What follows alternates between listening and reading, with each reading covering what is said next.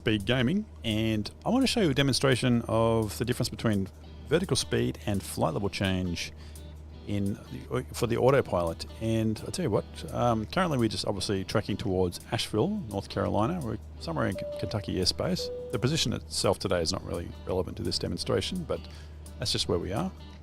So we're currently at 2,000 feet above mean sea level in a cruise at just under 2,300 RPM.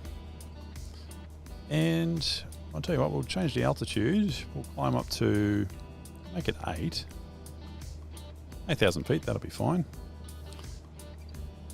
And I'll use the vertical speed. So I'll go full throttle.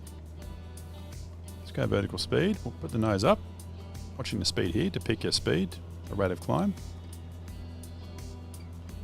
Let's try 1,000 feet per minute, and see how we go. So the nose automatically raises to a certain angle or a certain pitch to try and maintain that 1,000 feet per minute, and we've got full throttle. As you see, we're currently maintaining 1,000 feet per minute, but the speed is slowly washing off, so keep that in mind.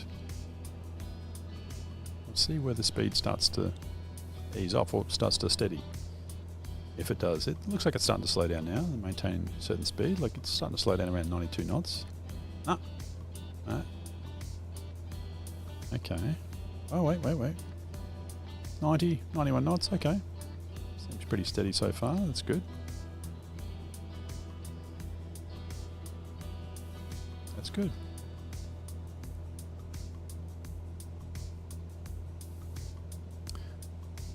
The only problem with using vertical speed for climbing, which I only use vertical speed in most cases for descending, and I'll use flight level change for climbing.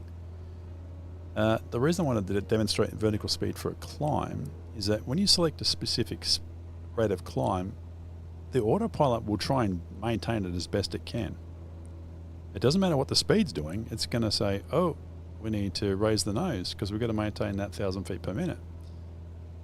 I've already got full throttle, I can't give it any more thrust. So it's going to continue to try and raise the nose to try and maintain that 1,000 feet per minute. And fairly quickly you can get yourself into a dangerous situation. Because, as I like to say, these autopilots are not very smart. They're just going to do what you program it to do. I've programmed it to do as best it can 1,000 feet per minute. So it's even struggling to do that right now. As you can see, the speed is slowly washing off. About to pass our best rate of climb, which is 74 knots for this aircraft. Oh, yeah, is he going to maintain that? Oh, hang on. My rudder is dreadful. That's not helping, it's creating extra drag. Nope, it's going to even drop below that. But it's doing its best to try and maintain 1,000 feet per minute. So as you can see, that can quickly, if you're not paying attention, that can quickly get into a situation where the aircraft or the autopilot will bring you into a stall configuration. An aerodynamic stall. As you can see, we'll stall about here because there's actually no flaps extended right now. Yep, see the flaps are fully up. So we won't stall there, we'll actually stall about there. We'll get a warning actually fairly soon. And sometimes you're not aware of it until the warning pops up, but even then you don't have a lot of time to react. And we're not even close to where we want to go. So we're approaching 5,000 feet. We should hear the stall warning fairly soon. And if you're not aware of it,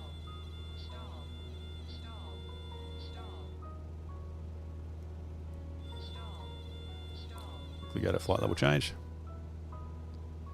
I changed it to flight level change, select 74 knots.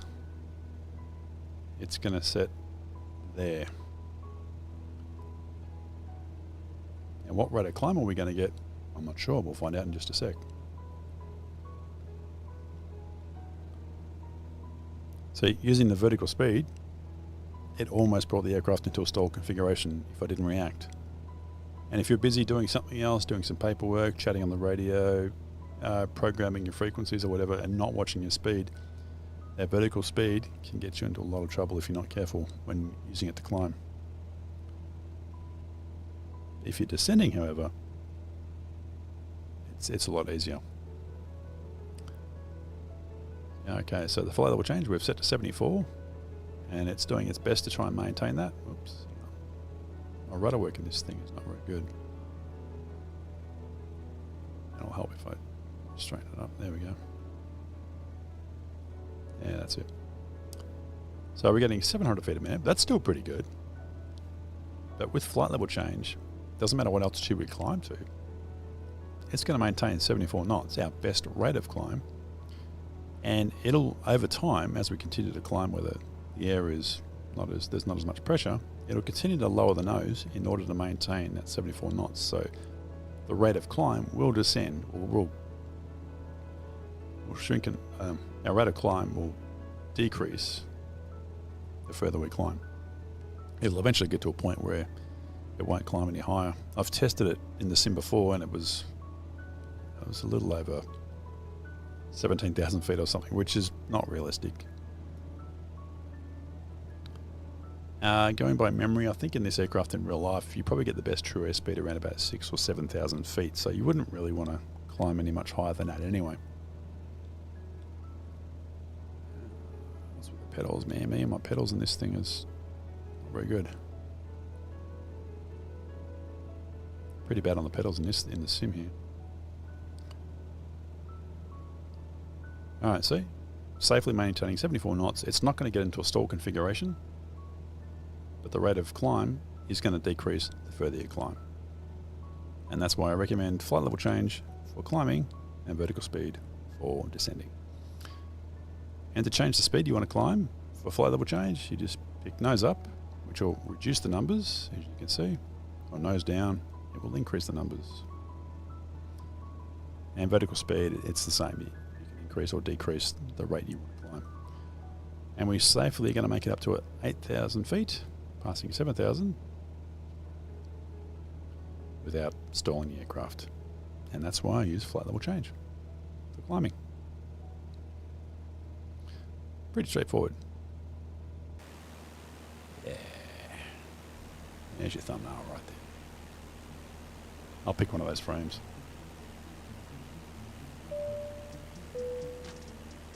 Pretty awesome. Alright, well, hopefully you got something out of this video and learned something about flight level change versus vertical speed. So have fun out there and continue flying those sims. Alright, well, thanks for watching. I'll see you later.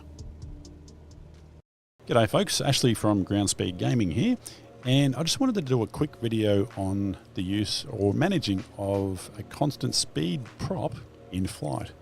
So I've seen a few guys on Flight Sim who are not pilots in real life, but I see some of the things they do and I'm like, oh, don't do that.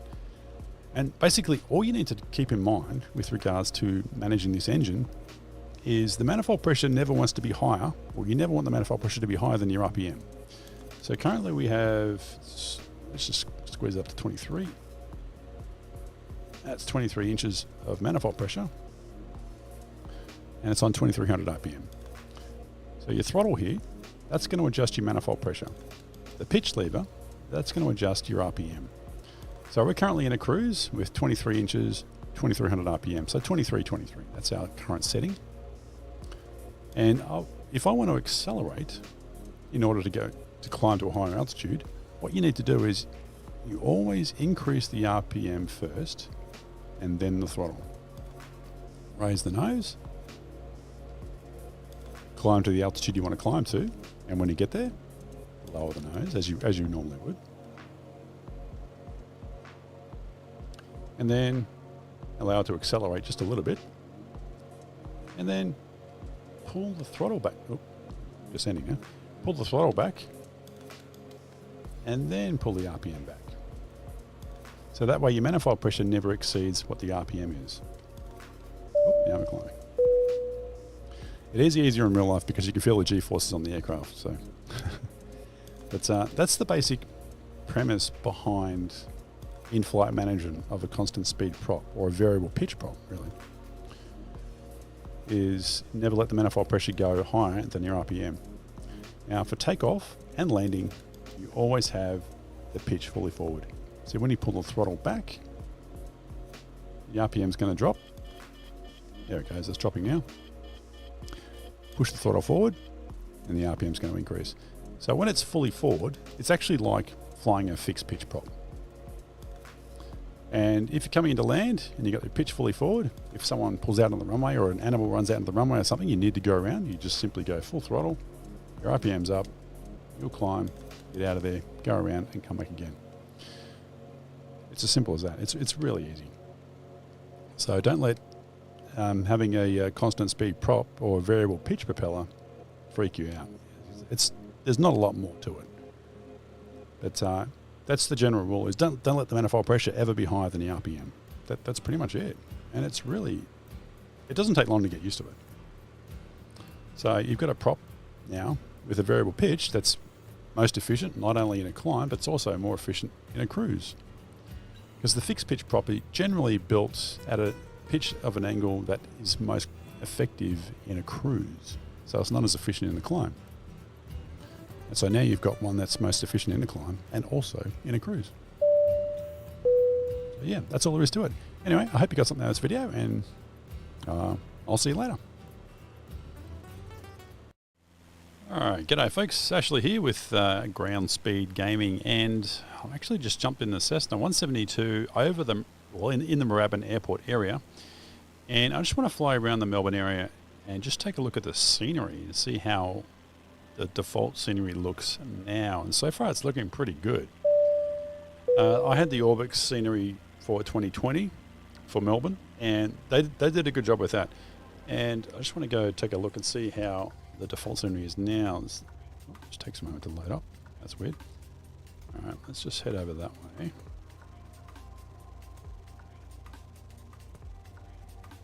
That should be good there. Let's go back outside. We use backspace to go back outside.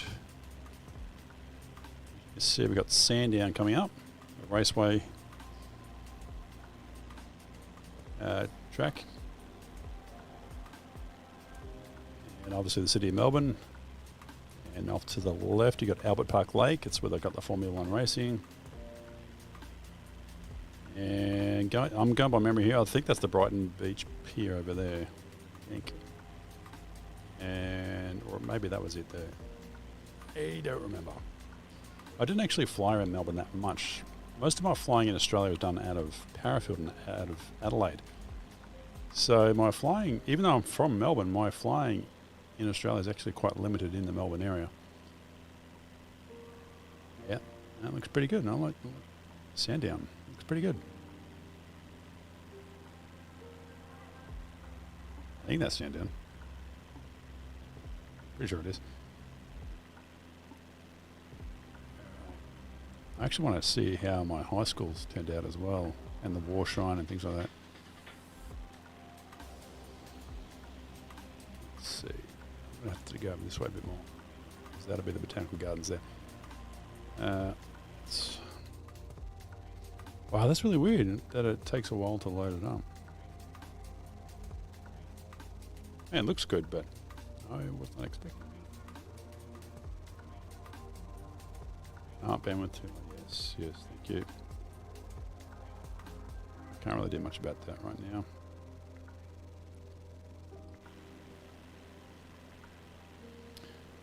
I would explain why I've got bits like this, so that's okay. That's all right.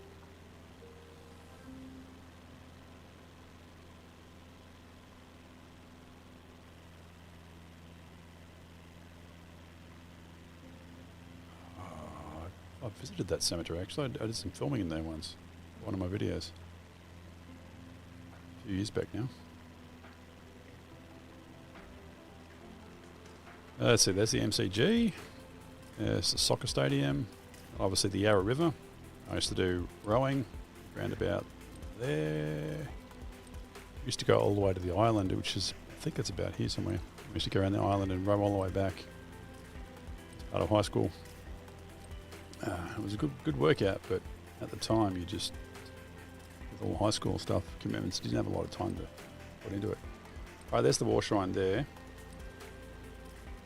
And that would make my high school there. Yep, there's the Mem Hall, there's the quad. Wow, I haven't been in the science block, although they redid that now. That's the main football oval. That's the second one. There's actually underground storage under there. Used to be a bomb shelter back World War II. Yeah, that's Melbourne Grammar. That's the Memorial Hall. We used to have meetings every week. Classrooms. And the Wadhurst, the boarding school was there. Where I used to go to boarding school. But they knocked that building down. It was an old World War II US Army hospital, actually. And a lot of the guys thought it was haunted. I think it was too. It was kind of creepy walking around at night, especially in the basement.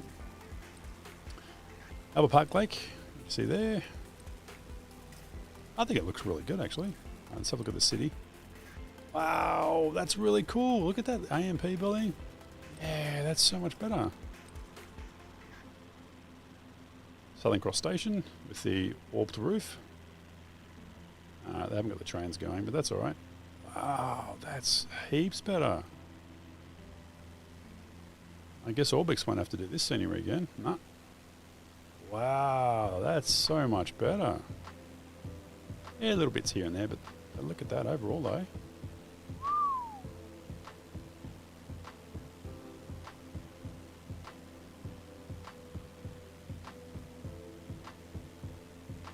Yeah, it's Marvel Stadium or Etihad Stadium, or whatever they call it now. I'd be willing to bet Disney would change the name of that. They won't pay for that anymore. They own the rights to Marvel. Wow, that's a lot better. You've got the Balti Bridge there, and you've got the Westgate Bridge looking like the Westgate Bridge, the ports area. You got the big Ferris wheel, the Ferris wheel that doesn't work anymore, hasn't worked in years. I remember the year it broke, it was so hot, like all the metal warped and it just stopped working. There's another horse racing track here. It's Flemington. Caulfield's the other one. So Melbourne Cup goes here. Ah, the stadiums look really good. Look at that. That's pretty cool.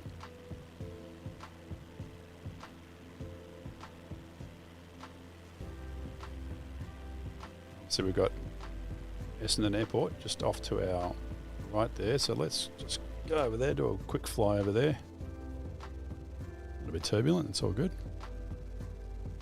It's probably heading north will do it. Let's go back outside.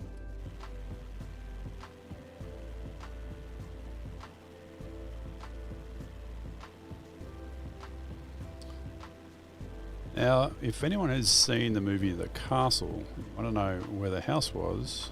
It's since been relocated. Someone bought it and they relocated it somewhere to New South Wales, I think. But it used to be right over there, on the corner over here somewhere. So I remember after I got my multi-engine instrument rating in Adelaide, back then you had to redo the instrument check ride every year to keep it current. And so I came back to Melbourne and I actually did my multi-engine renewal here in Duchess and had to taxi down to use runway, I think it's 26, and did the run-ups down here. And then I saw the house that was in the castle and it's somewhere around here. Coolaroo. But yeah, it was in Essendon. It was pretty cool. Oh yeah, there's the Amy billboard, double AMI, the insurance company. And the DSO shopping centre. Yeah, it's turned out pretty well. Wow. Yeah, this is a lot better. What's the wrong way? Yeah, wow, look at that. Oh, they got some choppers down there. Yep, there's the tower. That's kind of the right looking tower, actually. There's some default airports. You see the control there, it looks like something that belongs at JFK, but it's an uncontrolled airport or something like that. You're like, no. At the Point Cook Airport in 2020, the default version, the tower that I saw, it looked like it belonged at JFK. All right, let's head over to Melbourne Airport. Just quickly turn over there.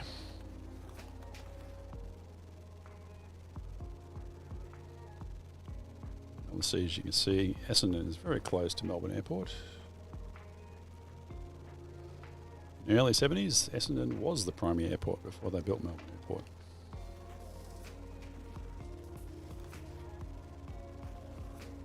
I wonder if it's put both towers there, the old one and the new one. Interesting. There's a lot of car park, a lot of cars in the car park there.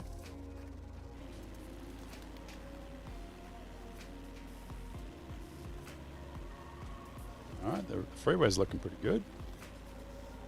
Wow, yeah, look at that.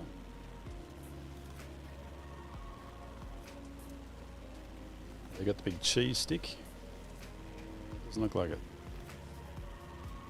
Or the whale's rib cage, although that's further back towards the city. No, that's way back there.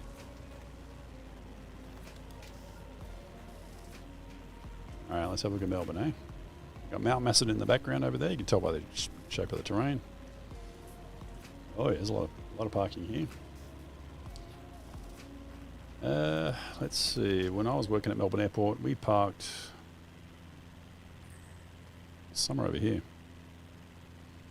You have to catch the shuttle bus all the way around up to. They drop you off somewhere around here somewhere. Oh, traffic up there. All right, it's looking pretty good so far. And the control tower is somewhere over here. Where is it? There it is. They've only got one of them. Oh no, they've got two towers there, I think. Looks like it. Yep. And if you have a red ASIC card, you can actually drive around the perimeter road and actually go in, not to the tower, but to the Casa buildings. And they've got a good restaurant in there. So, but you have to have a red ASIC badge to get in there. I should go there often for lunch. Look at that. Zoom out a bit. Yeah, that's pretty good. Well, it's default. You can tell by obviously that, but it's, you know, the default's improved for sure. Oh, a lot of aircraft. Oh, conflict there.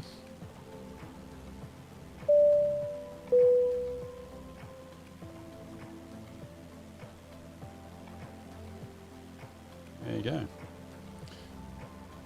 Yeah, so I worked at Melbourne Airport initially after Jetstar outsourced the flight dispatch department to a company overseas, and so I had to look for work and initially got a job driving an escort vehicle, so you escort the construction workers and whatnot around the airport. So I was driving all around this perimeter road and whatnot, and it was around here. The perimeter road goes back here, it goes behind this runway. I saw the biggest snake cross that road one day. I kid you not, it was like 8 feet long. I stopped and this thing just slithered across the road because it was a hot summer's day. It's the biggest snake I've ever seen. So there's a lot of snakes out there. And we had to drive up here and then bring vehicles in from up here as well. So we pretty much drove all over the airport as the escort drivers. And years later I worked for AeroCare doing ramp stuff. That was alright, but I'd already done that in the US. So just look at the scenery around here. It's great. I imagine this is the Sunbury area, probably Sunbury up here, I think. Not familiar with the western suburbs so much, since I grew up in the outer eastern suburbs of Melbourne. Speaking of which, let's head out that way now. I primarily grew up in the Mooroolbark-Lilydale area and the Wonga Park area, and also spent a bit of time in the inner eastern suburbs such as South Yarra. So they're the areas of Melbourne I'm most familiar with. And obviously Melbourne Airport as well. And the city. When I worked for Jetstar, they were located in the city at the time, on Burke Street. It's a little turbulent today. 20 degrees Celsius outside and relatively close to the ground, so yeah. Also with this so far, I've found the takeoff was a bit better. Like the rotors weren't as overly sensitive like they are in Flight Sim 2020. So I was happy with that. I'm yet to try the 152 Aerobat. I love flying that. 2020, the WB Logistics 152. That's great. really awesome to fly. We'll go over Melbourne Airport again.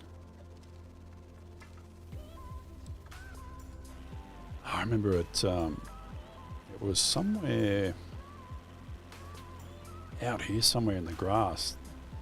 And they had different things all over the airport that would randomly go off just to scare bird life away. It was around here somewhere. It's like a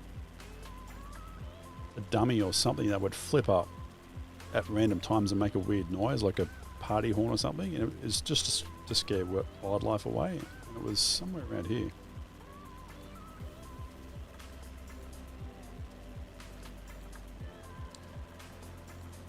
And there's a house around here. That might be it there. They call her the pig lady because I think she's got a few pigs there. And she owns the land somewhere in this whole area, and they wanted to do a second runway. And until she sells the land, they can't build there. And so I've heard they refer to her as the pig lady. I'm pretty sure that's the land she owns around there. Yeah, there's the tower. There's the second tower, the original tower. They don't quite. They're a bit bigger than that, but yeah, for default, that's pretty good. The restaurant, I think, is that building there, I think. You just park around here somewhere and you just go in there, but you need the ASIC badge to get in the gate.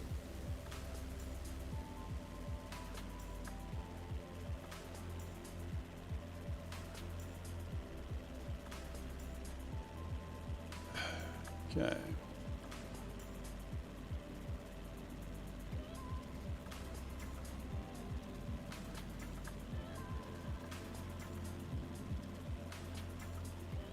Yeah, this looks really good.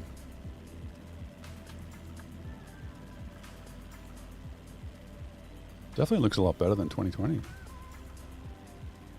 As a roundabout. Don't get many of those in the US. You get some in like the DC area. There's some in Indiana, but Washington DC had a few roundabouts, but you don't really see them over here very much. Alright, so Warburton and Healesville's over there. I can just tell by the terrain. And that's Mount Dandenong. So Coldstream and Lilydale Airport's about there. So I need to turn left just a little bit.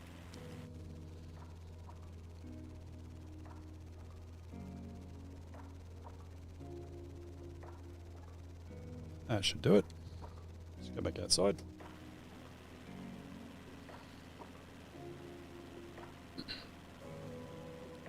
And once again, there's Essendon Airport, just off to our right.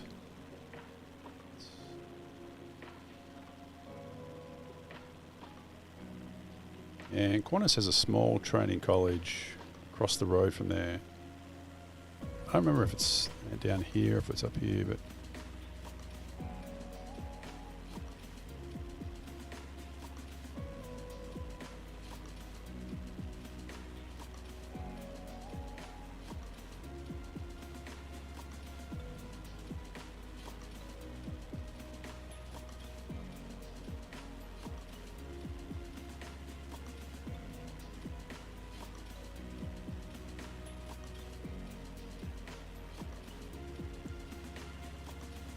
I've just been having a cup of tea, and oh, it has got the big cheese stick. There it is.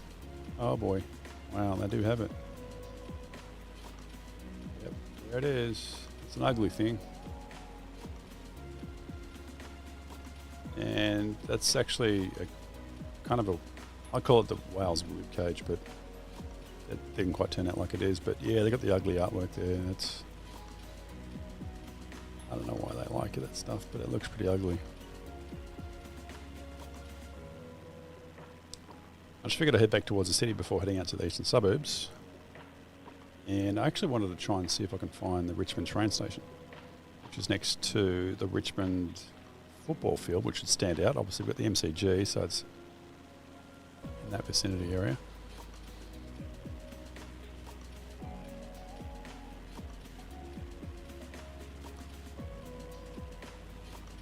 And let's see.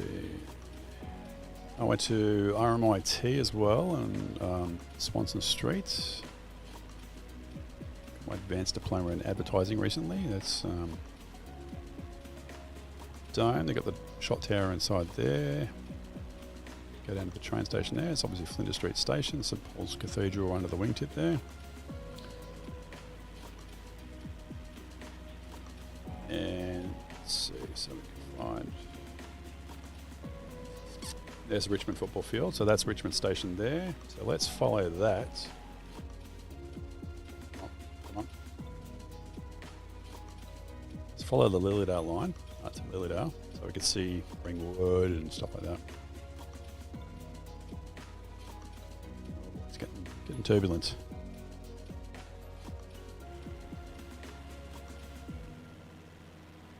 So that's South Yarra there.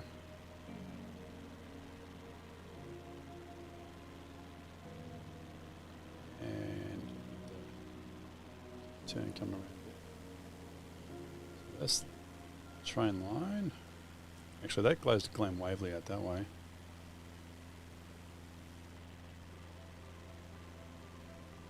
Actually, this is it.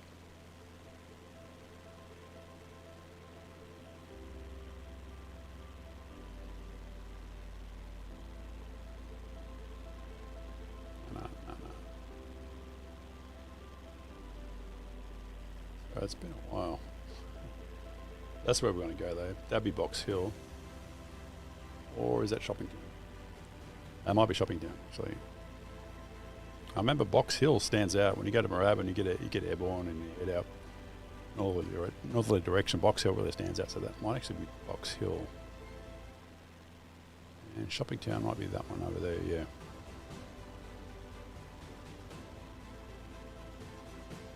So this is the Euston Freeway.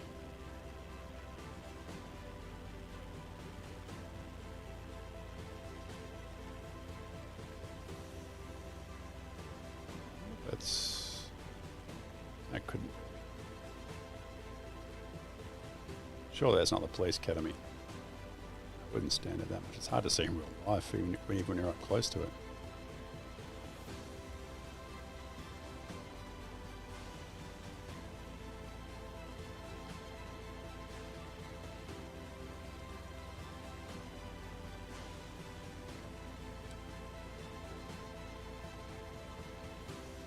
So this is the Eastern Freeway. Sure it is. It's been a while.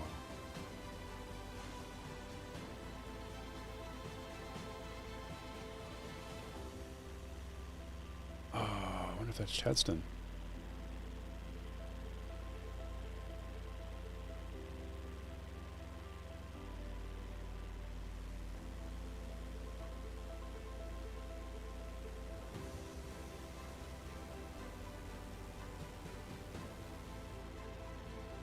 I'm pretty sure that's Chadstone Shopping Centre.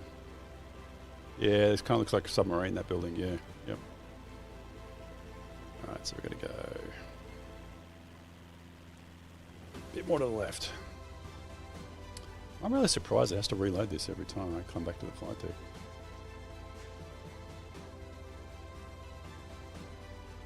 I think the scenery looks pretty good.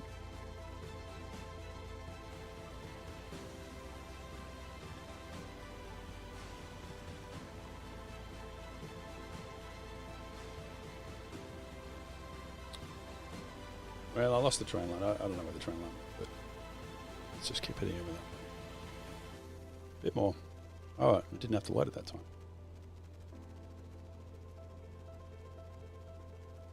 Excellent. So, just exploring Melbourne.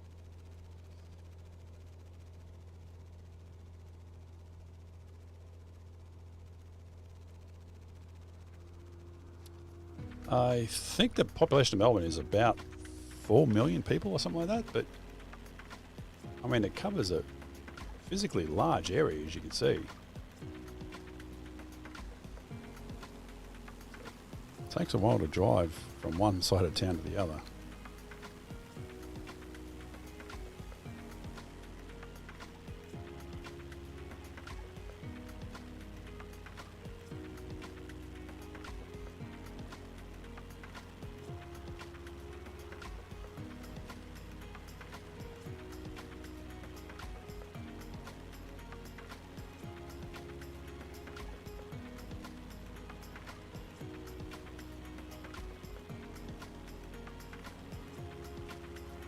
But the fact that they've got all these trees in the suburbs, that's actually quite realistic for Melbourne. And obviously they have a lot of parks everywhere as well. You don't have to walk too far before you get to a park, big or small. So when the weather's nice, people actually do go outdoors a lot. But when it's crappy weather, nope, they're all indoors. I don't know what this place is. Wow. Oh, that might. Not the Glen. No. I don't think this is Glenway.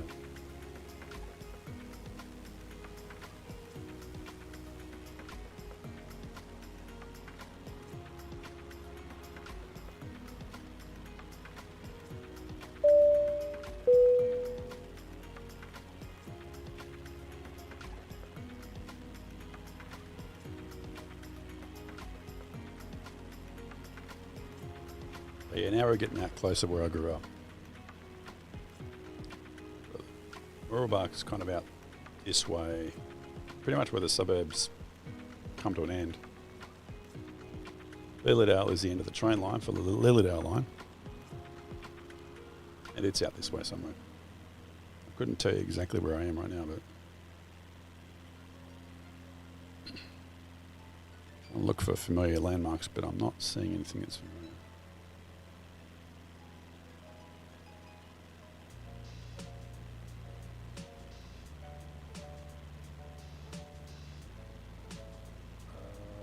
I think we might be near Knox City.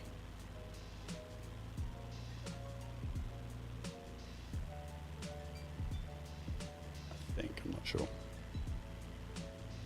That might be what that is. Knox City Shopping Centre, maybe.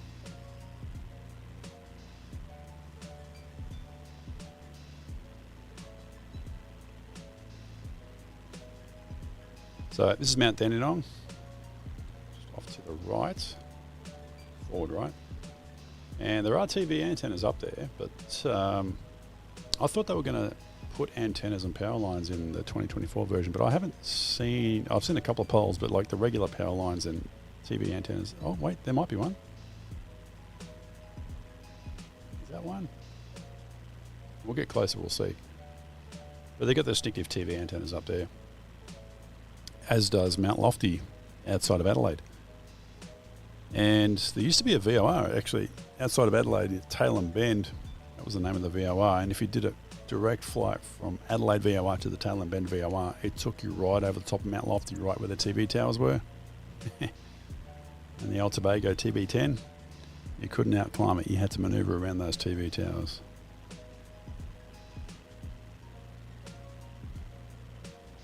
Yeah, it looks like they may have depicted one antenna. And on the other side of that mountain there's the Sylvan Dam as well. It's a beautiful area, exploring all up here. Really nice windy roads and just beautiful fresh air. Lots of mountain ash, tall trees. Love those trees. Alright, this should be the Lilydale area, I'm guessing.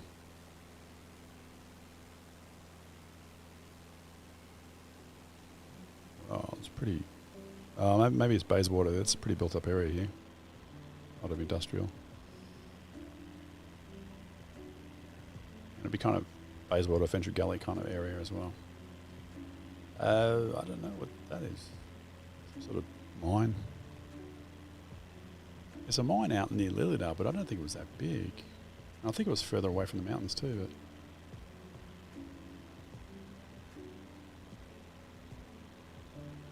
But yeah, there's like a... There's a couple of antennas there. Yeah, that's about right. They're a bit more distinctive than that in real life, but you know, they're there. Okay. All right, they're put them there. Cool. Very good.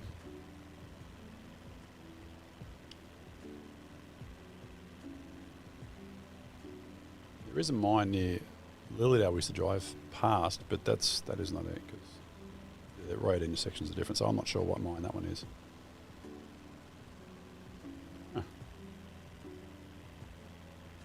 Oh, there we go. And there is a restaurant up there, Sky High Restaurant. It's either there or if it's over here. I forget which one. I think it's over here. And, you know, you drive it there. It's got a nice view overlooking Melbourne. As you can see, you'd see all of Melbourne.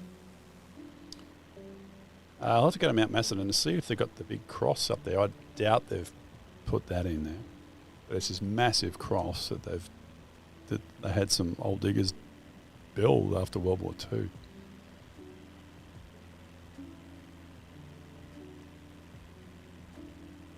Oh, I'd never flown this close to Mount Dandenong before, but it actually looks pretty cool, huh?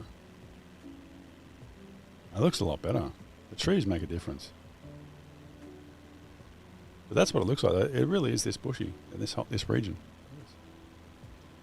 Of course, this is also prone to bushfires in summer. This whole area, the mountainous area. So you got windy roads all through them.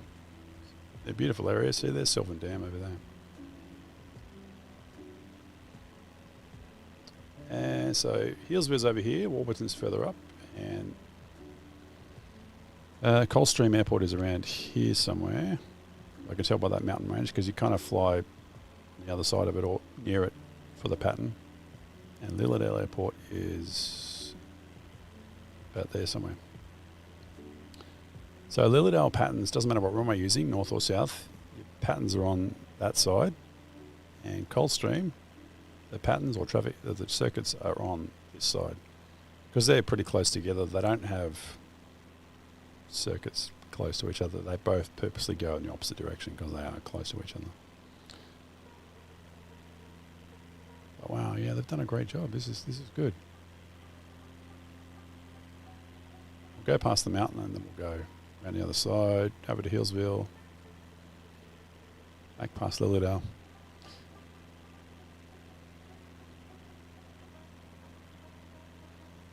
Yeah, this is really impressive. It's good. I'll have to go down to Latrobe Valley as well. See what it's like down there.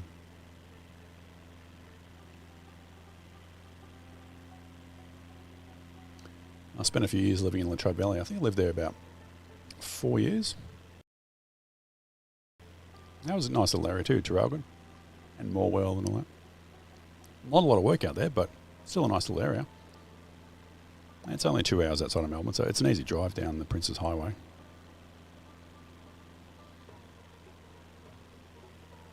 Yeah, I love all this. Like, you just got paddocks that are all just marks on them. It's great. This sort of stuff really adds to the scenery. Oh, they got the divided roads and everything. Oh, okay, that's pretty cool.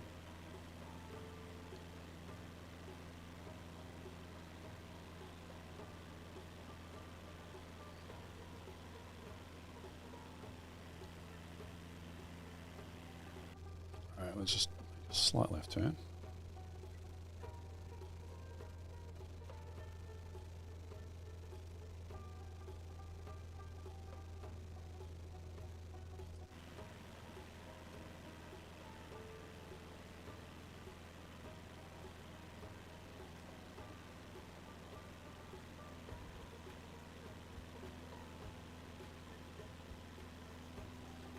I did land at Coldstream Airport earlier today in the sim, but I think someone's going to have to build some scenery for that airport because it looks a little too elaborate for what it really is in real life. It's a lot smaller than what it looks with a default airport, and it's out of all the airports I've ever flown out of around the world, that is my favourite airport to fly out of. At least when it was a dirt strip, I loved it.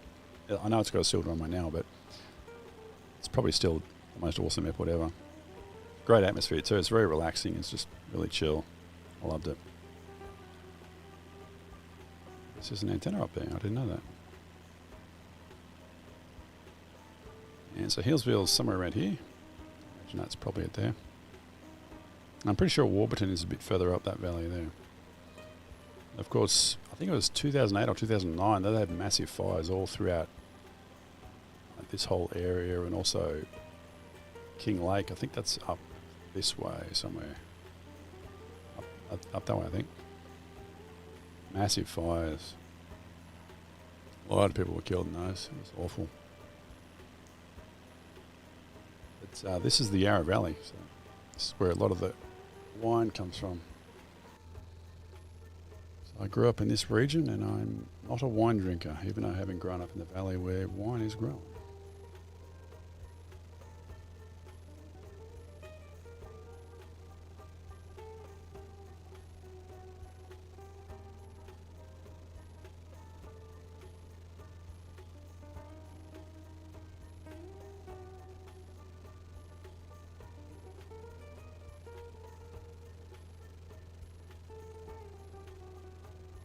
Trying to do a flyby of Coldstream Airport.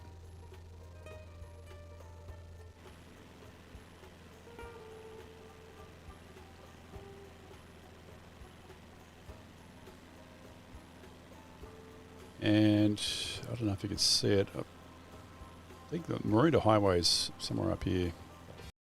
Where that tree line is, that might be it. I know with the procedures for departures to the north, they didn't want you to make a turn in the circuit or in the pattern until you crossed over the Maroondah Highway. I think because of the noise abatement, because the people that lived around here, they didn't want noisy airplanes flying over their house unless they were at a much higher altitude.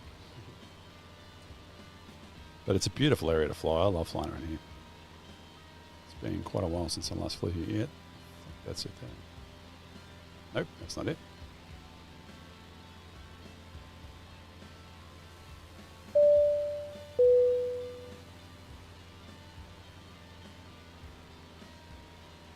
Ah, there it is there.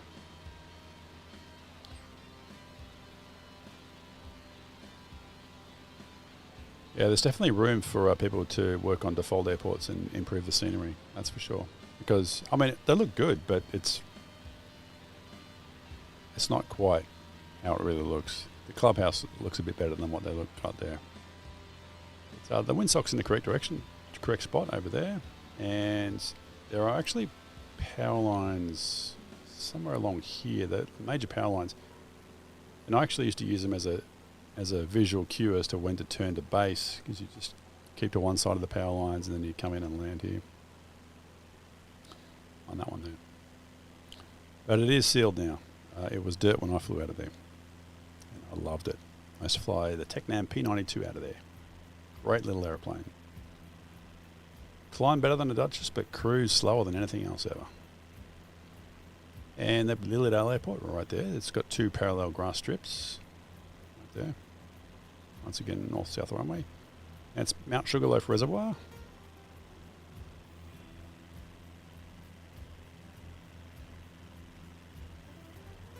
Such a beautiful area. If you ever get a chance to visit the Yarra Valley, I recommend it. And a bit further out, just a little bit further, is the Yarra Glen area. I think that's that's the road. It's like out here somewhere. Yarra Glen. Beautiful area too. Love it. Nice little community. Years ago, my plan to retire was to retire in Yarra Glen, but the population of Melbourne's expanded too much now, so it's actually need to be further out if you want quietness. It is still nice, but it's growing, so I have to look further out now. But that's a major visual reference point, the Mount Sugarloaf Reservoir, for people doing VFR procedures up to Kilmore Gap, which is, I think it's up that way somewhere. That's probably it there. And remain below the Class Charlie airspace, and that's one of the reporting points. You make a radio call heading northwest bound, I think it is. And you go up there and then around the other side of Mount Macedon and do a loop around the Class Charlie airspace. So, yeah. But yeah, you get the winds from up north coming over these hills. It gets pretty turbulent up that way, so you've got to be careful of that, especially in summer.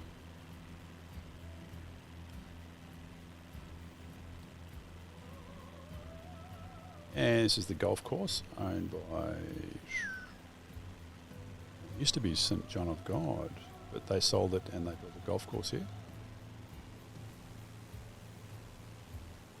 And I grew up in this area as well. There, it was actually there. That's the driveway. And the two lakes. Yep. And the property was up to there and down to the river, down to the Yarra. Yep. Spent a lot of time here as well. Yep. So when I was at boarding school, I was living here. It was too far to commute to work every day, to school every day. So there you go. Melbourne is beautiful. Look at that. It's such a large area. I don't think a lot of people realise how large an area Melbourne really is. The metropolitan area is massive.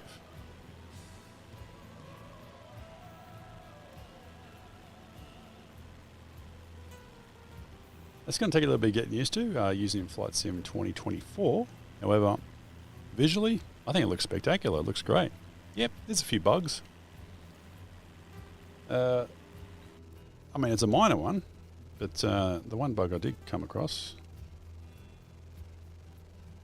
Let's just go to 4.5, flight level change, do a climb, put power in, and I'll do nose up. When I press nose up, that actually should decrease. It actually increases. So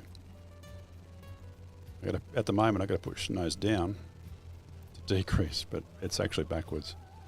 Because when you push the nose down, you're actually going to speed up. So the number should increase when I press nose down. So that's just a minor little bug that needs fixing, but that won't take much to fix that.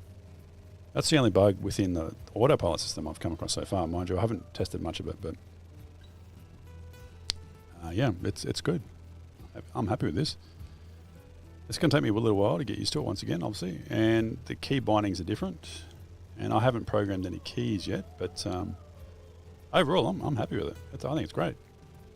I think I'm still going to be using 2020 for sure, especially because I've got some aircraft on there that I actually enjoy flying that are not on here yet, such as the 152 with the autopilot, because it makes it easier to fly it.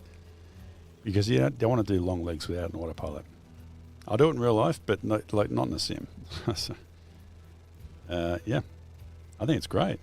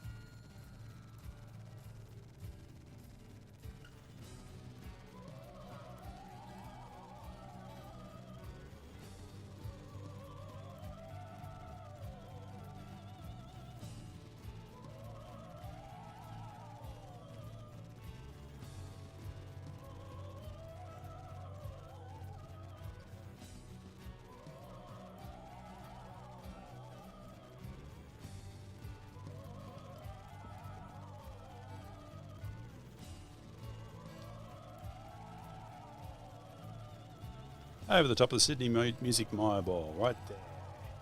Yep. Don't want to get too slow. Obviously off to our right, we've got the shrine. Let's just get up a little bit higher. How's it look? It's actually pretty good. Oh, compass is in the way. Yeah, well, they actually hand-built that.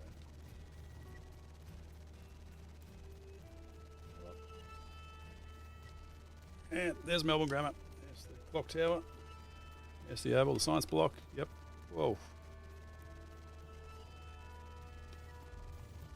There, that's the South Yarra Apartments. Right. Yep. On corner of Domain Road there. All right. Yep. Well, it's more over South Yarra.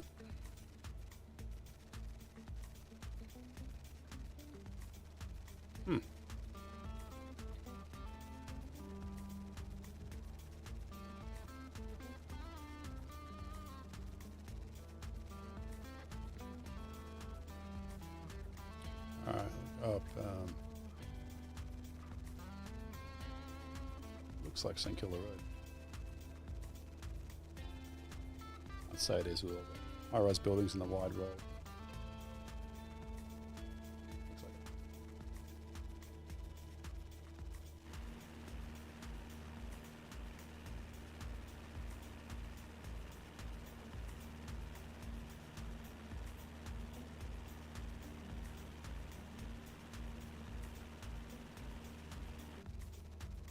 slightly right.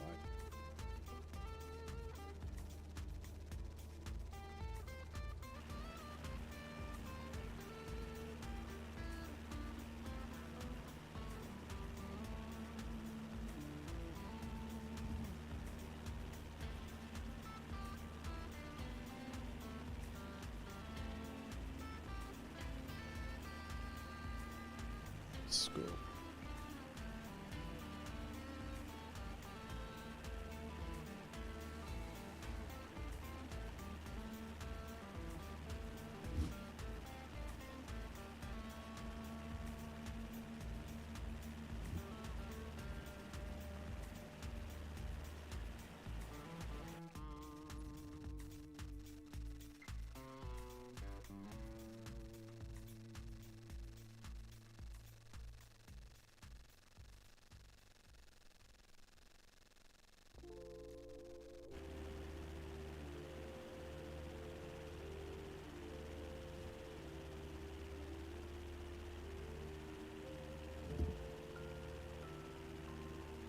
There we go. We should have some good thumbnails now.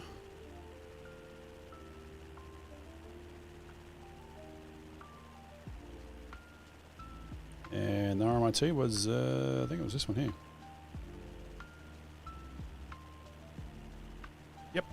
We had our meeting up there on the roof. Our awards. Awesome, and that's the Aboriginal building.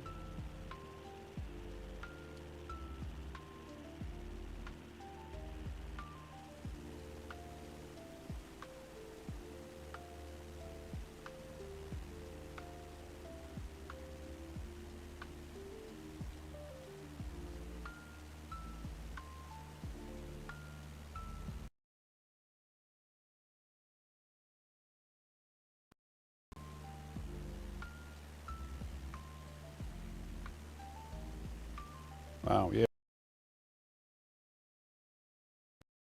The city of Melbourne is actually quite impressive in the sim. That's a lot higher standard than what it was in 2020. Orbix did a good job. I think this is actually up there, or even maybe a bit beyond what Orbix did for 2020. Although they did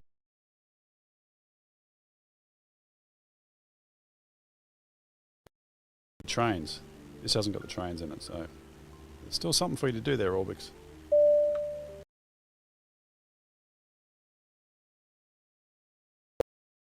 Wow. Yeah, this is really good. I'm happy with the sim. I really am. Anyway, thanks for watching. See ya.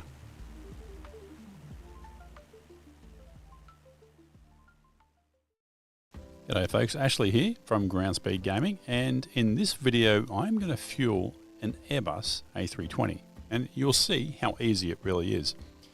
So we're here in the Airport Sim game, which you can pick up on Steam, and let's just get this thing going.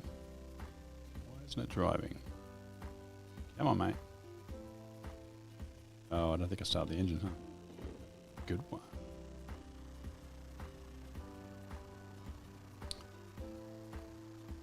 All right, let's get going.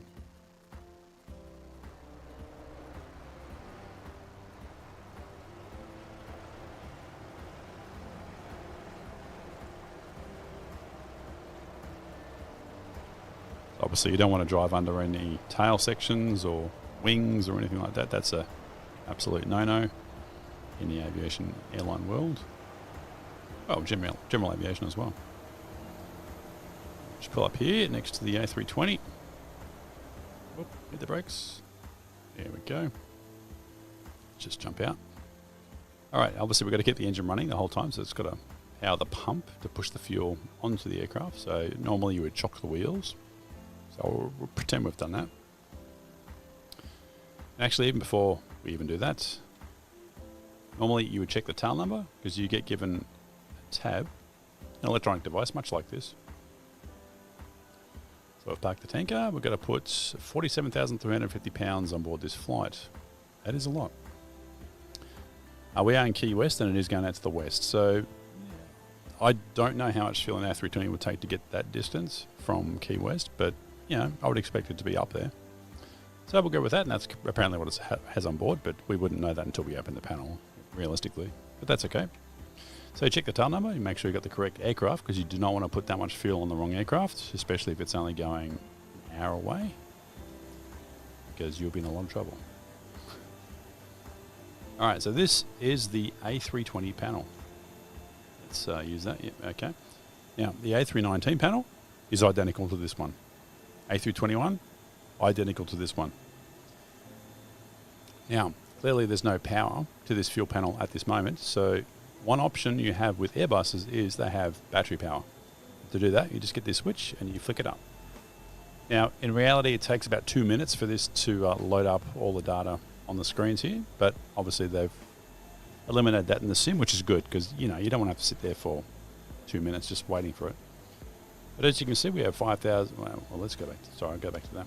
We have 5,350 pounds in the left tank, 5,350 pounds in the right tank.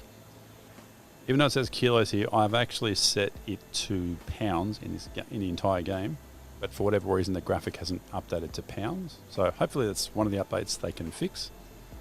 And obviously everything you see displayed is multiplied by 1,000. So you move it 3 decimals, 1, 2, 3, so 5,350, 5,350.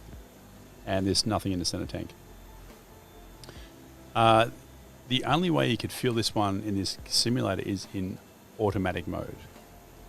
So what you need to do is, actually we'll get out of this just so we can pull up the tab. I forget what the fuel load was. They want 47,350.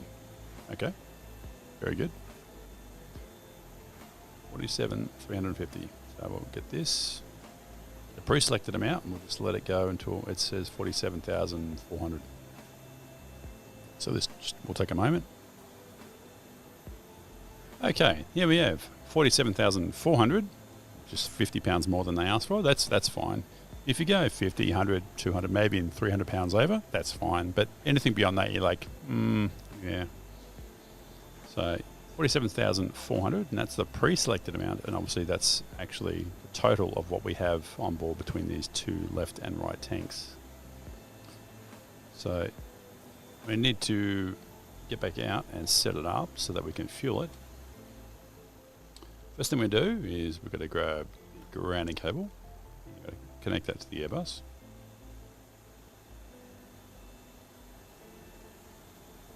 That is actually where the grounding cable is connected for the A320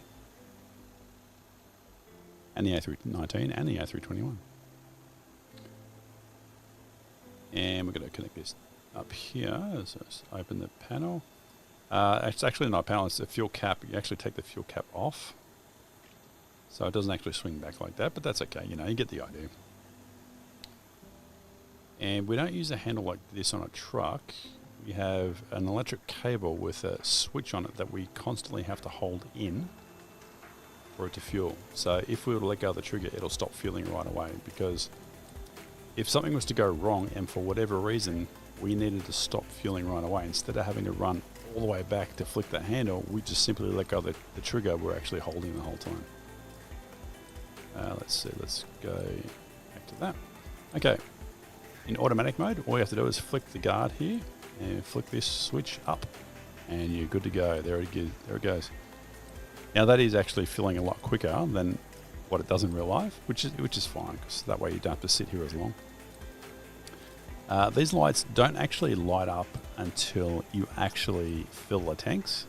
So when this tank is full and when this one is full, that's when the light actually comes on. It doesn't actually come on while it's fueling. The 737 does. It comes on while the valves are open, and then they turn off when the valves are closed. But yeah, Airbus, being European, they've got a different way of thinking, and it's a similar idea, but they just have it in reverse to what Boeing does, which is fine. It's just they got their own way of doing things. Unfortunately, it doesn't let you do it in manual mode. So to do it in manual mode, you'd flick the guard up, so it won't let me move the guards. Each one of these, this one obviously represents the left tank, this one represents the center tank, and this one represents the right hand tank. And you'd lift the guard just like you do here, and you push it up as well, just like you do with the mode select. And it'll just put fuel in whatever tank you open. Now normally the Airbus holds up to 13,800 pounds in each wing. They haven't got that quite right in this simulator. It goes well over 15,000 pounds in the wings, which is obviously completely wrong, but there's no physical way that you would fit that much in there.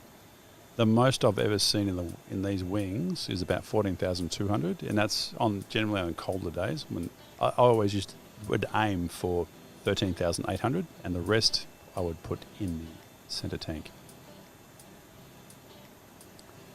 So they wanted 47,350. So the way I would calculate that in real life, I would go 47,350. So that's the total fuel.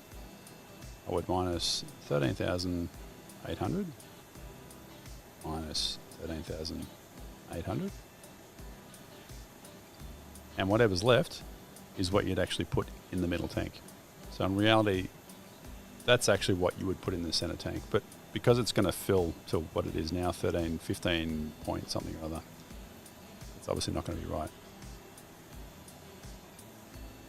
So I'll tell you what, we'll work out what it's actually going to do. 47,400 minus 1,540 minus 1,540. That's what it's going to put in the center tank. You'll see it stop at this number. We'll see how it goes, 16,540.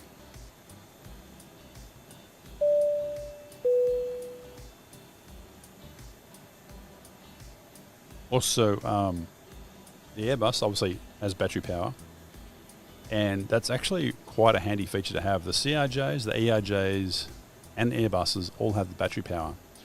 The 737 actually does not have battery power, which is it's a shame really, because if one of these aircraft is parked remotely and it's completely shut down and there's no ground power unit connected, you can just use battery power to fuel the aircraft. So by the time the crew turns up or ground crews turn up, it might already be fueled, so you're good to go. But the thing with the 737 is you have to have some sort of ground power or the APU running in order to fuel it, and that's about the only shortcoming of the 737. So it's very handy to have battery power on the Airbuses. I've had to use that many times because I'll go to fuel an aircraft very early in the morning, say 4 a.m., but the ground crew's not out there and the aircraft is completely shut down, the ground power's turned off. I know how to turn it all on, but I'm legitimately not allowed to, so I actually won't go out and do it. I'll just ask operations, can you turn on the ground power? But because it's battery power, I don't have to.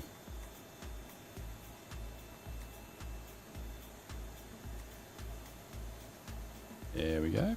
And our estimate was 16,540. Oh, pretty close. I'm happy with that. That's pretty good. So, once it's full, shut that, which is in the central spot. In the down spot, that's actually for defueling the aircraft. It's not labelled here in this simulator, but that's how you defuel. That's one of the options there, but we don't want to do that. Anyway, this is finished, so you'd write down each individual number for each tank on a piece of paper for part of the paperwork. Anyway, let's get out of this. And we'll close that panel. And when it comes to packing up, you just do everything in reverse order. So we've turned the handle off. Disconnect the hose. Put the fuel cap back on. Pack the hose away. Grab the grounding cable. Disconnect that. Pack that away.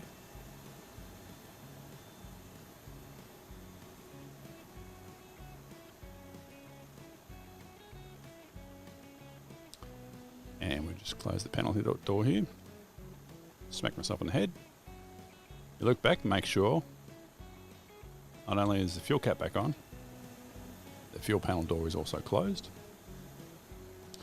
There are some Airbuses where the fuel panel is actually up here on the left of the fuel cap. And American Airlines has a combination of both fuel panels up here in the wing and also in the fuselage.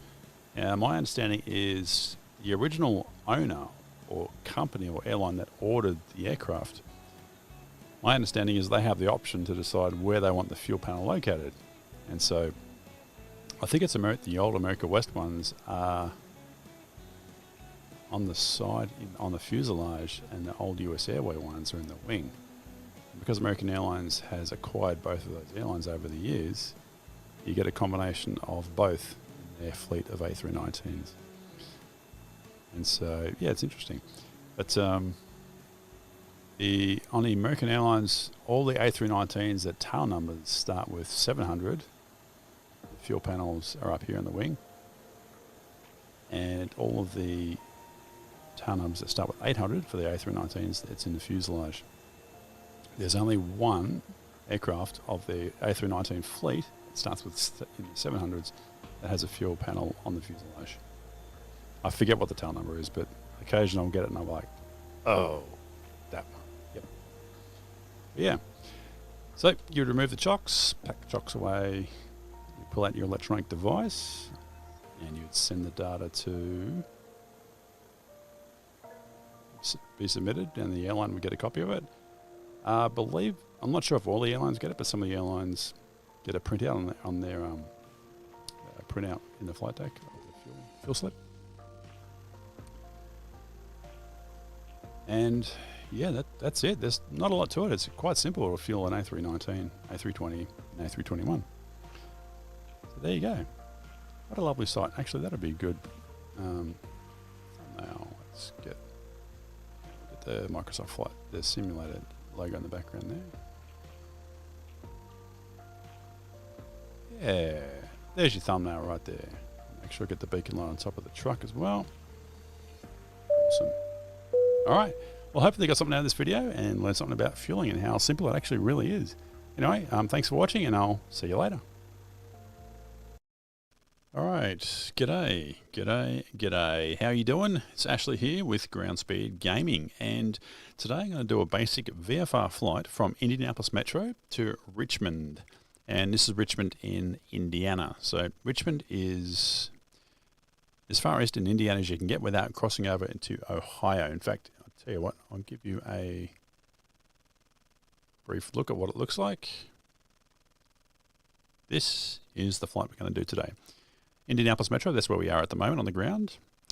And we're going to track, well actually I used a VFR chart to measure the track, and I actually got 107 and I got 56 nautical miles. So not too bad for using a VFR chart. This is obviously more precise.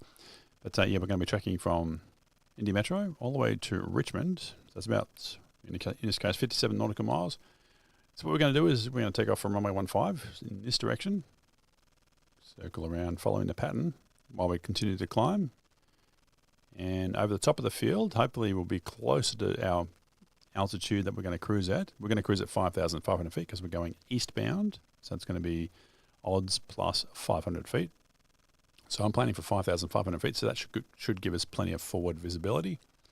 And I'm going to climb in the pattern. And we'll probably be up to 3,500, maybe 4,000 feet by the time we start tracking outbound. And I'll explain en route why we do that. And along the way, we're going to use this airport here, Newcastle, as a visual reference point, or a visual checkpoint as I call it, along the way, just so we can confirm our ground speed and our position with regards to the track that we want to follow. And then we'll come in for a VFR landing at Richmond. And it's a pretty straightforward flight, so we're going to have this one airport on our left and another one further down on our right, and hopefully we'll be somewhere in between. There's some prominent visual features along the way. There's the railway line and an interstate or state highway or something that goes off on a 45-degree tangent compared to where we're going. And there's two major interstates here that we'll be sort of crossing over about halfway there. And let's see what else is there with regards to our destination, with regards to NOTAMs.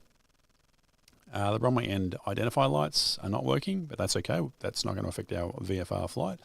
Optical tower light, not working. Optical tower light, not working. So that's all for Richmond. So there's not really anything of concern there. The airport is obviously still open.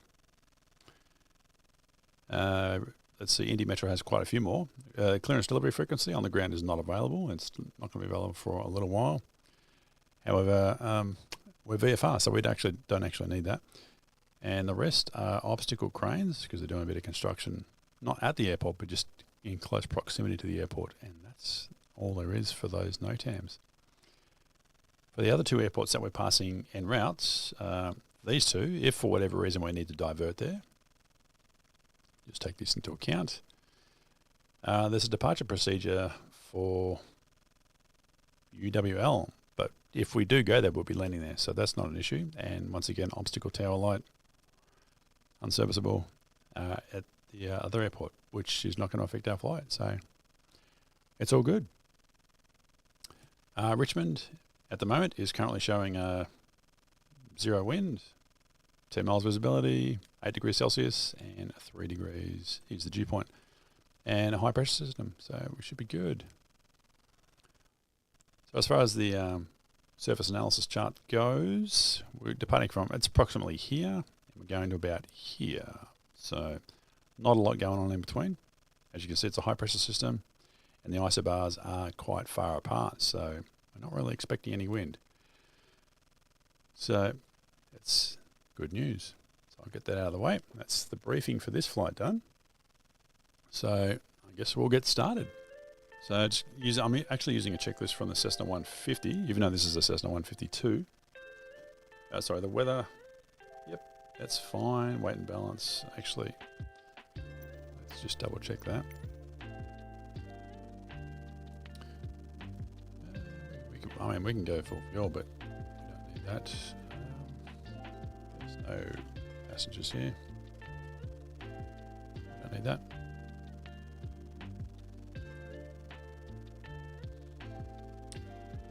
And let's actually just pull that back a bit. That's fine. That's fine. Because it's a short run. Performance is going to be fine. Flight plan, we're not going to file a flight plan because it's such a short flight. This only barely qualifies as a cross country because it needs to be more than 50 miles. This is 56 or 57 miles, so fuel selector, we're going to turn that on. That'd be a good idea. Control lock, control lock on. Okay, so check the circuit breakers are all in. Behind there, yep, they're all in. Seat backtrack locked. Avionics are off. They're all individually off. There's no actual avionics master switch on this one. Carburetor heat is off. Mixture is going to be full rich. Throttle we slightly for about 1/4 of an inch. Prime it. And there's probably 4 brakes on actually. Turn the volume up a bit.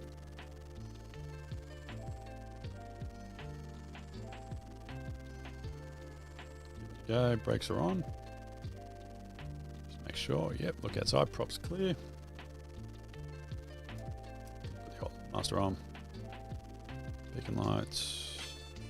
Next to start.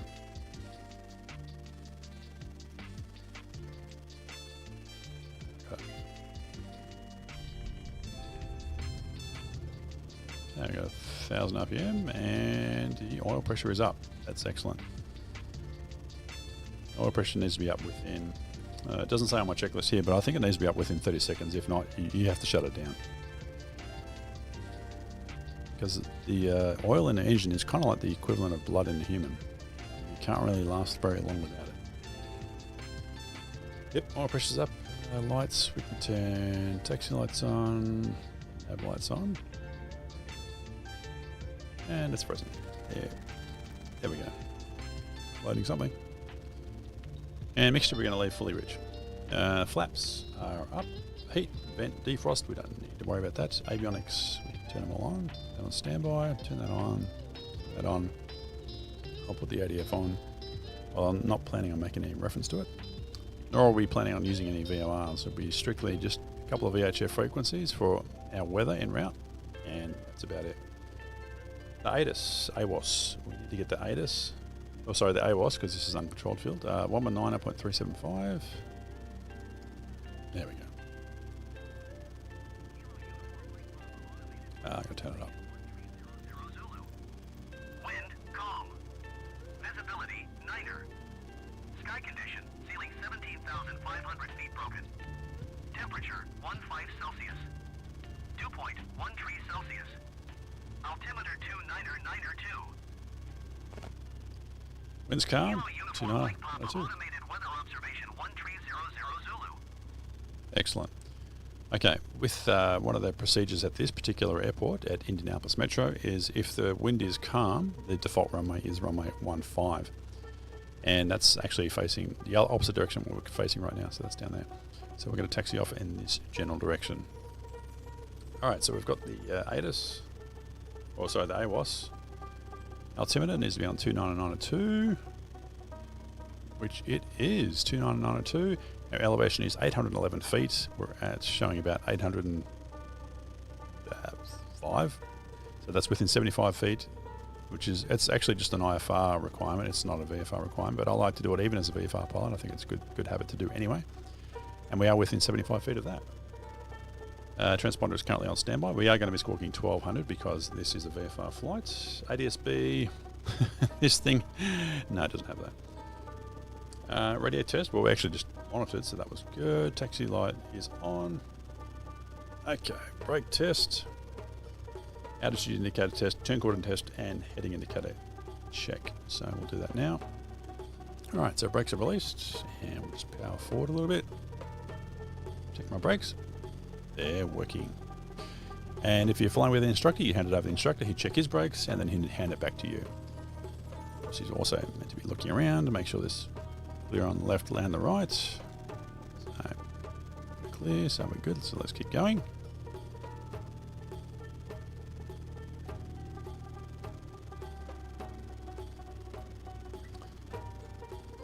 Even though this is a VFR flight, I still like to do these taxi checks anyway. I think they're just a good habit. And I won't show on this turn, but I'll show on the next two turns coming up.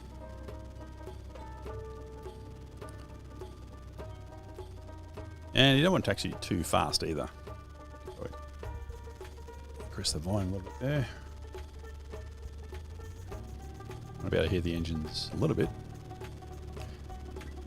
Listening to the engine is actually part of your engine management. You can hear if something's wrong sometimes. Alright, just slow down a little bit. So obviously we'll check on the left. Clear on the left. Clear in front. And we are clear on the right, so we can do our right turn here. Is what we're looking for. If it doesn't freeze, it's frozen. Okay, so we're doing a right turn. You have a left skid. HSI or the DG is turning in the correct direction. Compass is freely turning. You'd look again. Left turn, right skid. DG is turning in the correct direction, and compass is turning freely, and it should point to 33 when I'm along this taxiway line.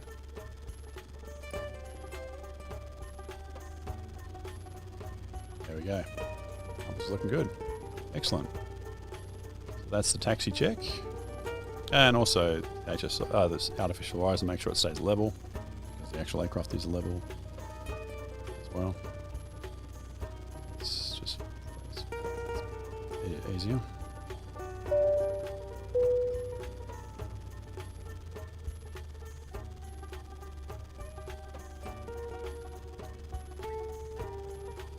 And in real life, this taxiway is sloped slightly downhill, so you actually pick up speed as you taxi down here. So that's something you have to keep in mind when you're actually just taxiing around. You don't want to go too fast. And the ground is never always perfectly level, no matter where you go. That includes parking gates at major international airports as well for airliners.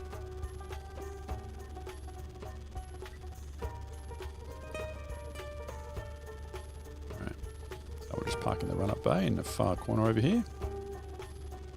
Because normally you'd want to park in a way so that if anyone else is coming behind you, you're not going to take up half the space by parking right in the middle or something like that. That's just not a nice thing to do. Because we all need a bit of room for our run-ups. And when you turn, as you're pointing in the direction you want to go, make sure your nose wheel is straight before you stop. Just easier to start again once the nose wheel is straight rather than still turned in one direction. At least that's what I reckon anyway. So I get 2,000 RPM up here. Up here. Yep. So that's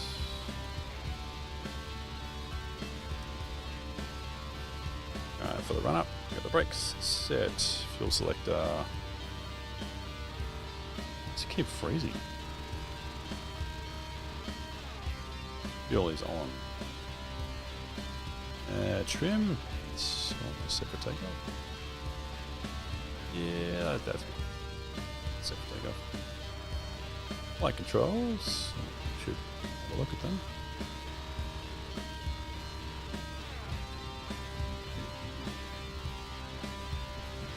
And another way to see it is to obviously turn left.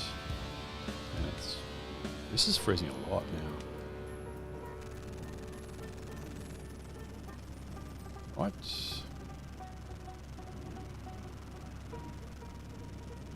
And when you're doing your pre-flight, you want to make sure like these, like your tail and your elevators, they don't touch or anything like that. Okay, it looks good. Flight controls, instruments. Okay, airspeed indicator is reading 0. Artificial horizon is level. So the clock, we'll just pretend that's correct. That's not the actual time, but we'll pretend that is correct. The altimeter is set to 2992, which is the altimeter setting for this airport at the moment, and it's elevation 8, 11 feet, so we're within 75 feet. We're not going to make reference to the VORs today. VSI, even though it's not a required instrument, is reading 0. The compass, facing 5.5 right now.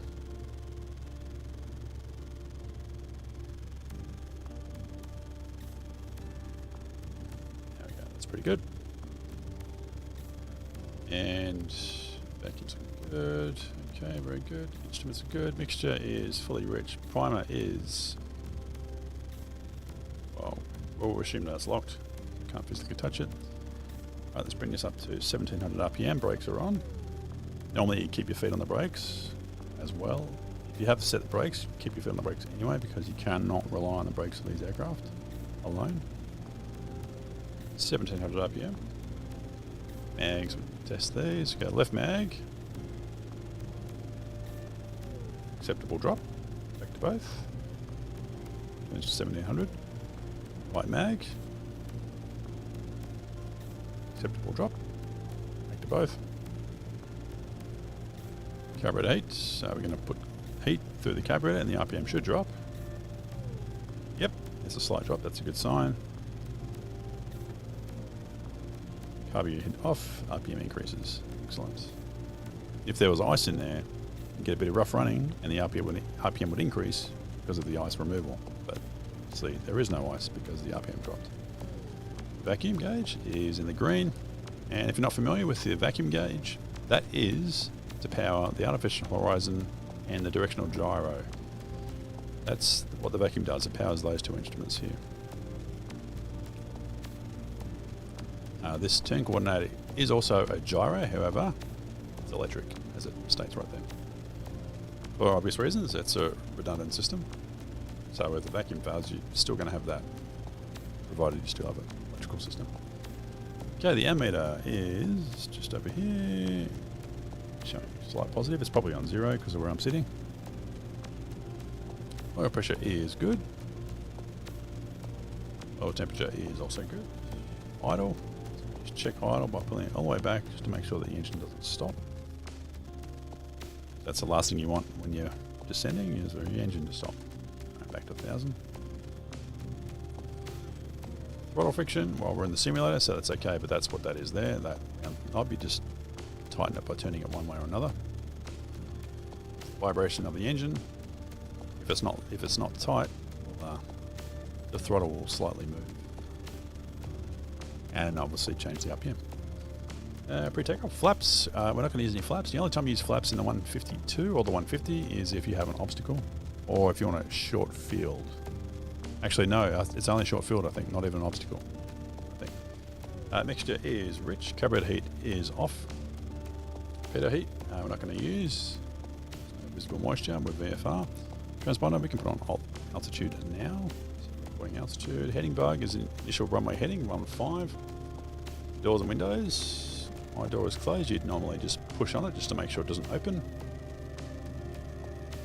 And you need to push on the door, make sure that doesn't open either. Landing lights, we can put that on. I'll leave the taxi light on too, but the strobes on as well. The time. Actually, we're going to take note of the time once we're overhead the field. Okay, we're good to go. So we're going to take off, go full throttle, rotate it at, on a 150, you rotate at 50, so we can hold to 55. Should be fine. And the best rate's 66 in a 150, so we'll try and aim for 66 knots. Alright, just make sure no one's coming. It's all clear there, it's clear in front. We've been monitoring CTAF, its frequency, and haven't heard any voice, so that's good. And one thing we do in the high wings, it's a bit extreme, but you can see a lot better on final approach there. Lean forward, see if there's anyone coming. It's just something you've got to do in real life, but obviously you don't really need to do that in a sim, but trying to make this as realistic as possible. Alright.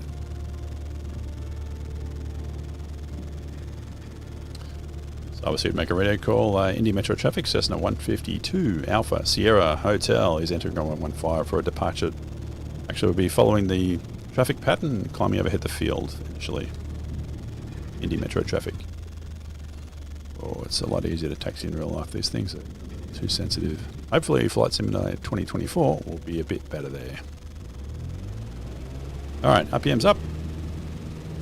Stay straight, please. Airspeed is alive, runway is clear. So we're going to hold off until rotate at 55, 55. There we go, there we go. Just pull back gently and the thing will get airborne on its own. Alright, so we're aiming for 66 knots indicated. Obviously the higher the speed, the further we can pull up, increase our bank pitch. Doesn't have to be exact, but that's pretty good. Okay.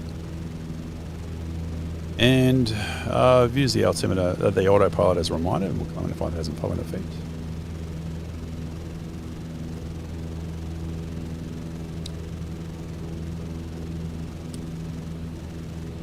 That's about 500 feet there. Start our turn to the left. Come on. And when we do our turns, we don't really want to exceed rate 1, which is this marker here, which is 1 minute for a 180 degree turn, or 2 minutes for a 360 degree turn, which is something you got to keep in mind for IFR flying, but just a good habit to stick with it for VFR as well, because you don't really need to do steep turnings. I'm just going to keep the turn coming around. Just watching the heading indicator. I'm going to stop when that reaches the bottom, so I'll be kind of parallel to the downwind. I can tell by the obstacles on the ground I'm relatively close to the downwind leg. It's 2,000 feet. We're going to climb to 5,500 feet. Keeping a good look outside, looking for traffic. Start out. Off. You can see the runway off to our left as we continue our climb.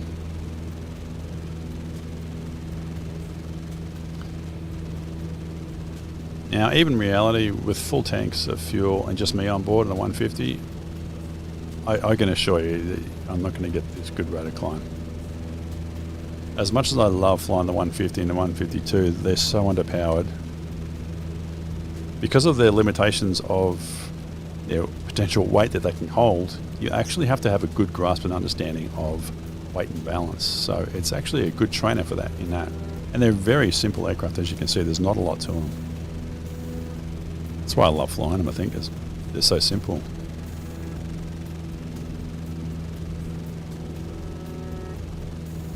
I'll start my turn back to the airport momentarily.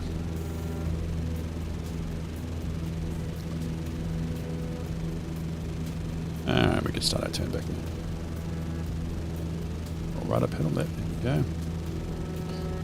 With regards to the rudders, in the actual flight it is easier because you can feel that you need to apply it.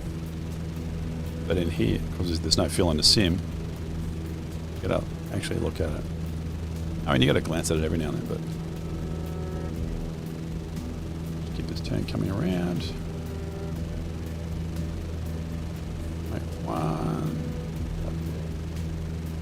I maintain 66 knots. Approaching 3,500 feet. Our initial heading, well, the track is actually 107, but I'm just going to take up a heading of 107. Just get established first.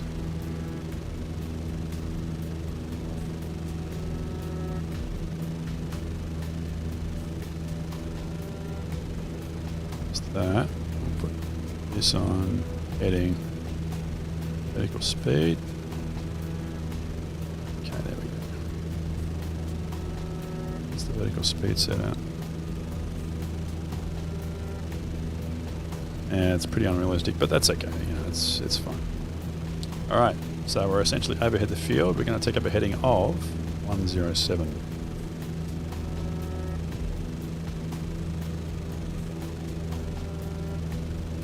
And the thing is, the autopilot, it goes greater than rate 1. So that's one of the problems with the pilot. It's not just this particular aircraft, it's actually, I think it's all of them. I think it's just the flight sim thing. Let's see, it's 100. 5 is there, so it's probably about there. Okay. Now let's just make sure the compass is aligned. Yeah, that's about 106. That's cool.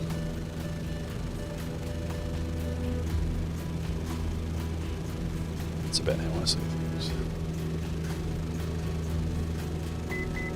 Okay, we have 1,000 feet to go. And the also thing we've got to do is, I should have taken note of the time about a minute ago. Let's see, that's 15, 25, it's 26, so we'll just call it 2-4.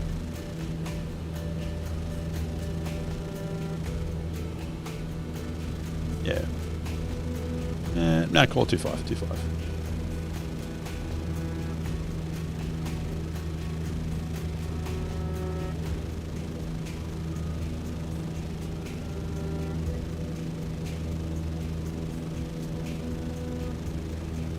Alright, we've got 500 feet to go. I'll do the calculation for my estimate shortly.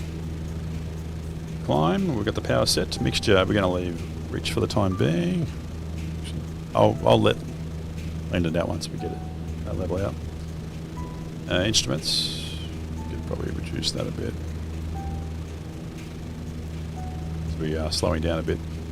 That's the problem with these autopilots, where you set rate of climb. It'll do whatever it takes to try and maintain that speed, even if it means raising the nose and washing the speed off. It'll eventually stall if you're not careful, if you're not watching it. So if you're flying a G1000, that's why I recommend you use a flight level change, because you set a specific speed and not a rate of climb, and you just set it at the best rate of climb, and it'll adjust the pitch to maintain that speed based on your power setting. But obviously this is not a complicated aircraft, so this is very basic.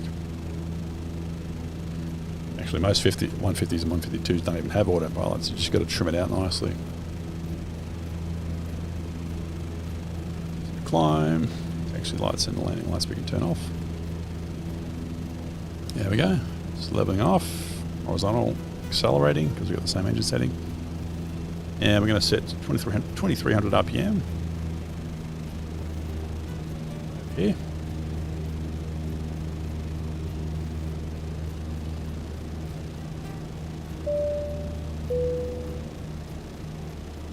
I forget what percentage brake horsepower that is, but it's supposed to get about approximately 95 knots true airspeed and a fuel burn of 5.1 gallons per hour. That's at 4,000 feet. So it's all good. I'll lean the mixture a little bit, see if the RPM changes.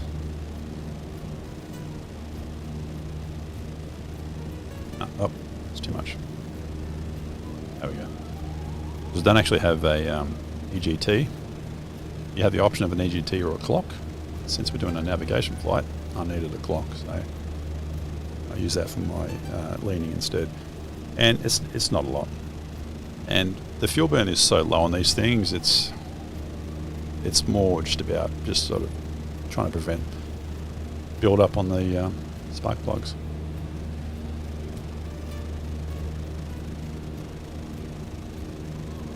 Let's have a look. There's a lake. Very good. If you remember, We're expecting to cross over a railway line and a major road, kind of off at a tangent at 45 degrees.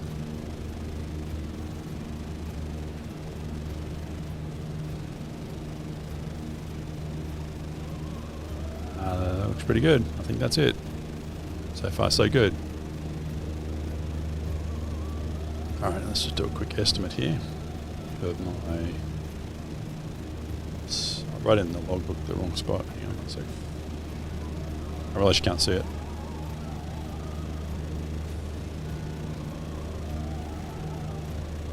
So, at this stage, at the moment our estimate will be arrival at 01 on this clock here. Alright. So as you can see at 5,500 feet we can see quite a fair distance. It's very good, which helps a lot. There is an en route checklist that I was taught in Australia. It's called, well, the acronym is CLEAR OFF, CLEAROF. The first one is compass, which we've already done. So you're going to make sure the directional gyro is aligned with the compass. And in a lot of these old aircraft, these things need aligning all the time. Like I've been in some, you have to align it every 5 minutes or as much as every 15 minutes. Either way, they make no reference to the actual magnetic field. You have to program it, make sure it's aligned. So we got 90, 100, 105, 106. This one's actually better than some of the ones in real life. May have. That's probably about that. Alright, compass, or the DG is aligned with the compass, so that's good. The log, okay, that's what I was doing before. We were overhead the field at 2.5, I'm sorry, 2.5, and the initial estimate was 36 minutes to get there, so the initial estimate is 01. However, when we get to our visual checkpoint, which is that first airport, we'll be passing on our left, which should be on our left, provided we're going to be on track. That's this one here. So we're currently somewhere around here. We just passed over that road. When we get to approximately a beam, this airport, going by here, so we should be approximately 3 miles south of this airport and about almost halfway between these two roads, major roads, which you can see from the air. That's where we should be. Doesn't mean that's going to happen, but we need to get a time check when we're at being this airport, whether we're overhead or further south or on track, or so that'll give us an idea of how fast we're actually going, because we know how far the distance is between our initial point departure and this airport. Now I can see that looks like a major road there. Should be a second one a bit further down.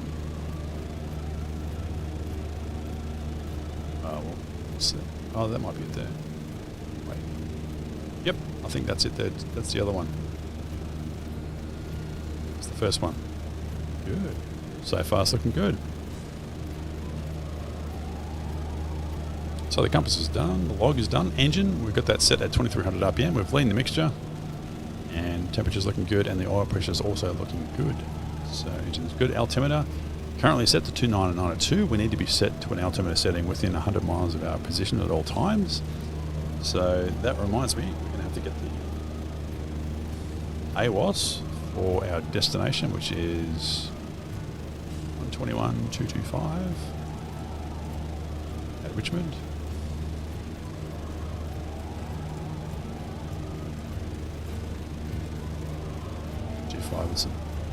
In real life, we probably wouldn't be able to pick it up yet, but it'll probably work here. Kilo Romeo India Yep. Delta automated weather observation 1300 Zulu. Wind calm. Visibility niner. Sky condition ceiling 17,100 feet broken. Temperature 15 Celsius. Dew point 13 Celsius. Altimeter 29992. Excellent. So, and let's see, their CTF is 122.7, so Sorry about that. Automated weather observation 1300 Zulu. Wind calm. Visibility niner. Sky condition ceiling 17,100 feet. There we go. 122.7. Temperature. Right. Well, in reality, you could probably, I'd probably monitor this one as well. But the thing about these charts, the US charts, they have a lot of information on here for you. Like for instance, with Indianapolis Metro, obviously we've got the name of the airport, the actual city code, UMP, the AWOS, it's the frequency, the elevation, 811, flighted, 4,000 feet, that's, you just add the 2 zeros, so that's the length of the runway, and 123.0 is the CTAF. Our destination, Richmond, RID, AWOS 121.225, elevation 1,140, so pattern height or circuits will be about 2,100 approximately. 5,500 feet is going to be the longest runway. I don't know which runway that is because there are 2 runways there. The 5,500 feet is 0624 and the other one is 4,999 feet, 1533. I had to pull up an IFR chart to grab that info, but and 22.7. So yeah, there's a lot of useful information. So en route, I'd probably get the AWOS, even though you're not intending to land there, and 23.05 in real life, you'd monitor that. About here, you'd monitor this one, and then about here, you'd sort of start monitoring this one.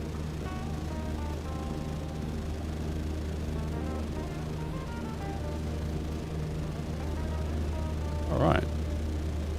One of the keys for visual navigation is you have to maintain constant heading, constant engine setting. Helps a lot.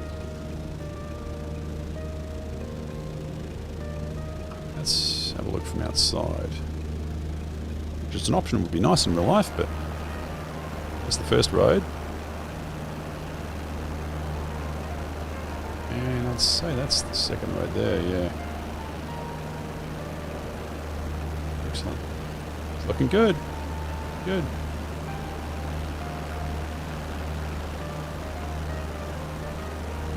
Let's see if I can find.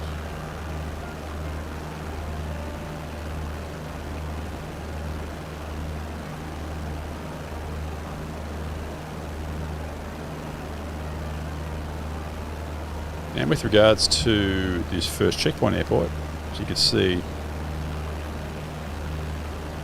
we're obviously flying in this direction. We've crossed over one of the interstates. And the big town, Newcastle, is, well, the airport is a bit beyond it and off to the right. So we can see a big town. I don't think that's it. I'd say it's probably more like that one.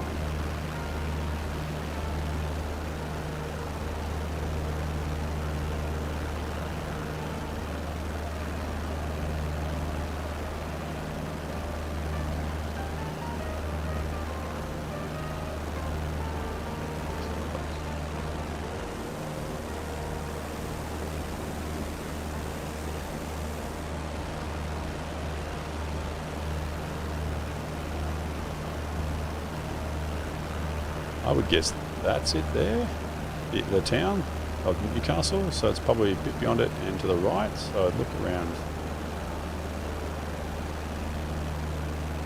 there, and it's an east-west runway. Let's go back inside.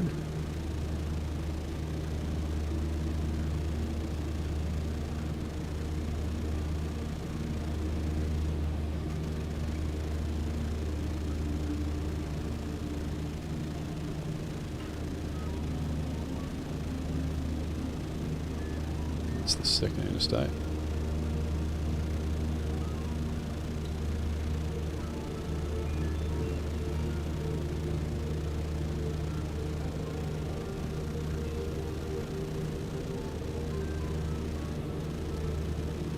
As you can see, VFR flying is not as precise as instrument flying.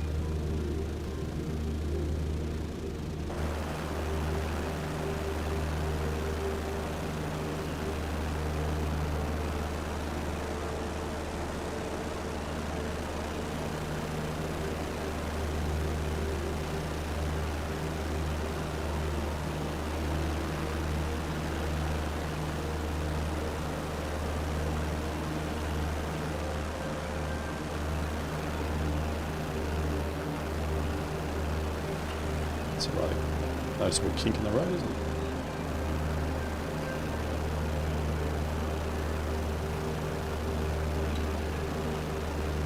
Okay, yep, okay.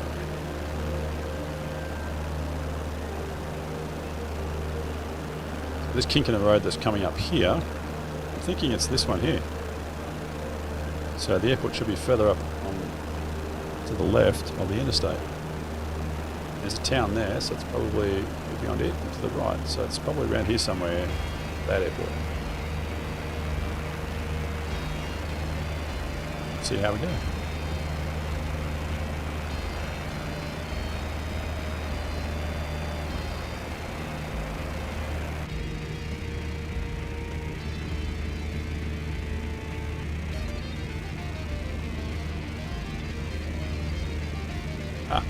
Over there. There it is. Okay, good. So we're planning on being about 3 miles south of it, so I would guess by the map, south of that airport, we wanted to be almost halfway between these two interstates.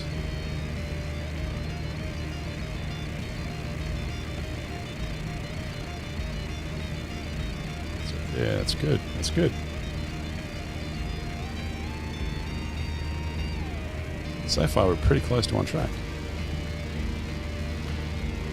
And also keep in mind the winds at both airports are calm, so it's most likely calm here en route as well.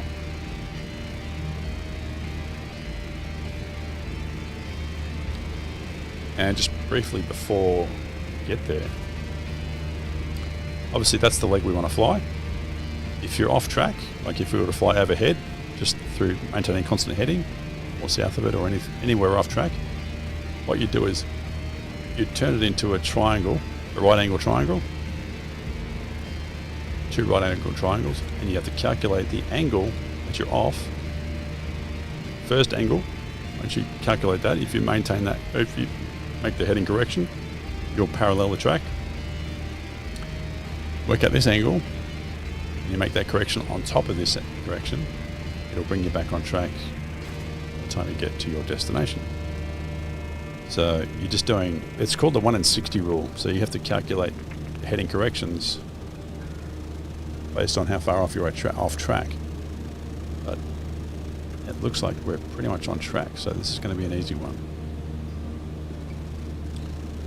This poor sim keeps freezing. It hasn't normally frozen this many times before, so I don't know if anything's changed or... Yeah, the airport's behind the pillar there. Yeah, it's over there. Okay. So I use the keyboard here.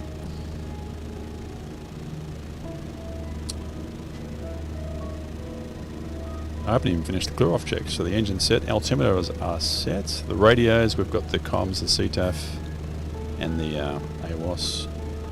Orientation. Part of the clear-off check. Sorry, it's taking me so long to get through it. Well, we know we're supposed to be heading in an easterly direction. It is confirmed. And also, with regards to the position of the sun at this time of day, it's brighter in this direction. And if we were to look in the other directions, yeah, I'm happy with the fact that we're orientated in the correct direction. Like if you're on the coastline, if you have the ocean on the wrong side of the aircraft, then you're like, something's not right. But that's what orientation is with regards. And fuel, normally you'd decide if you're going to change fuel tanks or whatnot, but obviously that's not an option. This one obviously we've only got on or off, so that's the clear off check. Sorry, it's taking me so long to get through that. Well, let's see what else is there. The airport's coming up, so once it's 90 degrees off to our left, we'll take note at the time. We should be approximately halfway between these two interstates. We might be just slightly to the south of what we plan on being. There's one road, here's the other, and there's the airport. Yeah, I think we're going to be...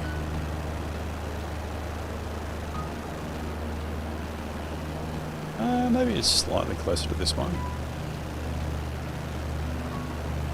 We'll see. I think we're going to be fine. I think this heading's going to be fine.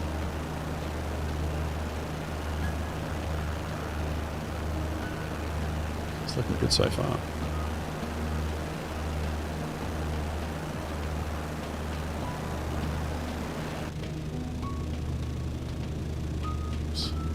Free off the pedals. But yes, constant heading and constant engine settings are important for VFR navigation. And it's probably about time to check the compass again. So we got 90, 100, 105.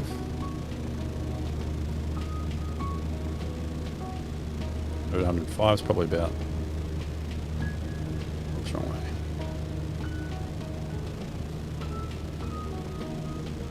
That's probably better.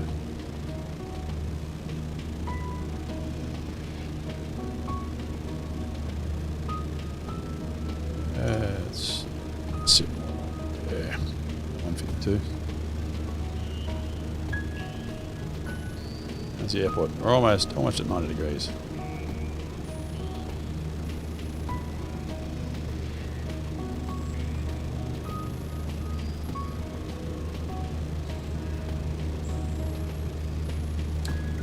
Yeah, these aircraft are just so awesome to fly. But they really are underpowered. They're a great aircraft to learn on. They are very, very easy to fly. Okay, so I've mentioned on the map this airport, Newcastle, from our departure point to this point here, when we're abeam it, is 32 nautical miles. And let's see, what time are we overhead? 25. It's about 5 or 46. That's 46. So make that 21 minutes. 32 nautical miles.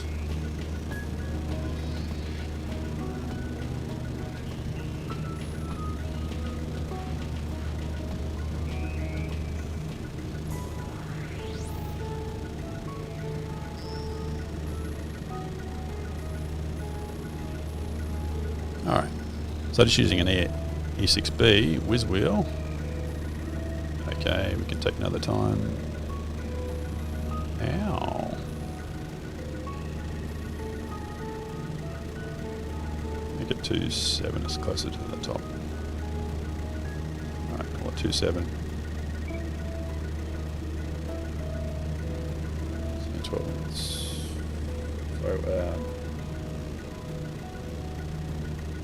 So, it's 47, so that's 22 minutes. And I'm going to maintain the same heading. So.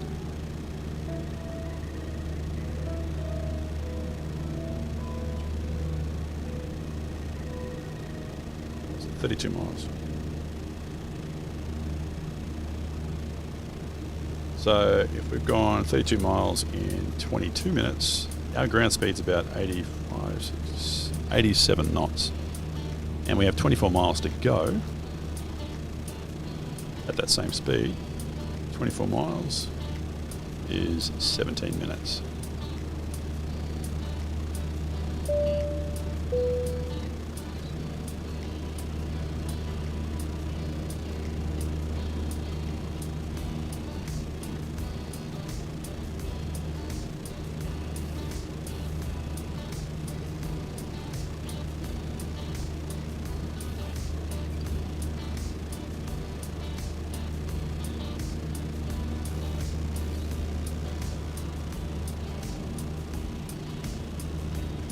So my revised estimate is going to be, let's see, what is it?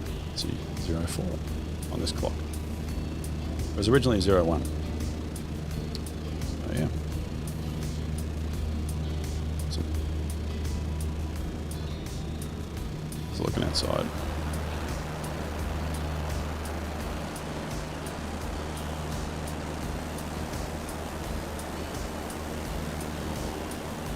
Just crossed over the interstate just a little while ago.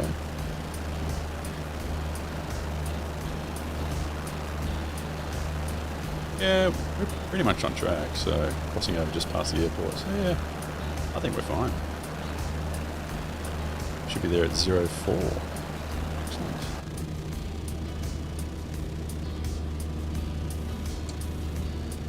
Pattern altitude is 1,000. I'm sorry, it's going to be 2,100, so yeah.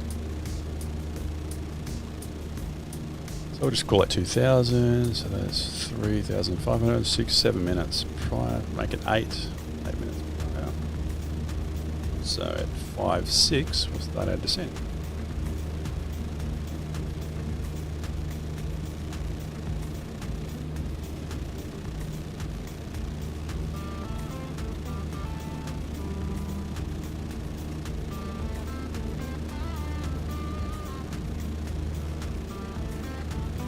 Started to send it 5-6 minutes past the hour. But obviously we're going to be keeping an eye out. And with regards to our destination, obviously we have this large town of Richmond, and that's going to be off to our left. So if you go a bit beyond it, and to the right, where the airport is. So from in reference to the town, about a 45-degree direction away from the town. That's what we're looking for. So let's find the town.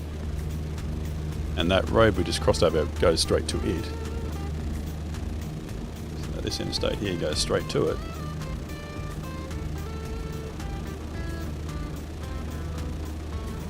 It goes to it, so that's probably it. That'll be it there. And it's on a 45-degree tangent from it further away, so it's going to be, the airport's going to be somewhere around here. Found it.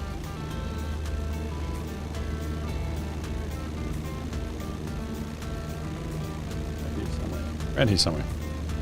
Can't see it yet. Maybe around here. That's the thing, enough lights, so you can normally pick them out a long way out. Actually pretty big, so it's probably more like around here somewhere. But keep an eye out for it.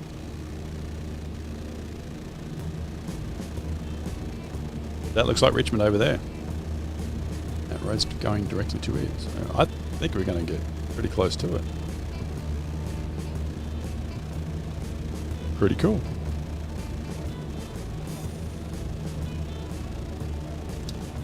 Going through the clear off checklists. Normally you do it for each sector, and this is obviously just a one sector flight, so 56 miles is not a very long trip. So I think going through the clear off checks just this one time is adequate, and just obviously keep an eye on that compass as well. So we're on 106. Yep, so that's still good there. Obviously the log, we've updated that estimate 04 arrival time on this clock here. And we're going to start our descent at 5-6 minutes past the hour, at 5-6. And that's at a rate of 500 feet a minute. And actually that's going to be, I won't change that much yet, altitude.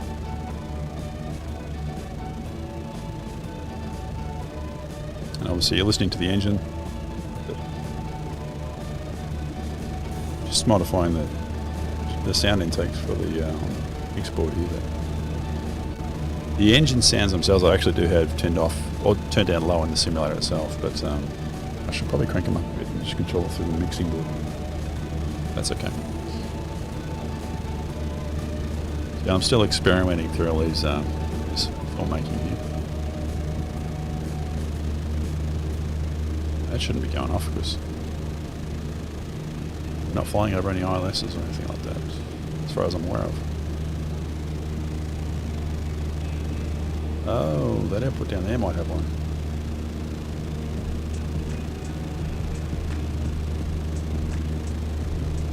Oh yeah, that airport there, that's an ILS. So we just flew over the marker beacon, that's why it was going off. I didn't realise it had an ILS going in that direction. So that's good. That's another confirmation that we're on track, because that airport is there, and that's 1, 2, 3, 5. Yeah, and marker beacons are usually at about 5 mile finals. And we're right on track. This is good. With regards to determining distances, Each one of these marks on the vertical, their longitudinal lines, is 1 nautical mile. Do not do it on horizontals because that's not right. You can only do it on verticals, at least on these US visual charts anyway. So 1 nautical mile for each marker. And if you put your thumb on these charts, your thumb, or at least my thumb, is 10 nautical miles on one of these charts, which in flight is useful to have, to use as a reference. Anyway, right. Yeah, the marker beacon was going off. We're at the 5 mile mark, flying over the marker beacon. That was pretty cool. And 5.6 is a minute away.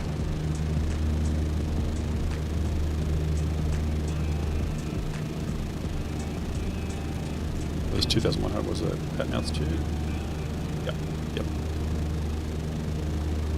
5.6, we're going to start our descent, but I haven't spotted the airport yet. Oh, there it is right there. So we're almost going to it.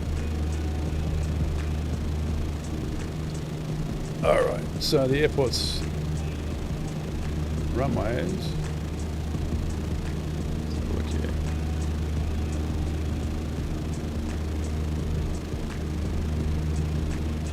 Just quickly, 06243315. The winds are calm, we can land on any runway. And for this aircraft, we can use either runway because the runways are long enough for either. So let's start our descent now. How do you do this? There you go. Let's power down a bit. And carburetor heat. Always apply carburetor heat anytime the RPM gauge, or the RPM is outside the green arc.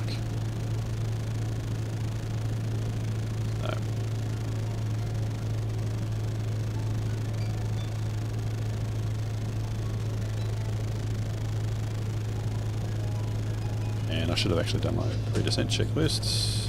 Descent mixture, we're going to reach in that shortly. Actually, we can just do that now. Mixture's rich. Fuel selector's on, carburetor heat we've applied. ATIS we already have. The altimeter is set. It's the same altimeter setting at 29102. Instruments still looking pretty good. I think increase the throttle a little bit.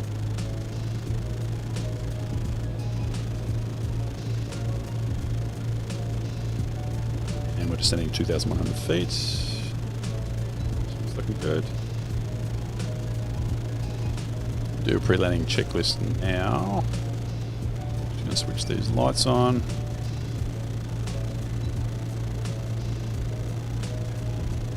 Seatbelts, harnesses, all secure. Mixture is rich. Carburetor heat is currently on. The flaps, we'll use that if it's necessary.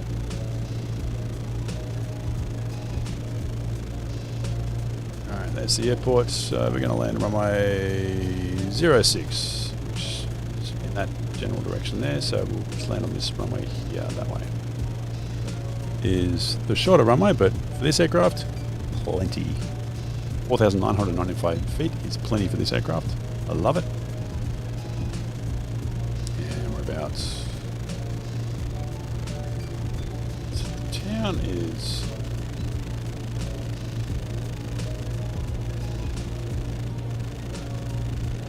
about 3 miles away, so yeah, so okay. So it's Richmond traffic, Cessna 152 Alpha Sierra Hotel's about 3 miles to the west, inbound for a landing runway 06. Richmond traffic. Oh my goodness, it's bad. So where we're currently heading, it'll take us to about a long final position. Well, yeah, relatively long final. Obviously keep an eye out as well. This is pretty good. This is good. Obviously oil temperature's still good. The engine sounds good. That's a key part of engine management that I've never really heard anyone mention, but is listening to the actual engine.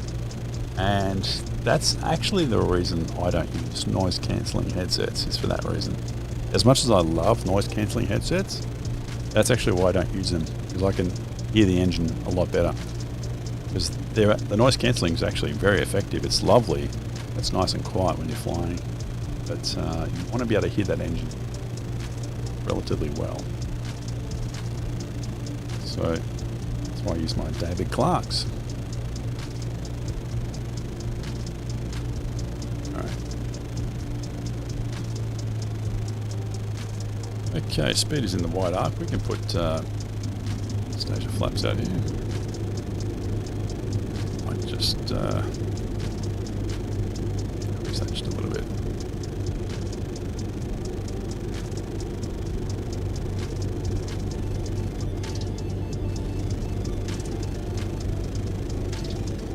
I'll be shutting the autopilot off shortly.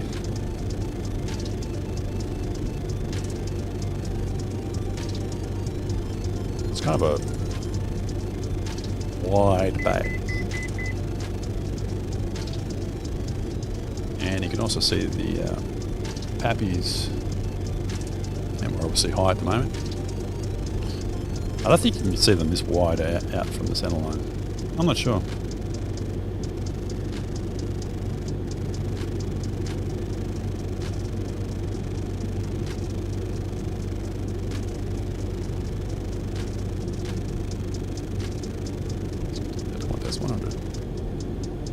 And let's just take the autopilot off. Start flyers, maybe a bit easier, I think.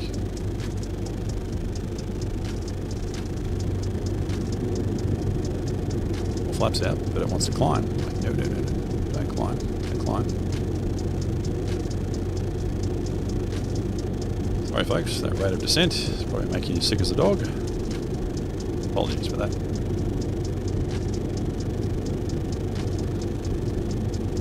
Get down.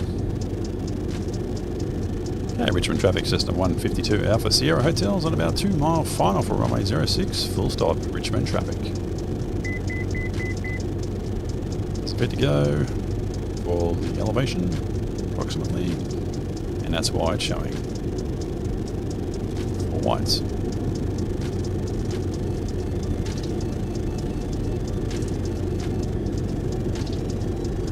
Start increasing power shortly. As soon as you start to see one red, start increasing power. And let's start increasing power anyway. Get it slow. No. Okay. There we go, there's the one red. That's good. I find these a lot harder to fly, to land in real life, in the sim than in real life. In real life, they're a charm to fly. They're easy to land. Although they have a very low crosswind limit, so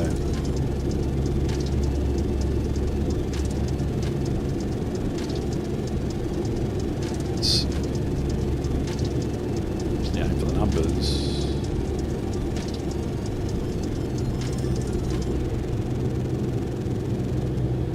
And then just pull the throttle back.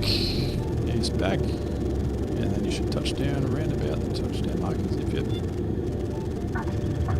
Ooh, okay.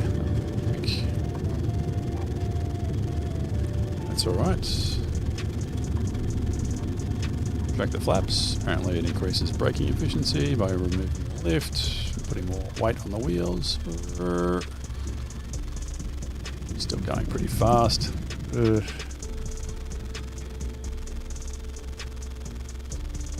Alright. I've never actually been to this airport in real life, so I have no which way to go. I'd imagine it's to the left where that tower is. Doesn't look like there's any buildings here. Alright, let's just stop here for a moment. Stop. Okay. Just momentarily. So I should have turned the carburetor heat off just before we landed, in case we had to go around for whatever reason. Strobes can come off. Trim, can you go back to takeoff?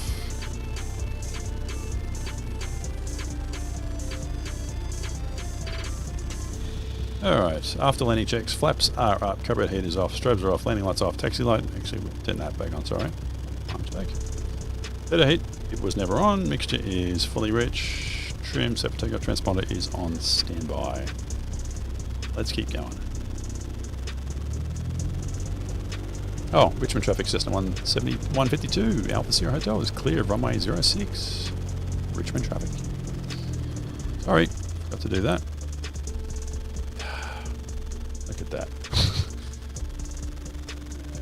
It's easier in real life when you can just actually move around. Oop. Okay, let's go.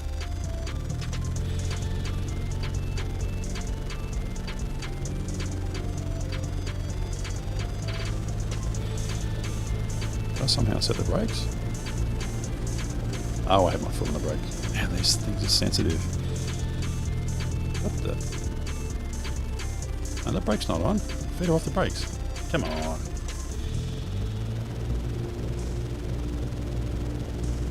What's going on? I guess it thought the brakes were still active. I don't know.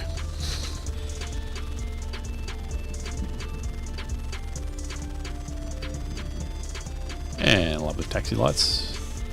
Right in the middle of there where you want to go into the apron here. That's all good.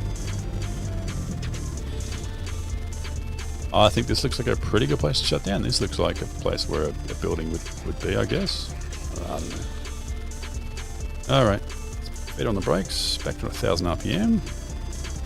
Or approximately. There we go. Brakes are on there. So we'll shut everything off because there's no avionics master switch, which makes things a lot easier. Oops. One. That's what I needed. Off. Off. Oh yeah, I'll turn the volume up. There we go. Off. Let's see. We can turn the taxi lights off. And nav lights can come off. Alright, let's pull that mixture. And the keys, we go to off. Master's off. Alternator off. Strobes off. Beacon light off. And last check of the checklist. Securing ELT, verified silent. Well, that's just flight sim. Avionics are off. Mixtures fully lean. Mags are off. Master is off. Lights are off. Hobs. Look at that. 18.9 and this puppy. This puppy is a great little plane. Control locks we don't have, but we can put the wheels back. Chocks, tie downs, better covers, cabin doors. Excellent. So there you go, folks. This is the wonderful 152, and I love flying it. They're even better in real life. They're a struggle to get in and out of, but once you're in, you're fine. There's a hot air balloon over there. That's cool. But I love flying these things. And I hope you've gotten something out of this video, whether it be some basic VFR navigation techniques or something like that. I don't know. Thanks for watching, and I'll see you later. Well, g'day folks, Ashley here from Ground Speed Gaming, and today I'm going to do a flight in a Cessna 172, as you can see, the G1000 version. I'm going to do a flight from Prescott to Winslow in Arizona. It's actually not too far away, but it takes us over some really nice scenery and some nice places worth visiting if you ever get a chance to go to Arizona.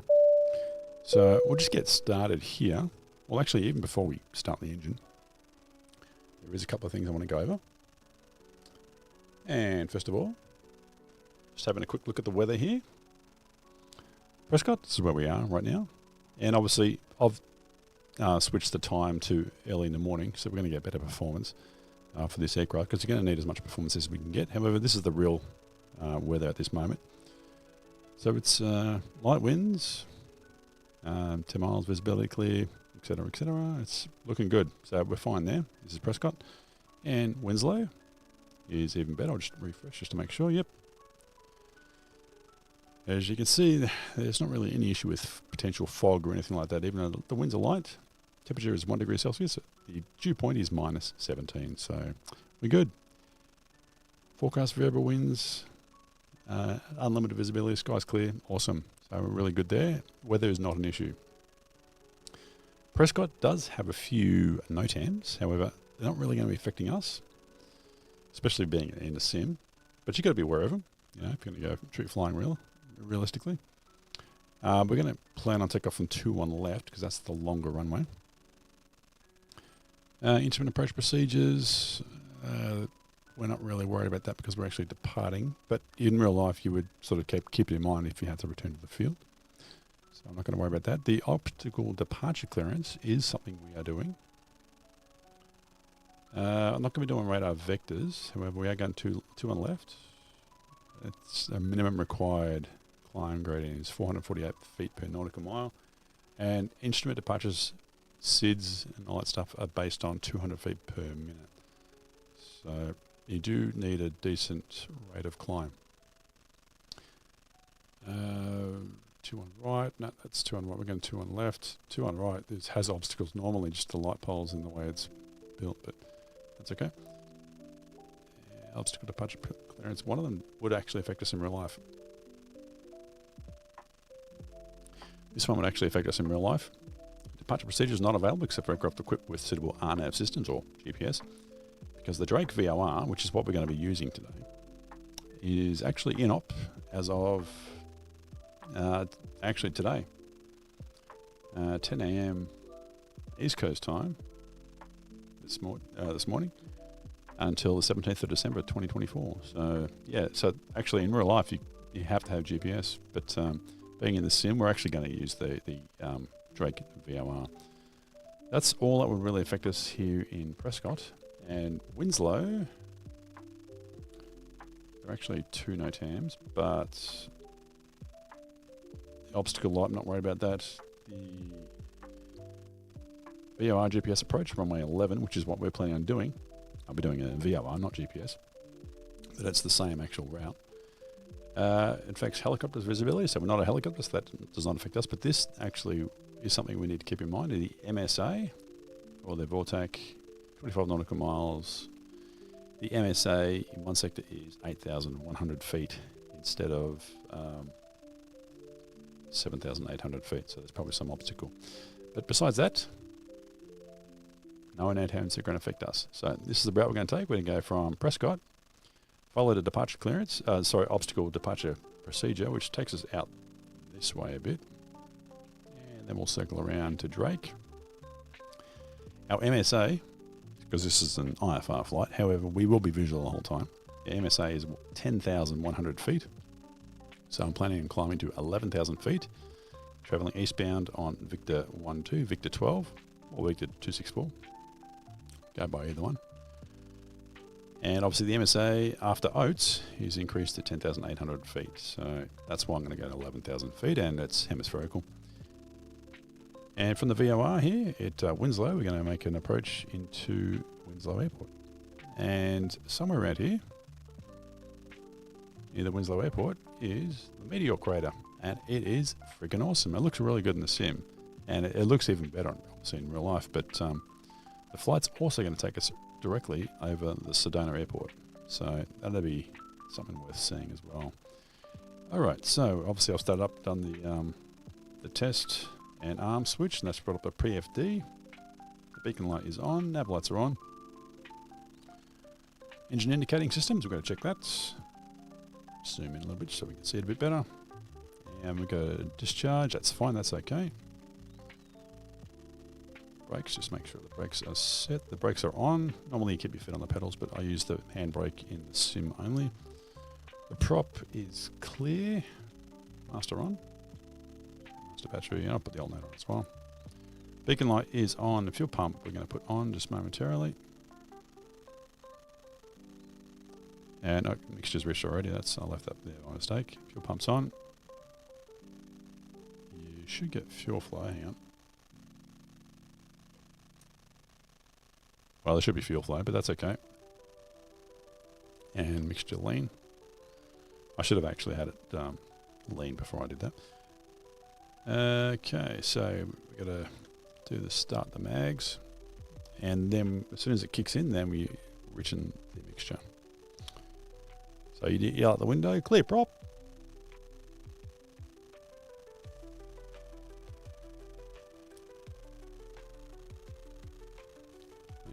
Anyway, oil pressure is up. That's good. That's what we want. That's very important. If the oil pressure doesn't rise within 30 seconds, you've got to shut it down because you're going to damage the engine. The amps, looking good. Annunciators, they're all gone. Lights, so put the taxi light on. The mixture, let's actually just check that. There's 1,000 RPM. We'll lean the mixture back a bit. We should increase RPM a little bit. As soon as it drops off, yep. Okay, there we go. That's enough. In reality, I think you'd probably lean it a little bit more, but the idea is there. You do, after you immediately start the engine, you do need to lean the mixture, even for taxiing at these elevations, because obviously, as you can see, we are near 5,000 feet. Avionics 1 and 2 on. And the engine instrumentation will come across to this screen here. Today is December 10. And normally, obviously, you would check the date, make sure that it's valid. This is saying November 28th. December 26th. I'm not sure. It's displayed differently in real life, so I'm not sure. We'll just pretend that it's all valid. But you do need to check that when you start it up. Especially if you're doing a check ride, you know. But even just any day use, everyday use. Alright, for pre-taxi, seatbelts set. Flaps, they are actually up. Avionics, they are on. ADAS and AWOS, okay, we're going to need to get that. So ADAS is 127.2. Activate it. Prescott Airport information, Quebec 1500 Zulu. Wind 270 at tree. Visibility 10. Sky condition clear. Temperature 6. Dew point 10. Altimeter tree 0.37. ILS runway 21 left and visual runway 21 right in use. Landing and departing runway 21 left and runway 21 right. VFR aircraft say direction of flight. All aircraft read back hold short instructions. Advise controller on initial contact UF Quebec. All right. Excellent. Prescott Airport information, Romeo 1500 Zulu. Prescott Airport. I guess it didn't detect that I'd switched frequencies. Okay. So we're going to go for runway 21 left. And it's there. And the wind's from 270. So it's slight crosswind of, well, it's a 3-knot wind. So it's probably 2-knot crosswind. So we're going to be fine. Alright, so we've got the ATIS. The altimeter was 3037, so let's change that. Barometric is the outer one. Oh, sorry, this one. 3037. Very high pressure system. 3037, and the elevation is... sorry, I just got to bring it up again just so I can look at it. 5,045 feet. Excellent. So that's within 75 feet. That's an IFR requirement, and we are doing an IFR flight today. So, excellent. 3037 is set, and obviously I'd need to set it down here too. It looks like it actually set it for me. Obviously in real life if that doesn't happen, you have to separately adjust that as well. Excellent. Well, that makes it easy. Just don't fall into that trap in real life. Altimeter, transponder, we're going to leave that for the moment. ADS-B, that's on. That's actually part of the transponder. Radio test, well, we'll pretend the radios work. Taxi lights on. Brake test we'll do in a minute. The altitude indicator, turn coordinate, and HSI compass test we'll check shortly. Alright, so let's just turn the brakes off. Head to runway 21 left. And let's go. Let's get better visibility. Alright, first of all, hit my brakes. Excellent, my brakes work.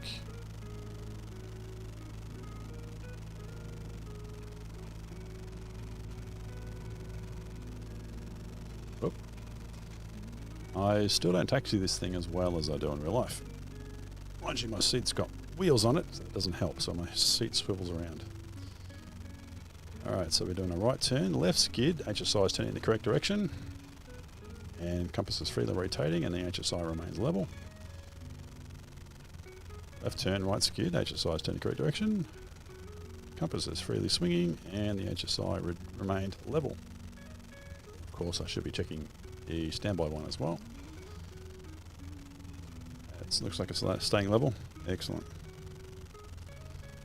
Alright, that's the taxi test. It's good so far. We'll do a run up down the end of this taxiway here. 2 on left is the one that's down here on the right, and obviously that's 2 on right down there, which requires a bit of backtracking actually. And it's not quite as short a runway. That's not quite as long a runway, so that's the other reason I'm using 2 on the left.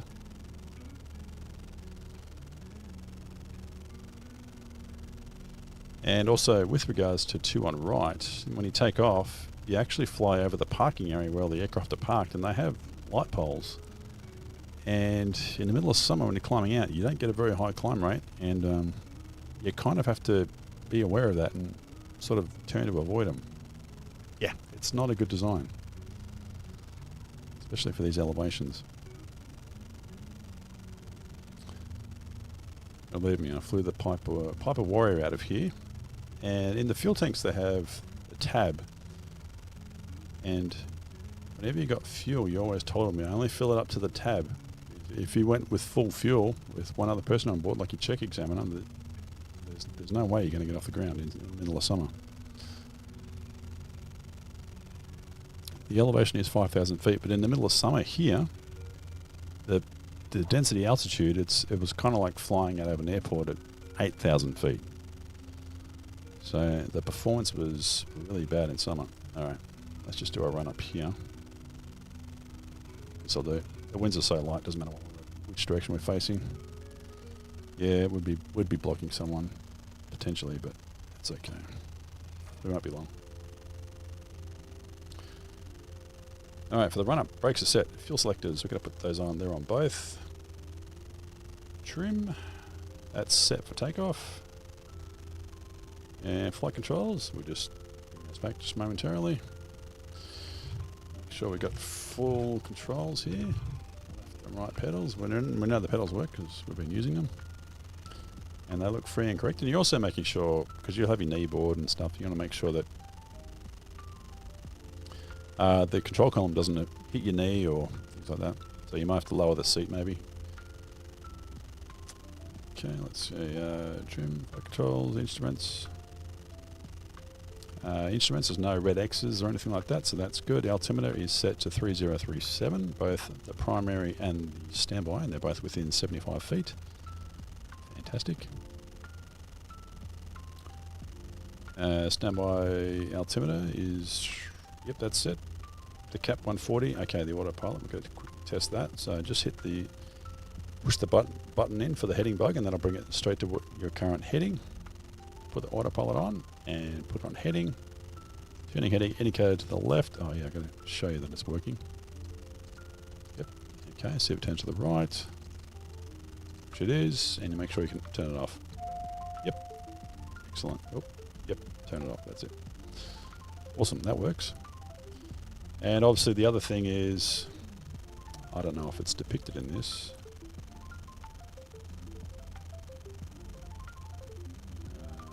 No, you can't pull it out.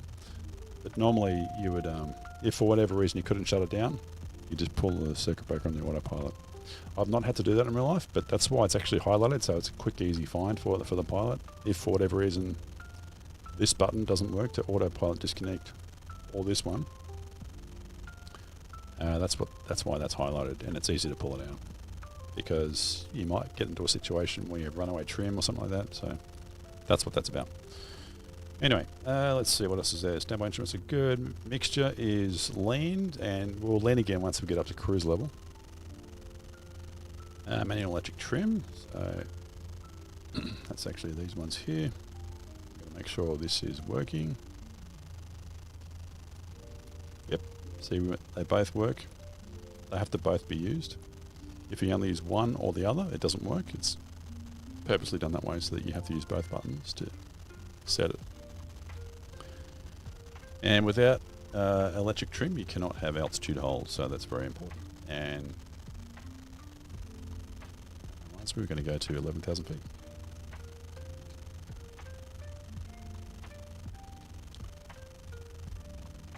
Standby instruments, mixture, manual electric trim. Okay, well now we're going to do the run up. So let's quickly go to 1800 RPM.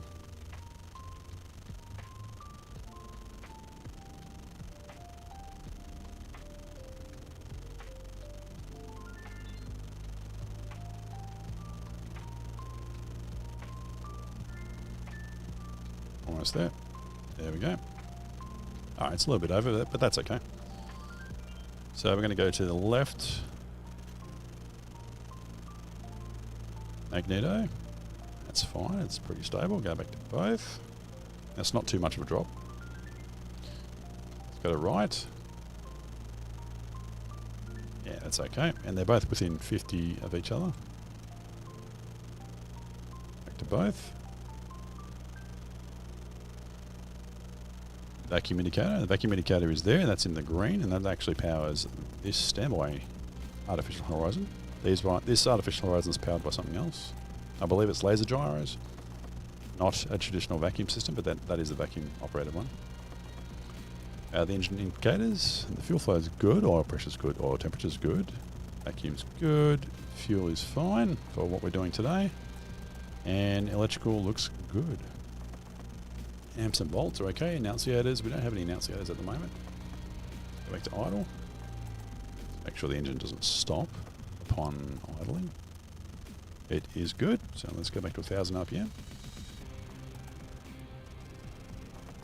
Oops, a little bit over, but that's okay. Mixture is leaned.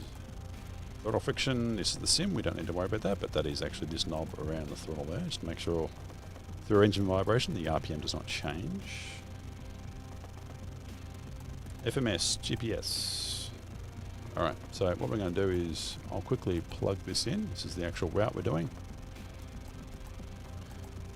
And by magic, it'll just appear through editing.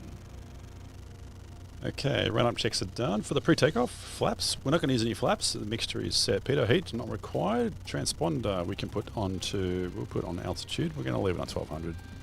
Even though we're a pretend IFR flight, that's okay.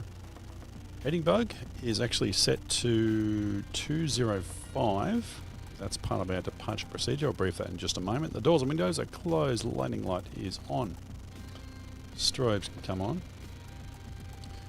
And we'll take off in just a moment. I'll just quickly give you a rundown for the departure procedure. The obstacle departure procedure out of Prescott, the Prescott 3 departure. And we're on 2 on left, so we need a minimum climb of 430 feet per nautical mile up to 8,200 feet. Or visual climb over the airport. So 2 on left, climb heading 205 until 7,300 feet, and then climbing right turn direct to the Vortac, back to the Drake VOR. And that's tuned and identified already.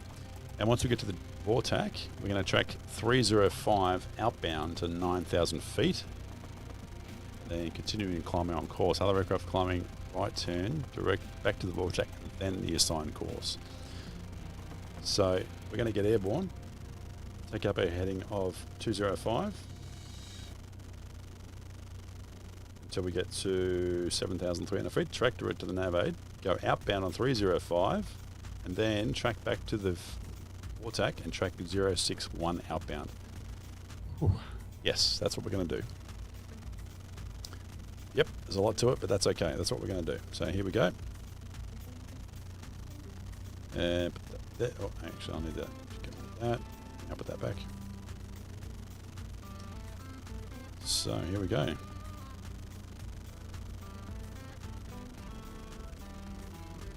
And I'm not going to do any proper radio comms or anything like that. I'm just pretending it's all CTEF all the way, even though this is a Class Delta towered airport.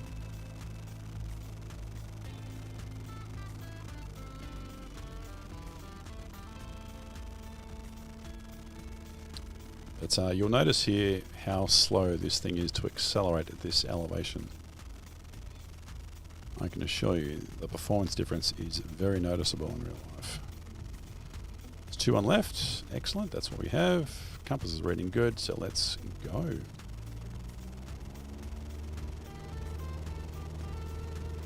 RPM's up. Computer struggling, runway is clear. Airspeed is alive. See how it's not accelerating as quickly. is accelerating. All right, 55. Let's begin a rotate. Come on, let's get off the ground, mate. Come on. And stay in ground effect as long as you can. Just to accelerate. There we go. We're accelerated enough now. Alright, so let's actually just stick on the autopilot with heading mode. Heading. Oh, that will change. No, I don't want to sink. I don't want to sink.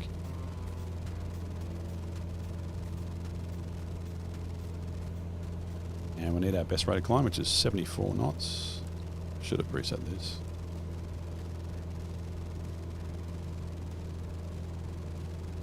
Alright, so this is heading 205. Might be better if I take my off the rudders. This is our best rate of climb. That's actually a lot higher than I expected. Or not. So we're going to keep climbing until we get to 7,300 feet. And we've got Drake, nav 1 and nav 2 both tuned and identified. The bearing indicator is actually pointing directly to the nav aid, and we'll continue to update. So as soon as we get to 7,300 feet, we're going to make a right-hand turn and track direct to the bearing indicator. Then, once we get to the nav aid, track outbound on that radial there, 305, until we get to 9,000 feet. Just like the departure procedure requests. 6,000 feet, 1,300 feet to go.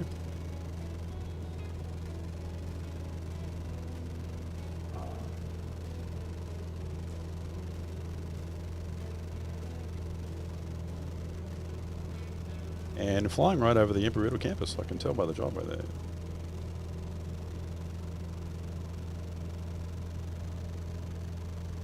They've done a really great job with this area. Even though this is Flight Sim 2020, it still looks really good. Although I must admit, I don't remember seeing any aircraft actually flying over the campus when I was actually at school. So maybe the departure procedures changed since then. I don't know.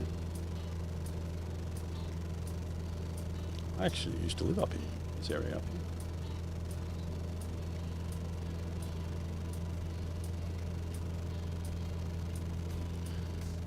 Alright, almost 7,300 feet. Keeping on indicators, it's all looking good so far.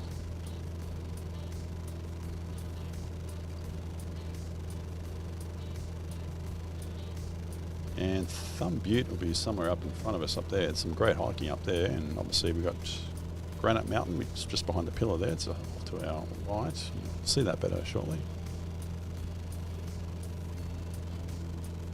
Yeah, I don't ever remember flying this procedure back in the day. Alright, we're almost at 7,300 feet. And we're getting kind of close to the mountain, so...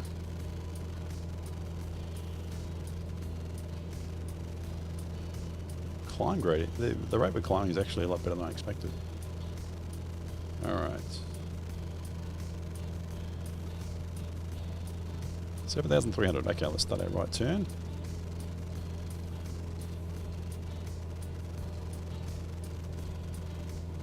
And we want to go to where the bearing indicator is pointing, which is directly to the nav aid.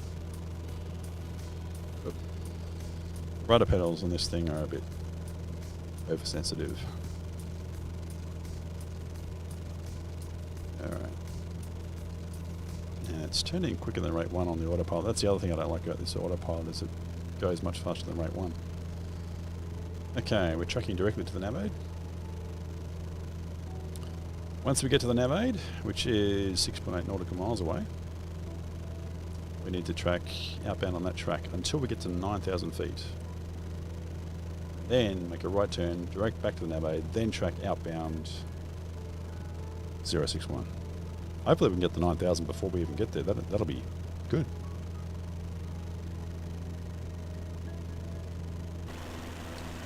And that's Granite Mountain off to our left. Excellent hiking up there. It's a really nice area for hiking.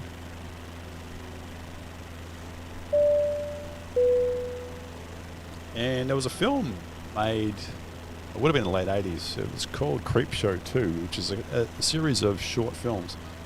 And one of them, titled The Raft, was actually filmed really in this proximity of Granite Mountain somewhere. So there's a lake somewhere down there. I think it's around this side somewhere where they filmed the raft. So you can see parts of Granite Mountain in the background in the actual film. It's actually pretty cool. Alright, that's cool. We're going to make 9,000 feet before we actually get there. That's great. So we can track 061.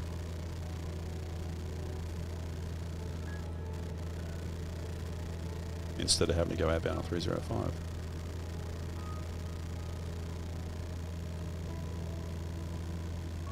Uh, 061.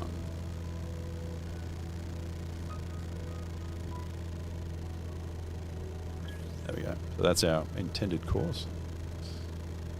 And we still have 4 miles to go. Although by the time we get there, we're probably almost going to be about a mile above it, so it'll indicate about 1.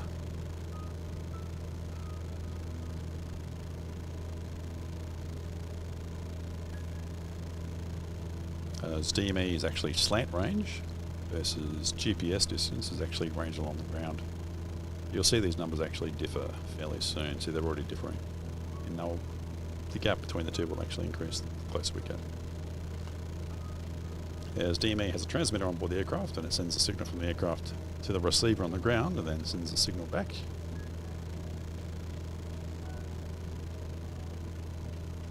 Actually, supposed to be tracking direct to the nav aid, so.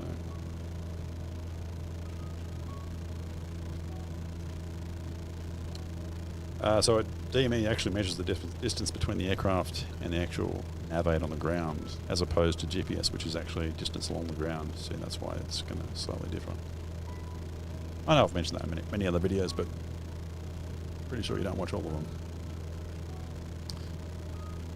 Alright, so I think we can do the climb takeoff checklist. So throttle set, mixture is lean, instruments are looking good so far, taxi and landing lights can come off. Flight plan, it's open. We'll pretend we've contacted departures or is it Albuquerque Center in this area.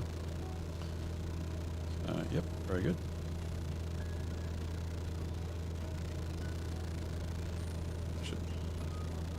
Actually, I do need the heading a bit to the left of the track because of the wind.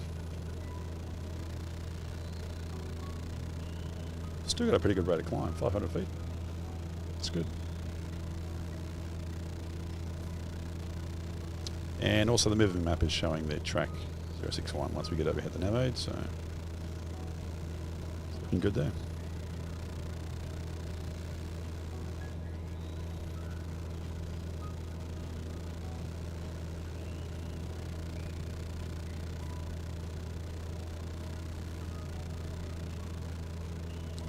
And you have almost 800 feet to go.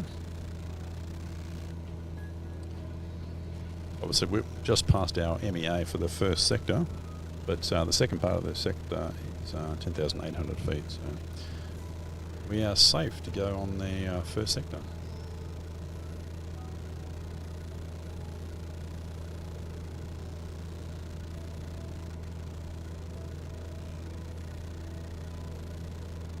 And it's a beautiful area. It's turned up really well in Flight Sim 2020.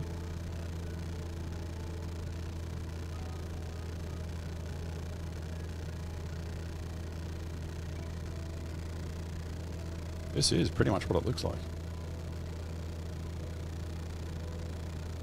Alright, let's go to the outbound track.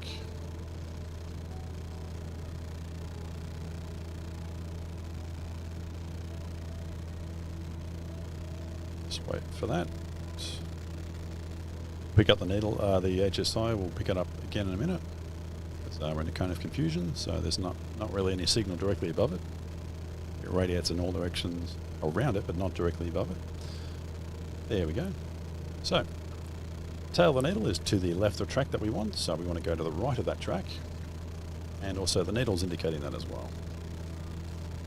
HSI needle.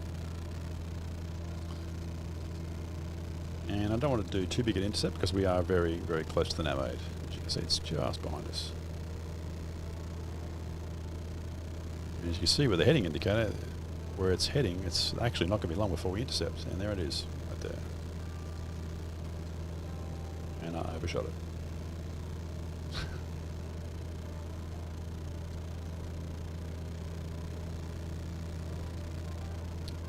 And we are approaching 11,000 feet.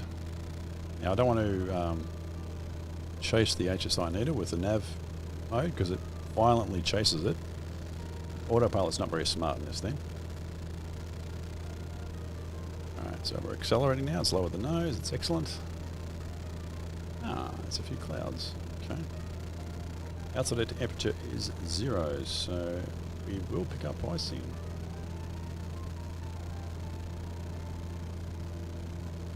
That's not allowed.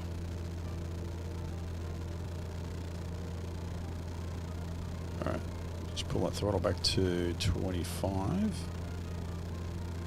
Just to give the engine a little bit of a rest. Well, not strain it as much. And let's see if we can land it a bit more. Actually, I'll switch to nav mode just a moment first.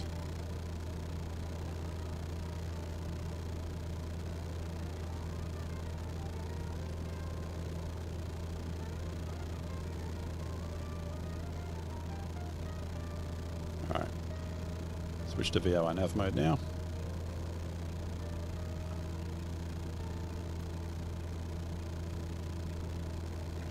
Bearing 2, okay.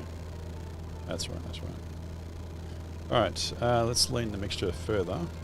Since we've gained some altitude, let's just keep an eye on that RPM. See if we gain any more RPM out of it. Yep. I think that's about it. That's okay. It's leaned a bit more.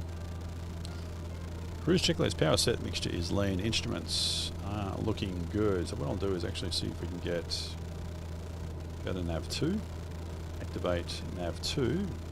Winslow VOR, it's picked it up.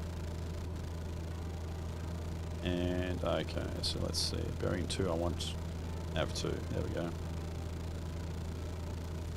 So that's pointing towards the Winslow, and that one's pointing towards Drake.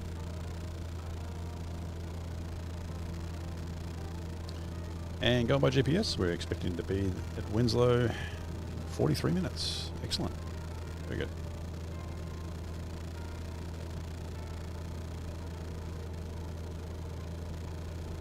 That's going to be about 1613 Zulu.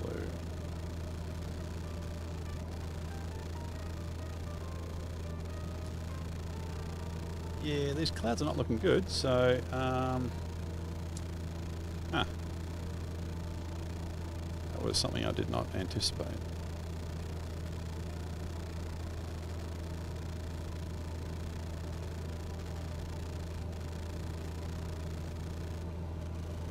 Increase throttle.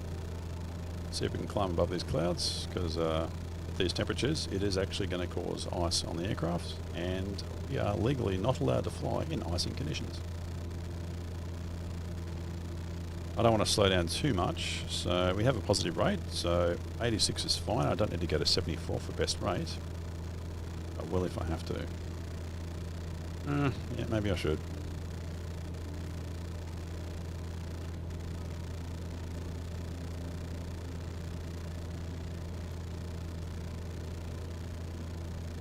.74 knots, that's our best rate. Also indicated by the VY there. There's no way you'd get this rate of climb, this elevation. No way, but we'll accept it. I would never expect to get this. This is what I'd expect to get in the middle of summer when you're actually getting airborne out of Prescott. Not at this elevation, but it's okay, that's alright. So I've set 13,000. Slow climb. And we are above our MEA, so that's all good there. We do have quite a crosswind too. So we're tracking 061 with a heading of 50, so that's 11 degrees. And mind you, we are going slower, so we're more vulnerable. Larger correction angles required. And the wind is showing 26 degrees. It's almost 26 knots direct crosswind, really. Before 1, yeah, almost. Wow. So at these speeds, 26, half is about 13, so it's almost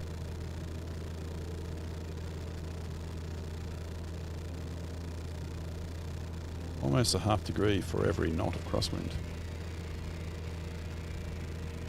Alright, I think we're going to be okay at 13,000. Alright, it's looking good out there.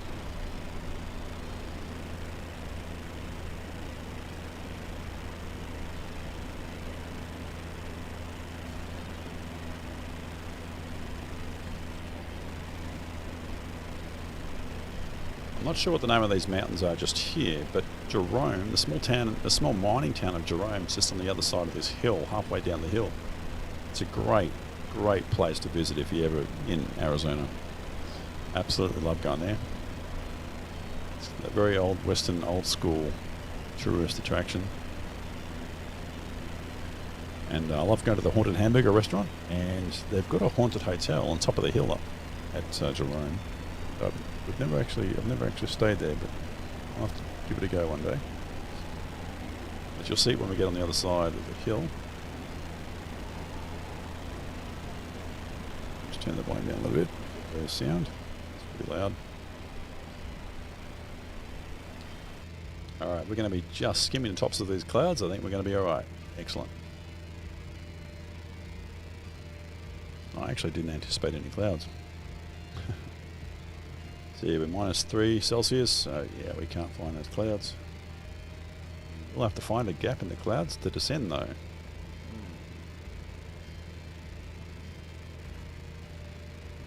It's going to be interesting.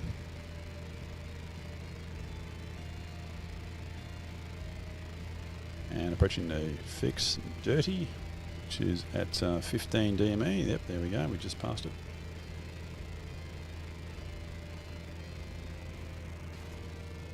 Can we see Jerome?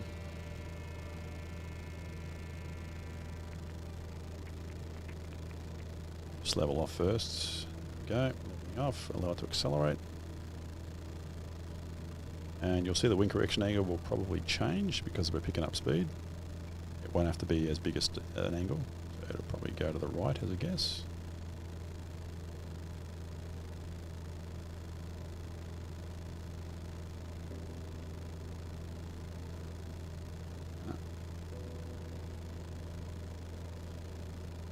We might be able to land it a bit more. Actually, we'll set it to 2500 RPM. It's not accelerating much more than this. Alright, we're going to be up here for 38 minutes. So, as pilot in command, if we're going to be above 12,500 feet in the United States for more than 30 minutes, which we will be, we're actually required to have oxygen. Now, we don't need to have it for at least 30 minutes. After the 30 minutes, above 12,500 feet, but below 14,000, we are required to have it. You probably should have it anyway at this altitude.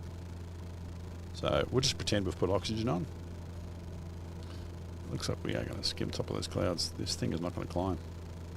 And our MEA is 10,800. Well, not yet. It's not until we get to 39 DME. That's when the MEA climbs to 10,800 feet, which will put us right in the clouds. So we kind of put ourselves in a box here.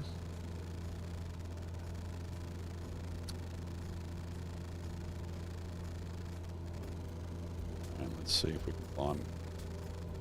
Actually,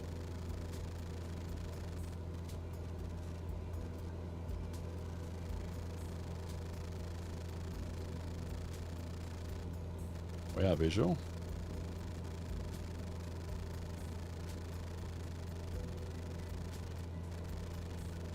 Normally just tell ATC, or ask ATC, it's like we need to just deviate left the track just to avoid cloud. And this is okay because we are actually visual. So, still on an IFR plan. This poor thing won't climb much higher. Gap right there. Now that is taking us closer to the mountains though, that's, just be wary of that. But we are visual. And this obviously will affect our ETA. See if I can see Jerome before it disappears in the clouds.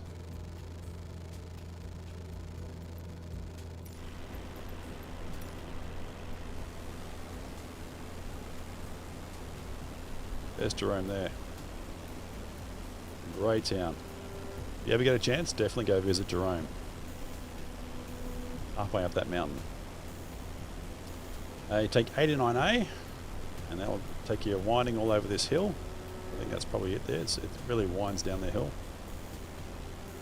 And then it takes you down to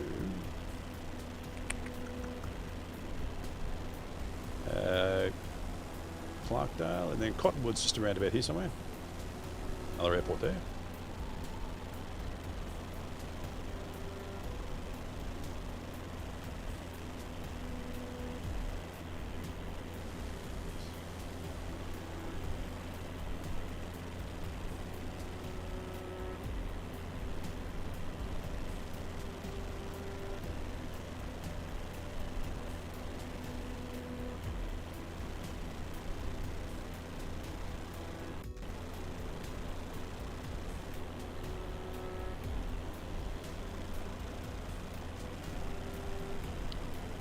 And as you can see, some of the dangers of flying general aviation in IFR conditions, you can get trapped in a box. So we're above the MEA, but yeah. And 10,900 feet's the off-course, off-radial clearance altitude. But in the next sector, although that's a little bit further north, is 14,900, so got to be wary of that. That's why we've got to stay visual. If I wasn't visual, I wouldn't be doing this.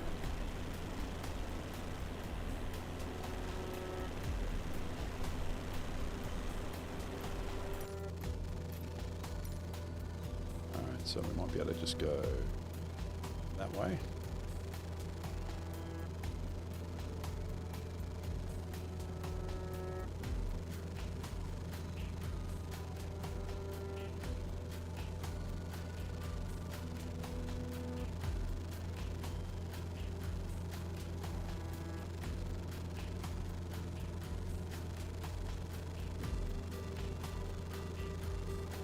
Yeah, if we went visual, you couldn't really do this, or you just need to have an aircraft that is certified to fly in icing conditions.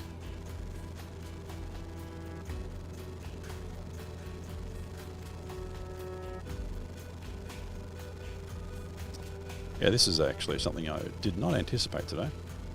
I didn't even think about it. So, yep, it's definitely illegal to fly in those clouds, in this aircraft, anyway. We'll aim right for that gap, and then we'll try and get back on course.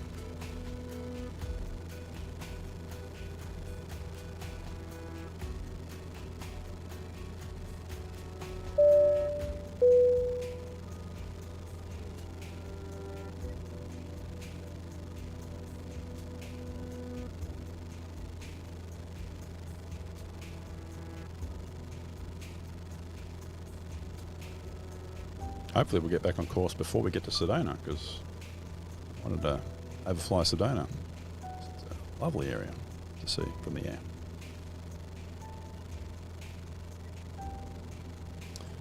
And if you're wondering why I'm flying Flight Sim 2020 instead of Flight Sim 2024, earlier today I went through the recommended procedure of installing or reinstalling Flight Sim 2024. And after doing so, it installed correctly. That was fine. So I set up to do an ILS out of Indianapolis Metro, and I was going to do an ILS into Indianapolis Regional, which is like 5 minutes away. But for whatever reason, upon getting airborne, it would not detect or pick up any ground-based nav aids, or I couldn't even enter GPS procedures in the G1000. So for whatever reason, it was not performing the way it's supposed to. So as a result, I'll be sticking with 2020 for a while yet, just until they iron out all the bugs in 2024. So it shouldn't take too long, because I seem to recall when 2020 first came out, it was a bit of a dog's breakfast as well. So, and it's obviously come a long way since it was first released. So I expect the same for 2024, so it's going to be all good. Just got to be patient, that's all.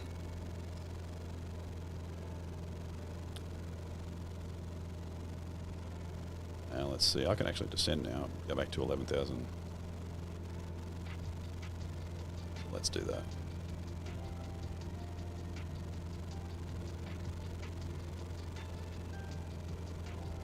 Just pull that throttle back a little bit.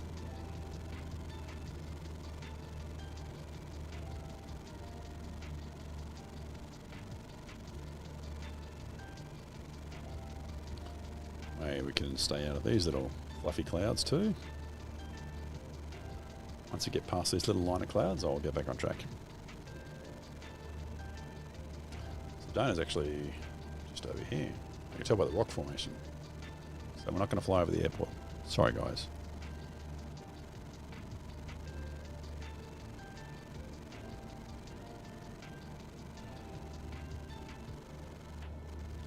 And that'd be Mormon Lake over there, and Mormon Mountain. I can just tell by the lake. That's the track we were supposed to be on. Although I think we could track over that way now, actually.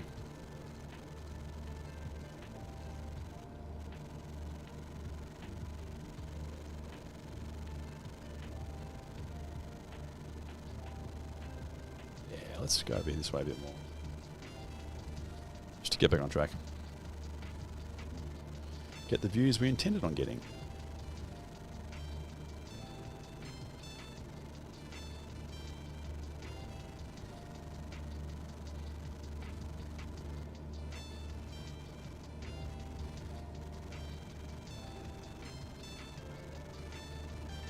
I see there's Sedona down there, just to the left. And the airport is on that large plateau overlooking the whole town. It's great. Great airport to fly into. The restaurant there is actually pretty fancy. It's a bit more fancy than the type of restaurants I like to go to, but it's pretty cool. Yeah, there it is there, the Sedona Airport. Now, it looks even better in 2024, but obviously it still looks really good in Flight Sim 2020.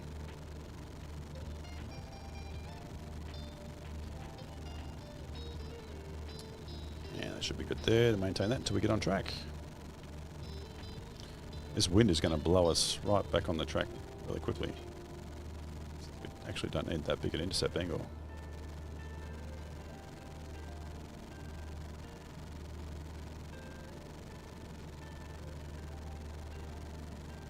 And as soon as the needle is centered, I'll stick it back onto nav mode. 500 feet to go. Yeah, man, I really didn't anticipate those clouds. If the temperature was above freezing, I would have just gone straight through it, but nope.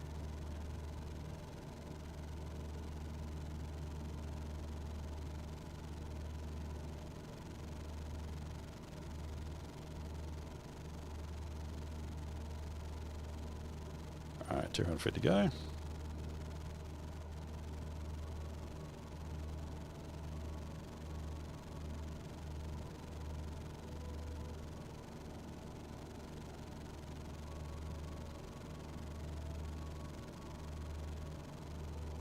Let's just bring the throttle back up to 2,500 RPM.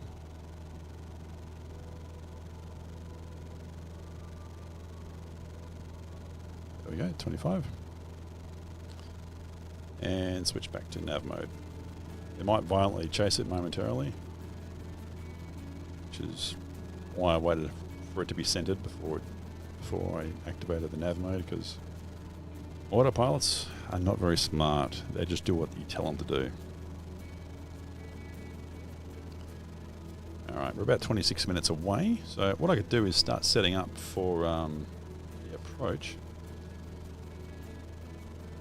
Now we're 49 miles away, and the approach essentially starts at 10 nautical miles from Winslow VOR, so... Okay, so what I'll do is we need the ASOS 118875.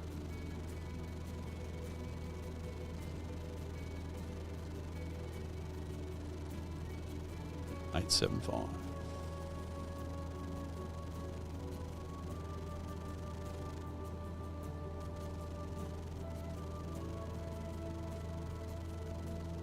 Right, get ready to write this down. Kilo India November Whiskey Automated Weather Observation 1500 Zulu. Wind calm.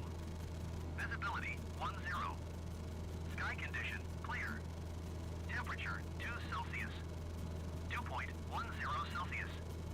Altimeter 305 tree. Kilo India November Whiskey Automated Weather Observation 1500 Zulu. Excellent. Wind calm. Visibility 10. Sky condition clear.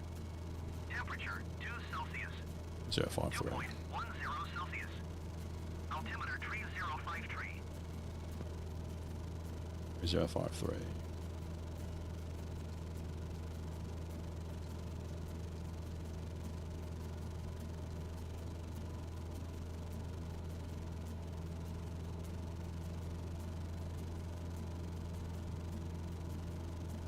And it adjusted down there, I imagine, like it did before.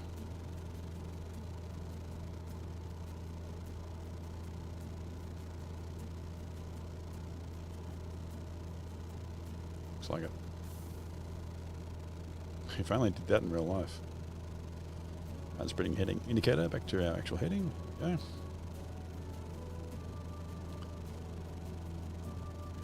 $2,500 RPM.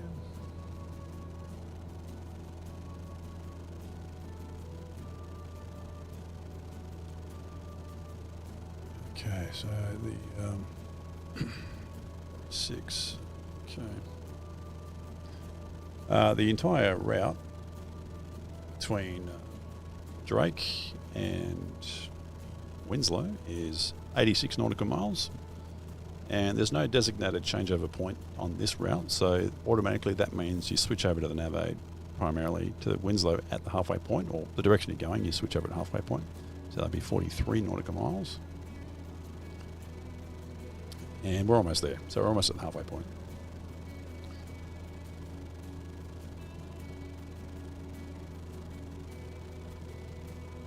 So as soon as we do the switch over, then I will do the briefing for the approach.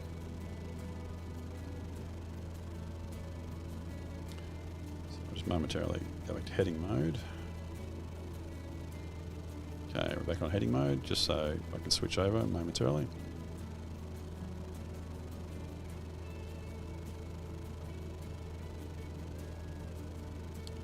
Nav 1. 3, halfway point, switched over using the flip-flop switch. So now 112.6 is now active and they're both tuned and identified. Alright, so the course is slightly different, so according to the VFR chart we should be flying over Mormon Lake around about here somewhere. So, and looking at the moving map, that's the wrong way. I always turn that the wrong way. Yeah, we need to be a little bit more to the right. And the needle indicates that as well. As soon as the needle is centered, I'll switch over to nav mode again.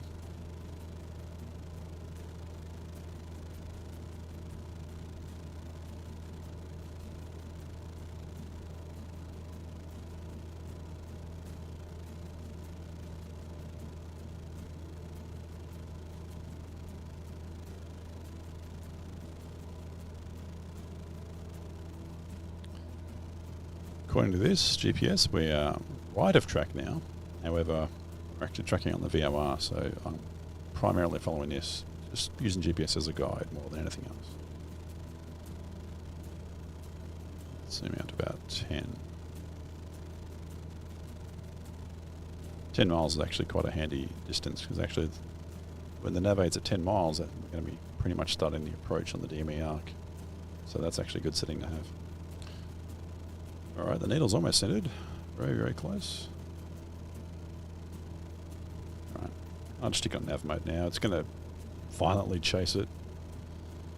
As silly as it is, but it'll settle down momentarily.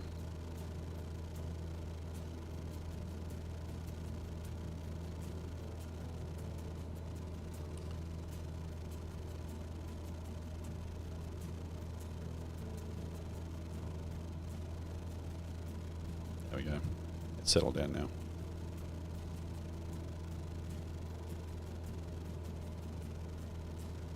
Okay, so we're going to do the VOR GPS runway 11 using the VOR into Winslow in Arizona. We've got the ASOS. We already know what's going on there.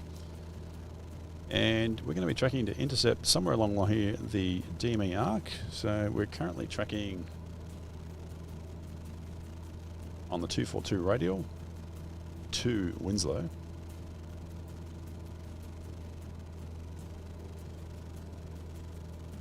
It's obviously going to be, that's 278, that's 195. So we're going to be somewhere around here on this current radial. We'll intercept this 10 DME arc. Once we are on the DME arc, we can descend to 8,100 feet. Expect to intercept from this point here. What's the name of it? I don't know, but we'll intercept the 278 radial, but we'll be tracking 098 inbound. Once we're inbound, we can track, actually we can go to 7,000 feet and then descend down to, so once we're established we can go to 7,000 feet, or actually established we can go down to 6,200 feet. Upon passage of the station, we can then descend down to our NBA of 5,340, or just call it 5,400. For Australian approach runway 11 because the winds are calm. And missed approach points at 3.8 DME past the navode. For missed approach procedure, we're going to climb straight ahead to 6,000 feet and then continue with the climbing right turn to 7,000 feet directly back to the Winslow VOR, and we intercept the hold there that's depicted up here, and that would be a teardrop entry. However, we're awesome and we're going to get in, so yeah.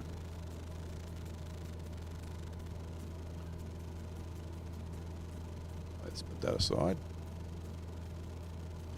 So that's the approach we're going to be doing, and we'll be making reference to this DME here. DME for the actual navode, not GPS, although they're going to be very similar.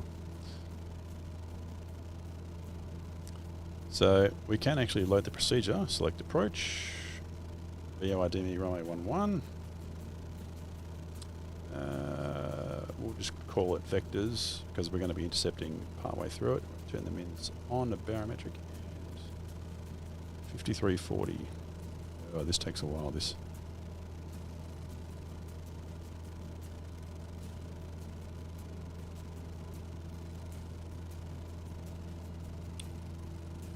So what I'm doing here is I'm selecting the procedure in the GPS so it can guide us to specific fixes using the GPS if we want to. It's a nice thing to have as a backup. Not to mention it is actually a GPS approach as well. 5340 is what we want. Takes a while.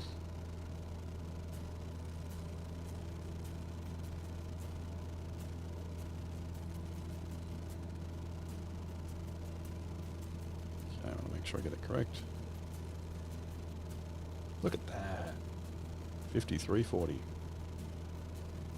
Now load it? No, let's actually activate it. It's not approved for GPS. GPS guidance is for monitoring only. Load approach. Yes, that's okay. You get that warning in real life.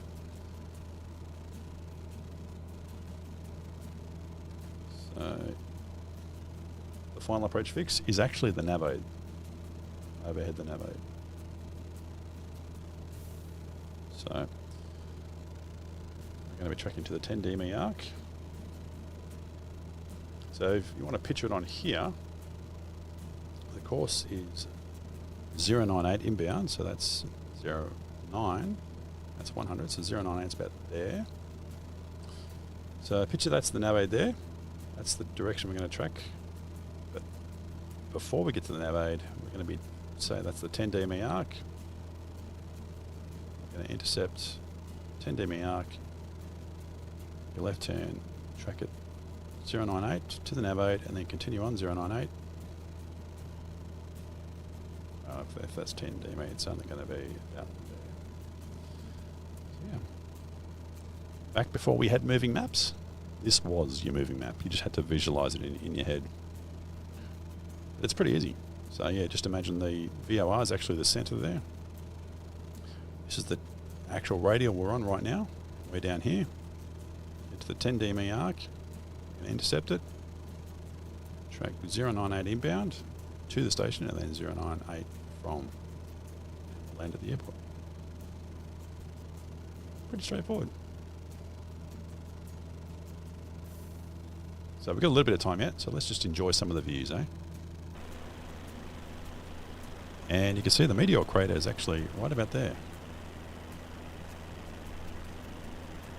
I'll be willing to bet our approach starts right about the meteor crater for the 10 DME arc. Yeah, there's some noticeable differences in the satellite photography here versus over here. Clearly defined here, but it still looks really good, you know. So that'd be Flagstaff up there. Mormon Lake, Mormon Mountain as we just flew over.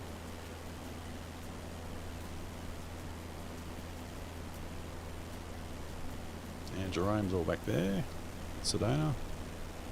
And obviously beyond that is obviously Prescott.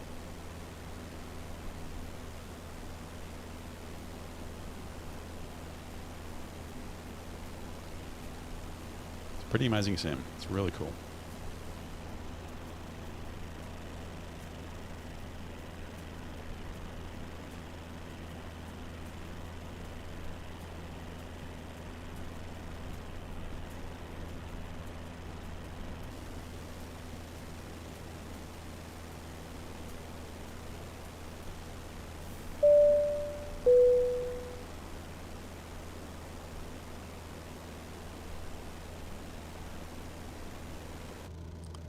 And you can see we've still got 22 miles to go for the actual Navate itself, but the approach starts at 10 DME for us on the DME arc.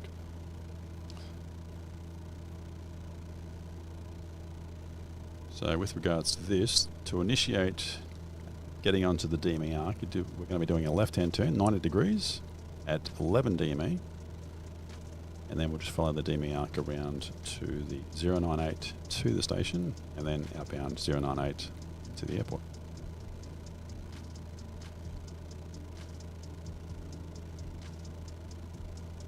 Just quickly check to see if anything's changed. Kilo India November Whiskey Automated Weather Observation 1600 Zulu. Wind 260 at 4. Visibility 10. Sky condition clear. Temperature -3 Celsius. Dew point 10 Celsius. Altimeter 3044. Kilo India November Whiskey Automated Weather Observation 1600 Zulu. Wind 260 at 4. Visibility. Okay, the wind has changed. We could do a circling approach to 22.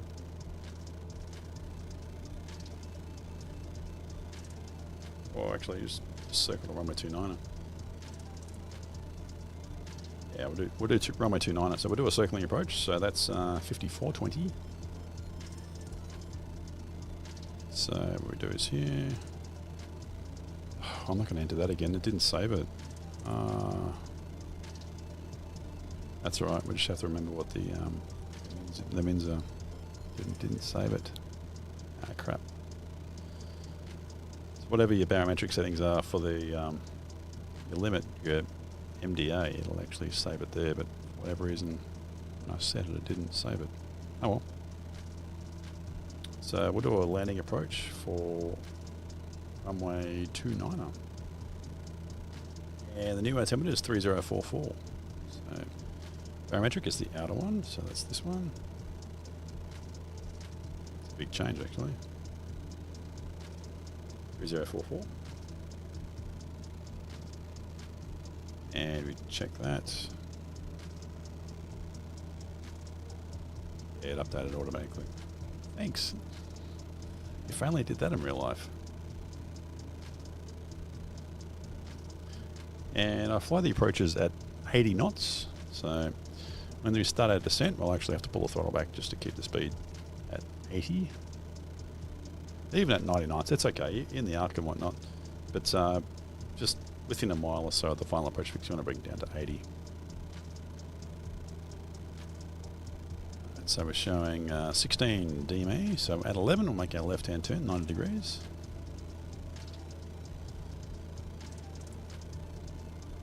And once we're established in the DME arc, we can descend to 8,100 feet. So I'll do that.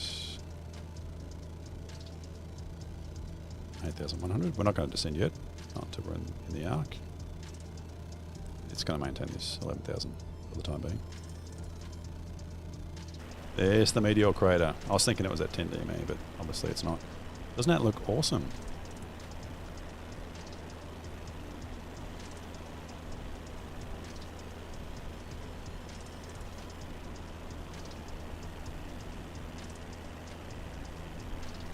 So you got Interstate 40, which is I think it's that one.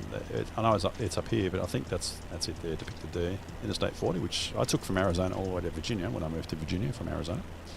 But you take this little road and it takes you down to the little touristy spot right there. I am not sure if people can go down inside the crater. I've never actually been there. I've flown over it in real life. Obviously, this is what it looks like. It looks really good in this sim. Even though it's flights in 2020, not 2024, it still looks really cool.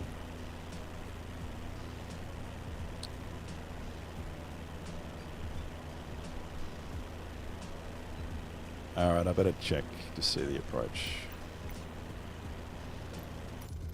Where are we? 13 DME. Okay, so we've got a little bit of time. It's hard to see when you barely make it out there.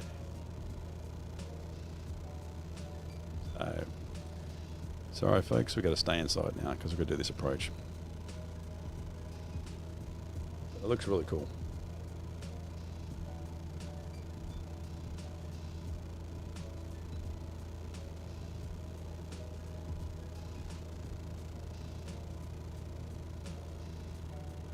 Alright, so 1 mile, we're going to make a left-hand turn, 90 degrees, so that'll be a heading of about 330 will be fine. I just use these lubber markers, 45 degree markers, 90 degree markers as a point where I go to. Let's go to heading mode.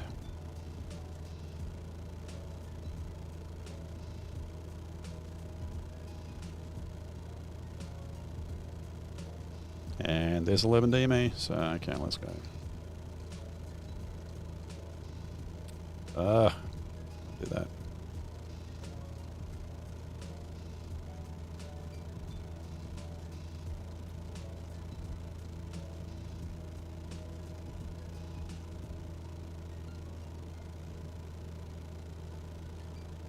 And the course inbound is 0982.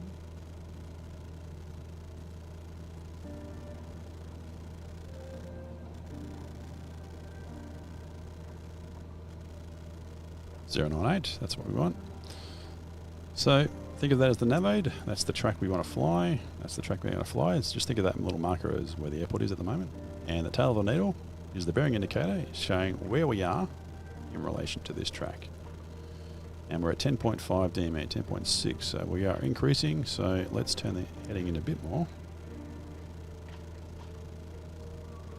Out there, that should be good.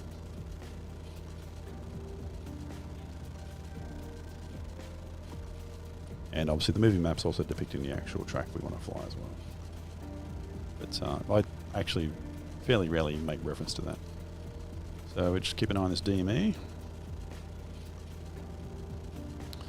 And we can actually descend down to 8,100 feet, so let's do that.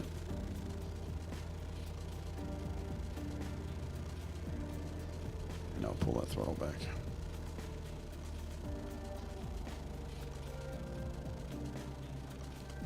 And I should have actually done my pre-landing checks.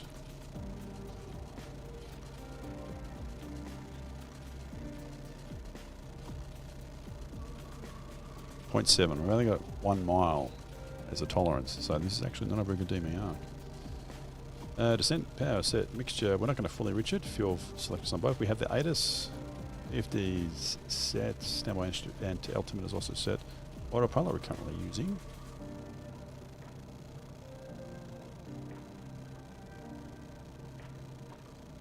I'm going to point that actually directly to the fix.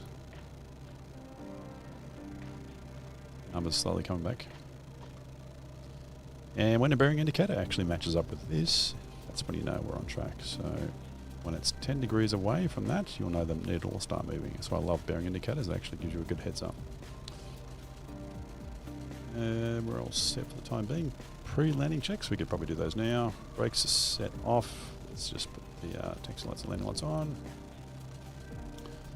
Autopilot current is the seatbelts set. Mixture is fine. Feels like it's on both. The flaps we're going to adjust as necessary. Alright, we're at 10.3 DME, so we're getting better.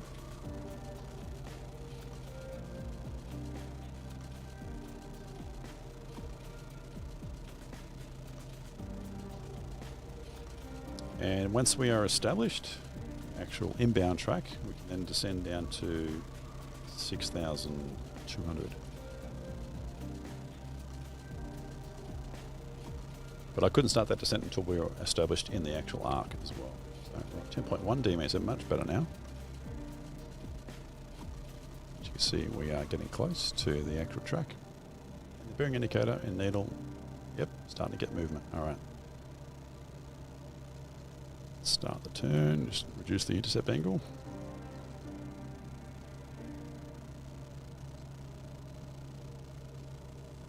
Because that fix is a fly-by point, it's not an actual flyover point. The only flyover point is usually the missed approach procedure point. Alright, good. Needle's still moving.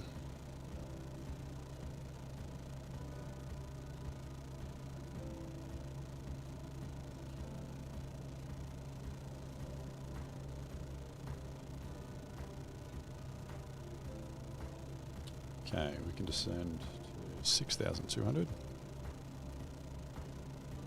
Now we're established. Let's pull the throttle way back. Just to give us a chance to get down there. Alright, let's turn into a bit more now. We're going to need about that. Correction, wind correction.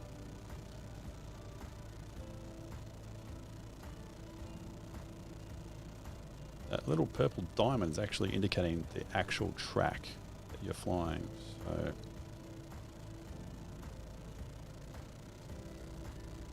oops, no, I need to go further this way.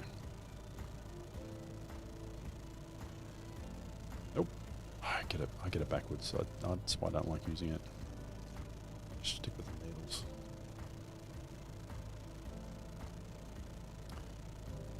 And we are 7 miles out from the DME, and the missed approach point is 3.8 DME beyond the nav aid. So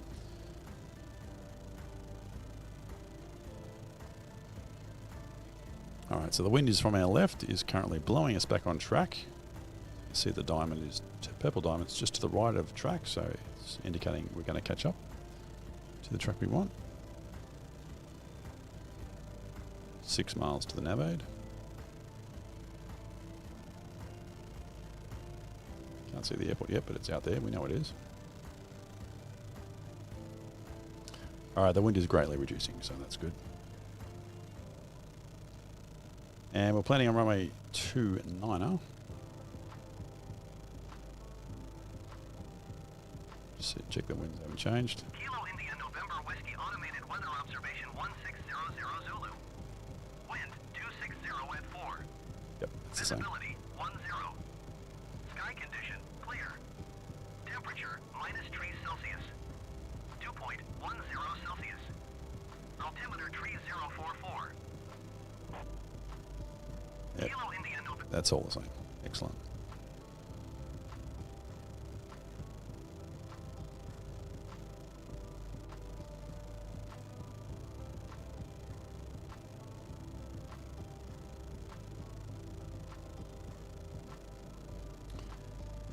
All right. 5,420 is actually our MDA for the circling approach. But we can't go to that until we go past the nav aid. 6,200 is our current limit. Oh, the barometric's back. Good. Even though it's changed it to 5420.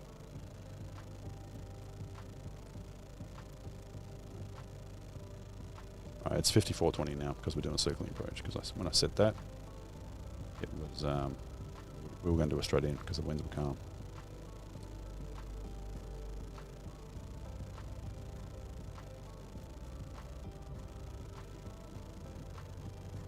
And you'd do obviously a radio call. Winds low. Cessna 172 Alpha Sierra Hotel is 7 miles to the west, inbound on the VOR approach. Winds low. Traffic. Yeah, we're not really focusing on radio calls today. And 6,200 is our limit until we pass the actual nav aid.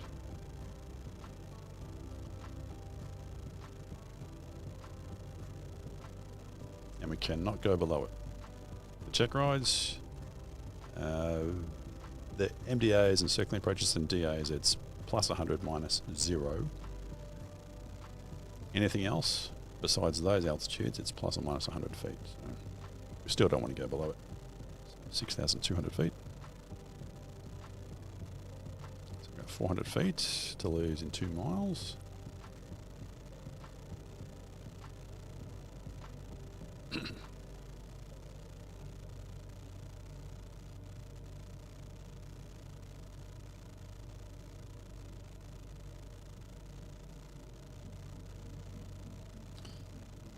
Slow. Should be at 80.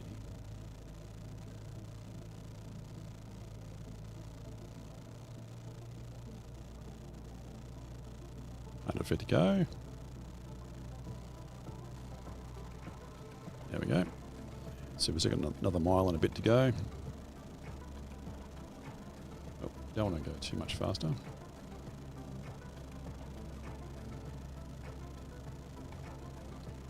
And we can see the runway now. Oops. So it's inside there. Let's stay on track, please. And we're on heading mode because I don't want to use the nav aid to track. It's getting very sensitive because we're getting close. So don't fall into the trap of chasing the needle. It's bad, bad, bad. Alright, we're about to get station passage. You'll see the bearing indicator swing around to the back behind us. And here we go. Boom. And if you're concerned, don't worry, it's all good. Oops. Look at that, we're still on track, pretty much.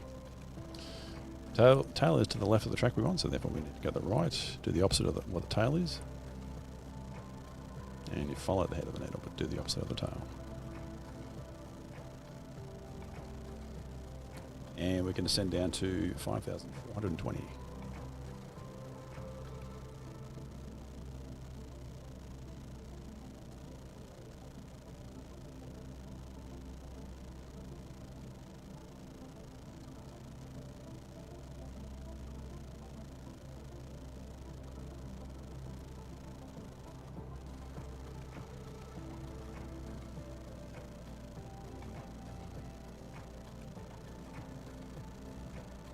And 3.8 is the DME, the missed approach point.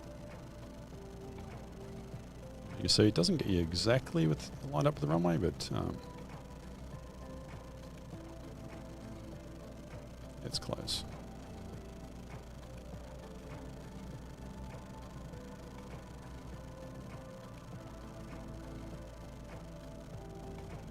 Well, clearly we're visual, so we'll start our approach to runway 29er.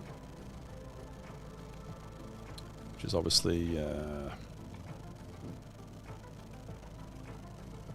my goodness, I'm really disorientated, 29er.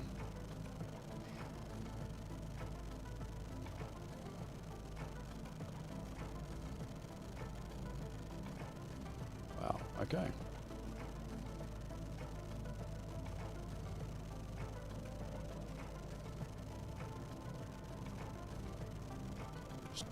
Stand there. All right.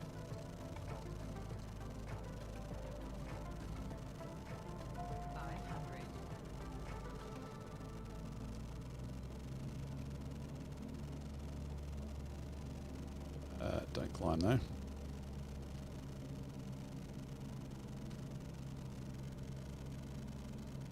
The wind is 260 at 4 knots. It's not much of a wind, but it's, you know, it's some wind. So I'm just going to fly right downwind, make a right-hand turn, and then land on 29er.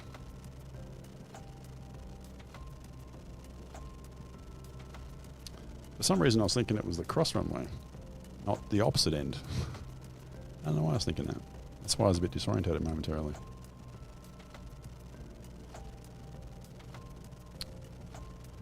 We're looking. Okay. And elevation is 4,900, so 59 is actually the pattern altitude, but because we are doing a circling approach, but we are visual, we have to remain within 1.3 nautical miles of the runway. I think we're within 1.3 miles. Okay, let's see. We are below 110 knots, so we can put the first 10 degrees of flaps out. And we're actually in the white arc, so we can go more. Let's put more power in. So we don't want to stall the bloody thing. We don't want to get too far away either. Start the turn. But we don't want to climb either, because it's meant to be a circling approach.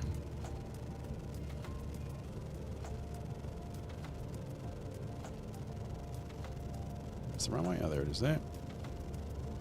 Pretty hard when you haven't got only got one screen to look at it. Let's the rest of these flaps out, baby. So we are pretty high. Hold on to your seats, folks. It's going to be bumpy. 500. And we have plenty of runway, so we'll be fine. It is a displaced threshold, probably because of the interstate there. So you can take off on the displaced threshold, but you can't land on it. Yeah, they probably get some large trucks on that road there. Alright. I can show you my landing skills in real life are a lot better than what they are in the sim.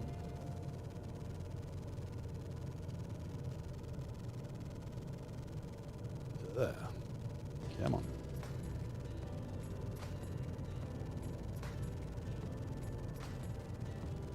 Come on. Stall on the runway. Alrighty. Guess we made it. Walked away from that one.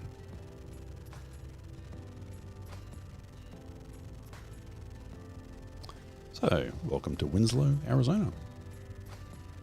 I never actually flew to Winslow Airport while I was out there. Alrighty. Let's take this exit.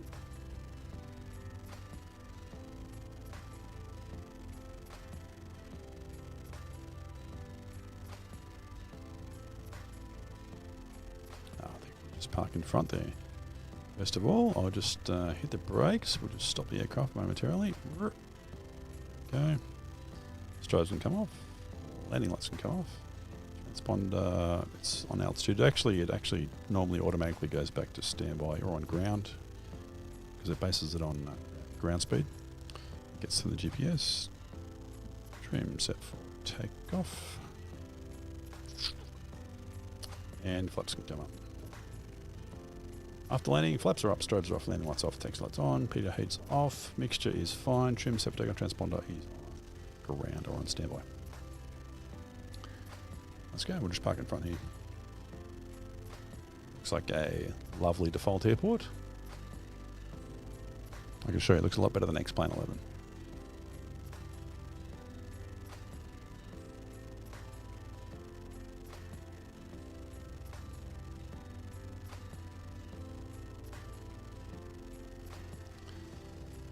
And let's just park over here somewhere. Yeah, looks like a fuel bowser over there or something. Let's just park facing this shed, eh? That'll do. That'll do just there. Back to 1000 RPM.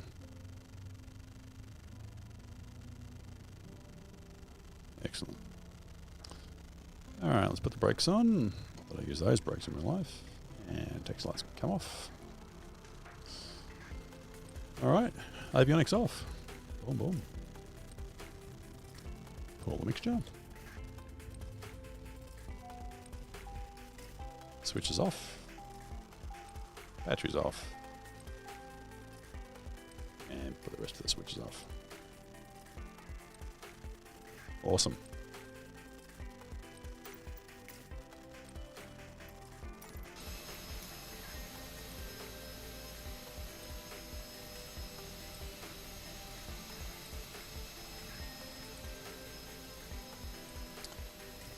Well, that jet seems a bit out of place, but that's okay.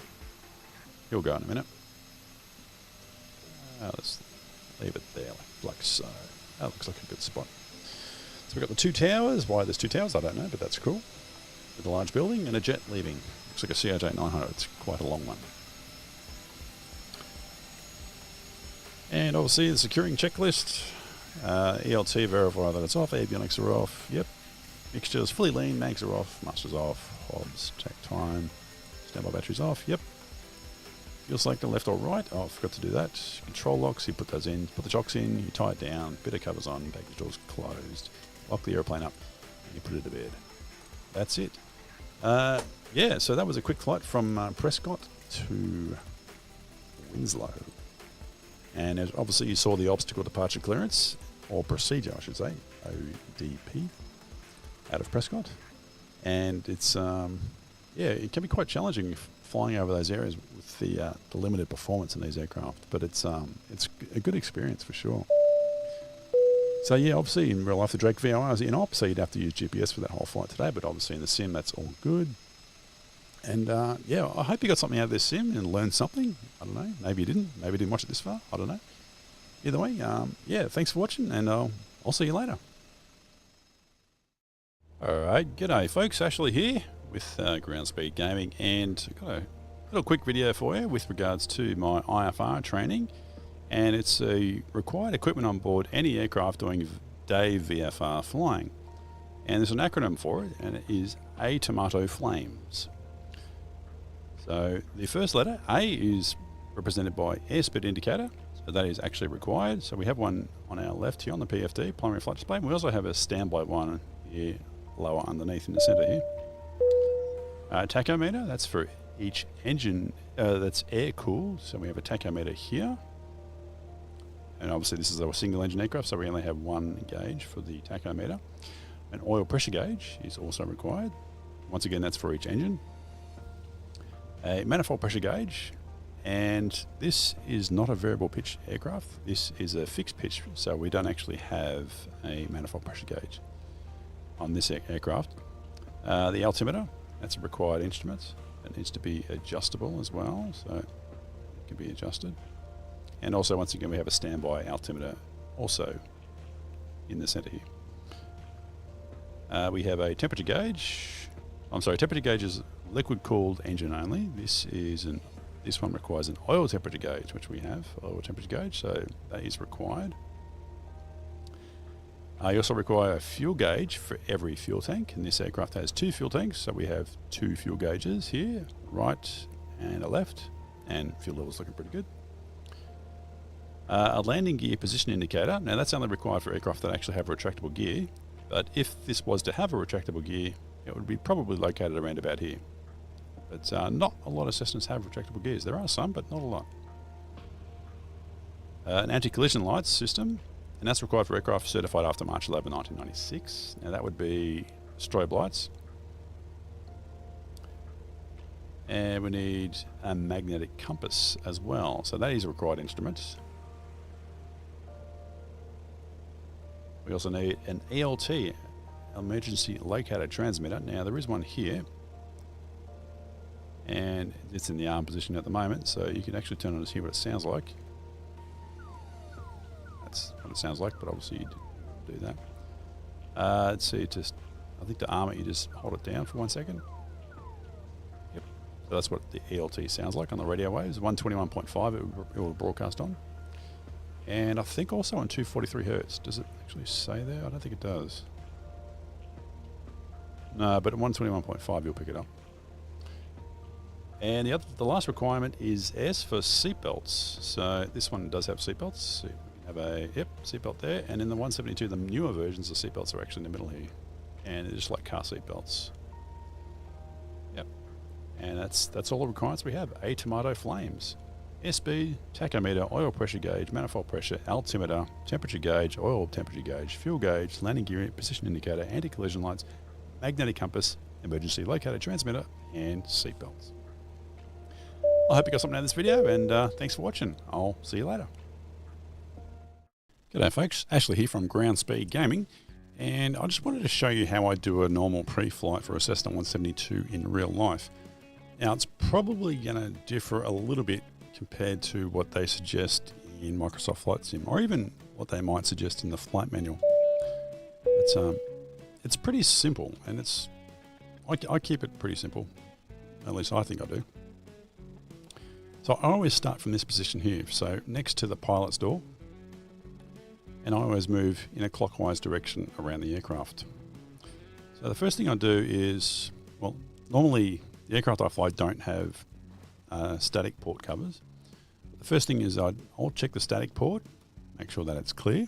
That's a very important instrument that we're going to use or make reference to in flight. The 172 I fly doesn't have a quart turn screw in here, it actually has a push button. So I actually open this. And this is where the ground power unit's connected to the aircraft. Now, it's pretty rare that I've used ground power units in general aviation aircraft. I've never used them in the 172, I've only used them in the Skycatcher when it was really, really cold. But I still open this just to have a look inside underneath the cowling, just to make sure everything looks like it's in place and whatnot. And so once I've had a look inside there, I'll just reclose it again. And then I'll just move my hand and push along the cowling to make sure that the cowling is nice and secure. And I'll look down here, make sure that the wheel looks okay. Yeah, it's not flat. Yeah, and this is looking okay, nice and inflated, like it's not sitting on the bottom there, like, you know, so, and there's no oil or anything leaking that shouldn't be. I'll come around the front here. And once again, where I'm flying, we don't have these in the aircraft because these aircraft that I fly are actually stored in hangars overnight. And the only time they come out is when they're actually going to be flown, so we don't normally have those in there. But I'll look inside here, inside the intake, and just make sure there's no bird nests or anything like that. Nothing out of the ordinary in there. Yeah, you can see the belt. You can't really see it from here, but there's a belt that goes around there, like connected to the alternator, and just to make sure that the belt looks nice and clean and it's not frayed or anything like that. I'll move my hand up and down the prop blade on the front of it, on both props here. Make sure there's no nicks and cracks or anything like that. And I'll just tap on the nose cone here, make sure that's all nice and secure. Look for any cracks around any of the screws here. And then we've got the air intake with the air filter. We just make sure that it's clear. There's nothing obstructing it at all. And we have the exhaust pipe. Make sure it's all looking good. Once again, I'll push against the cowling to make sure that it's down secure. And then I'll check the oil here. Just open that. And obviously we just check the oil levels and make sure the oil levels are good.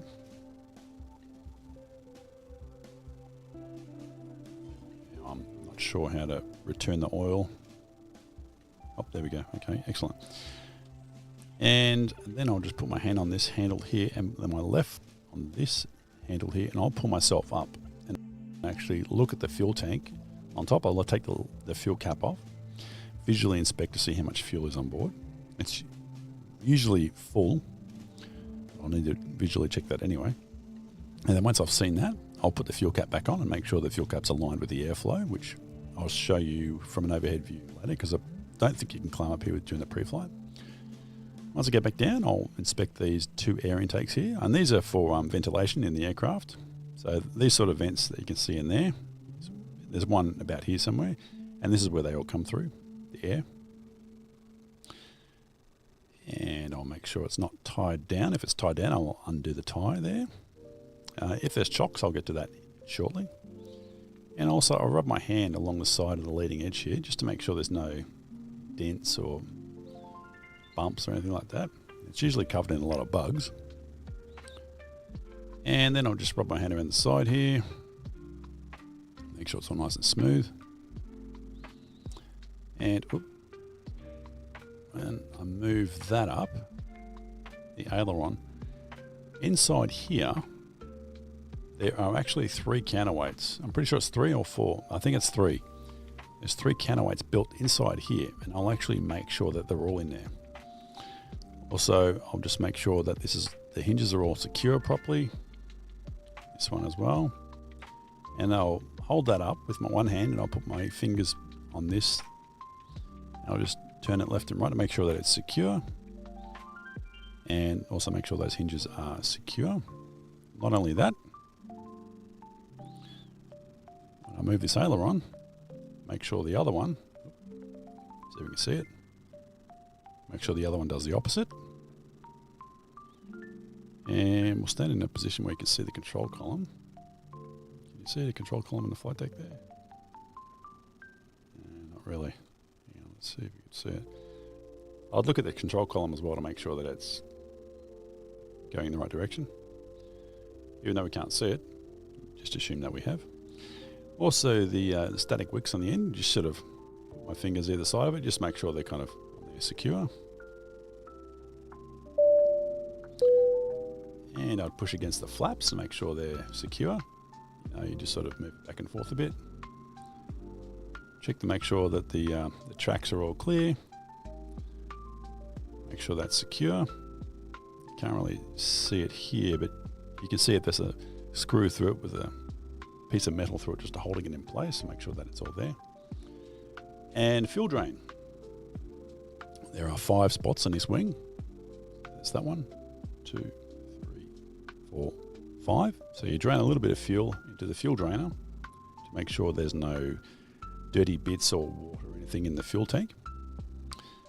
And obviously if there's any chocks, you'll remove the chocks. And once again, look to make sure the tyre is inflated properly. And obviously I mentioned tie down earlier, but once again, just check and make sure that you removed any tie down if it's tied down. After that, just come back here and just quickly, I have a finger on either side of the antenna, just flick my fingers back and forth just to make sure that the antenna is secure. I'll do the same for that one here. Just make sure the antenna is secure. And along the back here, along the side of the fuselage and on top here, I'll have each hand, one hand on either side, and I'll just rub my hands down it as I walk past it, just to feel for any ridges or any warping or anything like that, because when people exceed the aircraft's limitations, it'll sometimes warp the frame and you can feel it. You may not be able to see it, but you can feel it. And I'll do the same here. I'll just feel my hand up there. Rub my hand along the leading edge here. Make sure it's all smooth, no bumps or major dents or anything like that. And with regards to the tail, can we move it? Yep. I'll look at each one of these hinges, these joins, and make sure that the screws are in properly. Underneath, this is the trim tab. This part here, that's the trim. Make sure that that is secure on there. It's not going to come off. Make sure that it works okay. Make sure the other side comes up at the same time.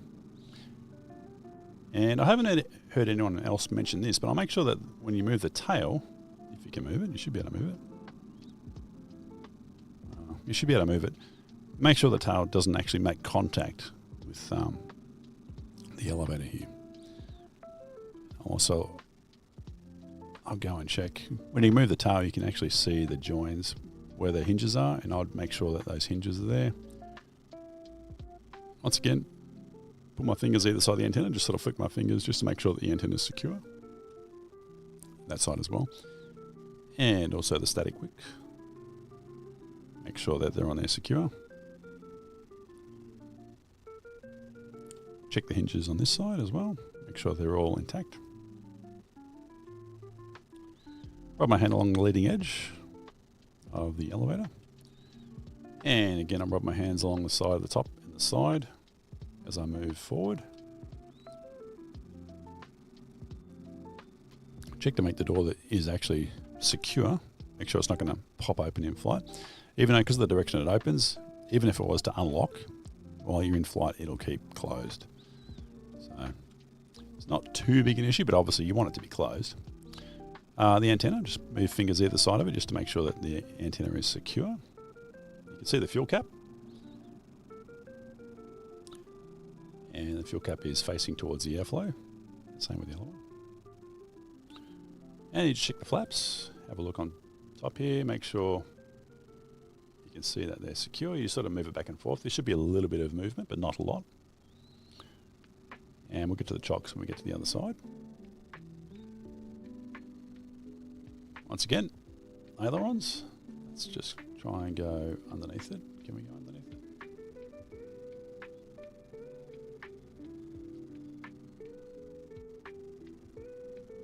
Alright, just push that up. Once again, look for the counterweights. Pretty sure it's 3 or 4. I'm certain it's 3. And they're kind of long. So make sure they're still intact. Once again, check the hinges. And again. More hinges. Alright, walk up to the flaps here. You just sort of make sure that it's a little bit of movement, but not a lot, but secure. Check the tracks. We will pull the chocks now. We're next to the wheel. Make sure the wheel is not flat. No oil or hydraulic fluid on the ground or anything like that, because, you know, we need that for the braking. And once again, we do draining the fuel, just to check the fuel from 5 spots again. 1, 2, 3, 4, 5. So we'll check the fuel. It should be a light blue color with no water. Now, water is heavier than avgas, so if there is any water, it'll be not only clear, but it'll be at the bottom of the fuel strainer or fuel drainer. So it'll be visible. And I find it best if you hold it up against just the fuselage, because if it's a white fuselage, you can clearly see the blue color. It stands out very well. Very easy to see. Just come back out here. Alright, I'll just check the leading edge. I'll rub my hand along the leading edge. That is the stall warning. You want to make sure that it's clear. I do not like sucking on it. I think it's disgusting. But there are devices you can get that you hook up to it and you press it and it'll suck air out of it. But as long as it's clear, it's going to work. So I'll just make sure that it's visually clear. Now this is something that's really important that I never hear people talk about, is this thing here. That is your fuel vent. So this needs to be open or not blocked in order for the fuel to flow to the engine, because as the fuel drains from the fuel tank, air needs to take place of that fuel that's been drained or burnt. So if that's blocked, the fuel's not going to flow very well. In fact, it might even stop. It probably won't stop, but it won't flow as well. But I've experienced in real life where these were actually blocked when the aircraft was parked on the ground due to insects. I was down in Louisiana one summer. I was picking up a Cessna 152, and this fuel vent was actually blocked with mud. There was some sort of local insect that made a little home in it and filled it with mud, and I had to get a little piece of metal to scrape out the mud, because if that's blocked, the fuel is not going to flow very well, and you don't want that. All right, so I rub my hand down the leading edge some more, and remove the pitot cover. Actually just check the pitot cover to make sure that there's nothing blocking it there. And I don't know if it'll depict it in this. I doubt it will. But on the back of it, there's a drainage port. It's like a tiny little hole back there. You want to make sure that that's clear as well. All right, now we're back where we started. So now I'd put my hand on that handle, my left foot on this here. Right foot I'll put up here, and I'll check the fuel levels in this tank. So I'll take off the fuel cap, visually check the fuel level, usually pretty good. Put the fuel cap back on, and once again make sure the fuel cap is aligned with the airflow. And that is my pre-flight inspection. So let's go inside, see if we can see the fuel caps. There we go. So you can see the fuel caps are actually aligned with the airflow, or where the air would flow. So that looks good. And also when you're up there, you can actually visually check the GPS antenna. Just make sure that it's clear. So yeah, pretty cool. And the last thing I'd do is, now you can do this before you do the other pre-flight, and that is check all the lights. So what I'll do is I'll put the There's no power yet. Beacon light, landing light, taxi light, nav lights and strobes. Now you don't want to leave them on while you're doing your whole pre-flight because you don't want to waste battery. Because also you're going to have your screen on when you put the battery on. So just put the battery on quickly. Go outside again. I'll just quickly walk around and I'll go, oh. Is the strobe on? Yep. It's not very bright. They need to fix that, but it's on. I think the nav light looks like it's on. All right, those two are working. Excellent.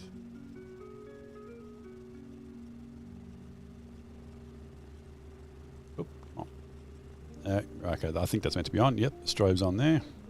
Excellent. There should be a white tail at the back. White light on the tail. Oh, stop. Beacon light's on. That's excellent. And I think it's on. I'm not sure. We'll assume that it's on. In real life, you'd be able to tell. And if you have an aircraft that has an electric stall warning, you would check that as well. So I'll just quickly turn the power off. Just quickly switch all the lights back off. And that is how you do a pre-flight inspection. Or that's how I do a pre-flight inspection on the Cessna 172 in real life. And that's all there is to it. It's actually pretty straightforward. And if in doubt, you can always make reference to the pilot's flight manual as well, and it demonstrates how to do the pre-flight inspection as well and what to look for. Although I think in the flight manual it says to do it in your opposite direction, which is fine. I don't think there's any right or wrong way of doing it. As long as you just check all those points, I think you'll be in good hands. And obviously once you've done your visual inspection and once you start up the engine, you would also check to verify the fuel levels indicate what you saw visually in the tanks as well. Now, if the fuel was this low, you wouldn't actually be able to see much fuel in there. You'd be able to see that there is some in there. But when it's full, obviously, the indicators will be up here. Sorry. Anyway, that's all there is to it. And I hope you got something out of this video. And thank you for watching. And I'll see you later. G'day folks, Ashley here with Ground Speed Gaming, and today I'm going to do another flight in the Cessna 152 because I love flying this thing. It's a great little aircraft and I think it's a pretty realistic depiction of what it's like to fly a 152 in real life compared to some of the other aircraft in the sim.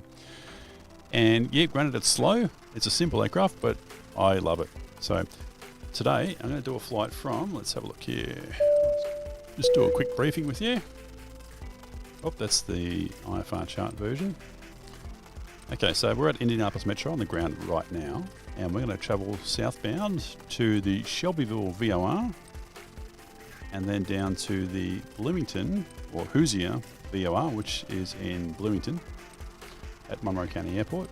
And then from there, track down to Virgil Grissom Municipal, which is an airport I've never actually been to, but it's near a town called Bedford. In fact, I've never heard of that town either, but it is a nice area to fly. I have flown in this area before, flown down to Bloomington and of course around the Lake Monroe area. And around, it's a couple of years ago, actually about this time of the year in October, there's all the trees, they're changing colours and they look beautiful. So it was actually a nice flight to do at this time of the year. I've also spent time down here at Columbus. There's a lovely restaurant in Columbus. Nice restaurants in town in Bloomington. But today's flight, the one thing I wanted to try and do was not only make reference to this visual chart, but also make reference to the IFR chart. I've never heard any mention of VFR pilots using IFR charts. Now, people might argue it's a good or a bad thing, but I actually don't. As long as the VFR pilot can interpret the IFR charts clearly, I don't see any harm in it because all the routes are already planned in magnetic.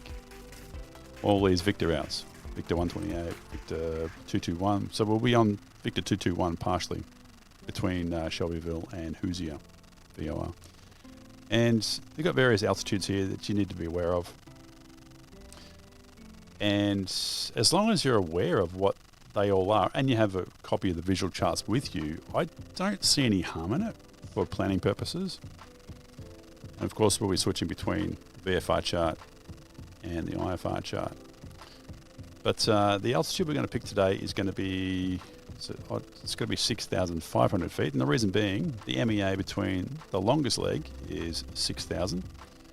So what that is, so we've got three different altitudes to choose from.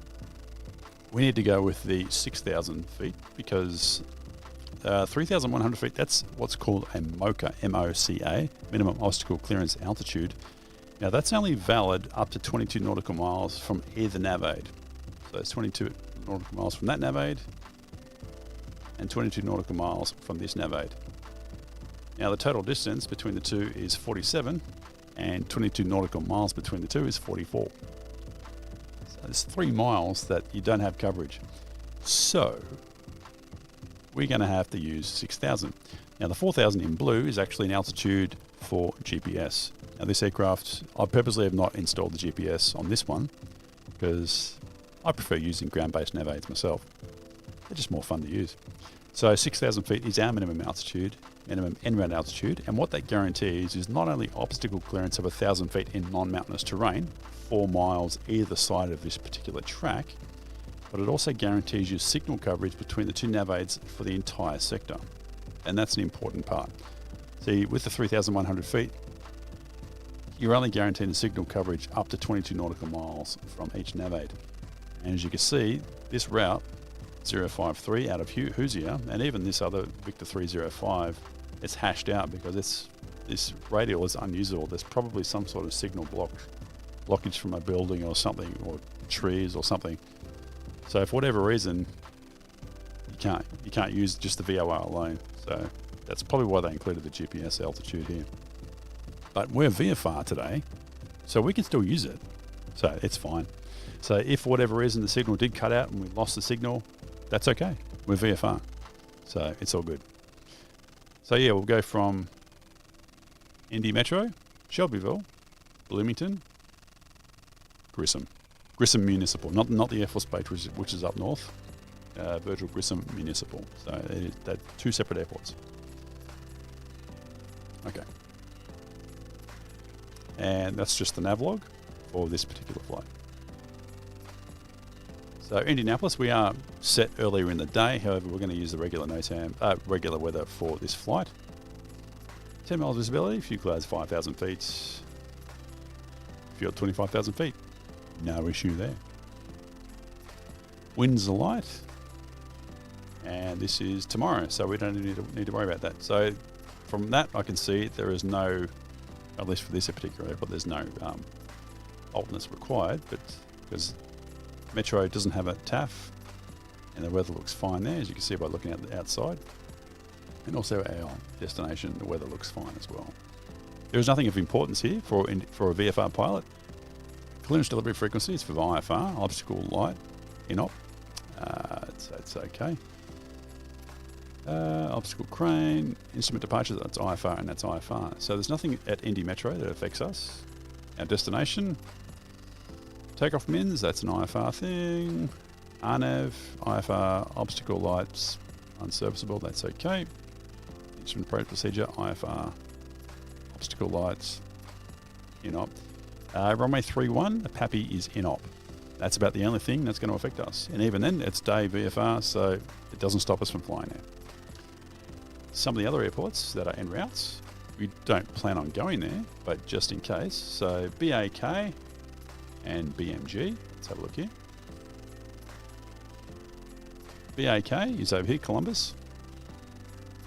And BMG is Bloomington, the one we're going to fly over. So if for whatever reason we need to go there, we can. So that was this one. BAK, one of the runways is closed. Taxiway's closed. Obstacle tower light, INOP. It's okay. Obstacle tower light. There's parachute jumping with an area defined 5 nautical miles of BAK up to 12,000 feet. That's actually generally in over here somewhere. So we're not planning on going there, just be aware of it. Weak turbulence, well, that's okay, not an issue. Bloomington, a taxiway, lights are INOP. They've been INOP for a long time, actually. The signage lights for taxiways are INOP. That's a shame. So there's a lot of NOTAMs that don't really affect us. Tower lights, that's RNAV, that's IFR, that's IFR. That's for helicopters. Obstacle tower lights, INOP. That's a departure for IFR. ILS, IFR, IFR, IFR, IFR, IFR, IFR. So there's no native SAMs that are going to affect us from a VFR perspective.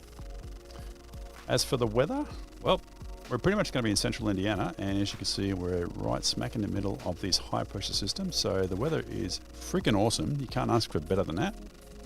So, and the isobars are a long way apart. So, but just when you're in the center of the high, it doesn't get any better than that. All right, we've done that. Things we need to be aware of: Indianapolis Metro, aircraft takeoff landing from runway 15 during calm or wind, crosswind conditions. During crestable period, runway 15 should be the preferred runway. I think it's a noise abatement thing. And the other thing you need to be aware of is this: 500 feet above the ground, a moored hot air balloon located about 4.4 miles to the north-northwest of the airport. And what that is it's Connor Prairie. It's a place you can stay, and it's like a historic town. And this balloon's actually tied to the ground, so it only vertically goes up and down, but that's actually what it is. And it goes up to 500 feet. I think it's actually closed at the moment. No, it's fine. Okay, never mind. It's still working. I think at certain times of the year, I think they stop. And as for our destination, the only thing we need to be aware of, runway 3113 is most likely the runway we're using. There's 0624. Both runways are suitable for the 152, as far as length is concerned. The airport is closed on New Year's Eve, Thanksgiving, and Christmas Day. However, we're in the simulator, so that is not an issue. There are deer in and on the vicinity of the airport, so be aware of that. There's no mention of right-hand patterns, so traffic pattern altitude is a little over 1,500 feet, which seems a bit low, but that's okay. It says 800 feet above the ground, but that's what they want. That's about all we need to know as far as the briefing is concerned. So I think we're good to go. So let's get started. Let's hop inside.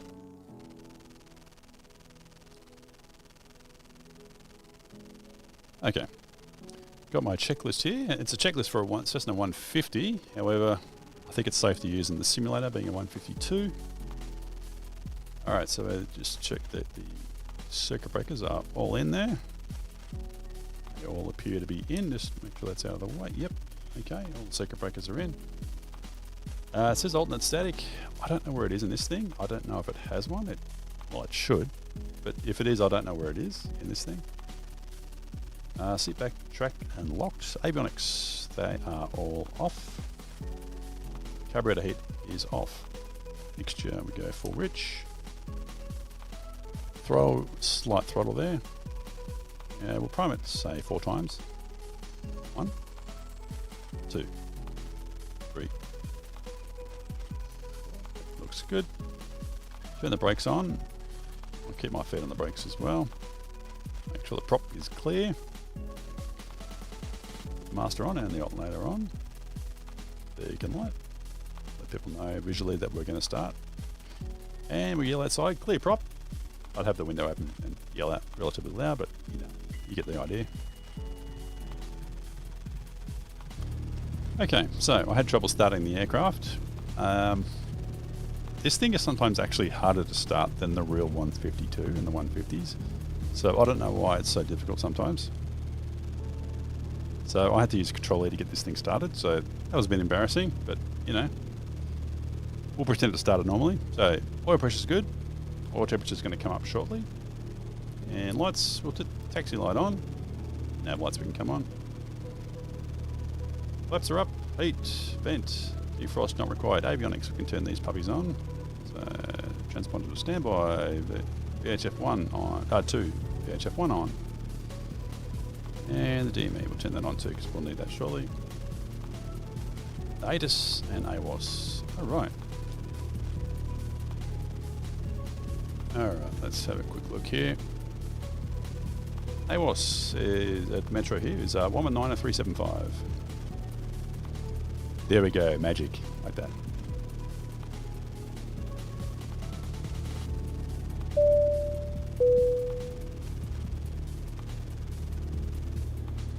Okay, let's get ready to write it down.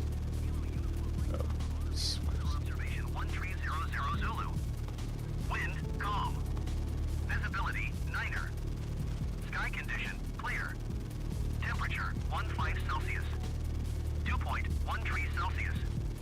Altimeter 299er2.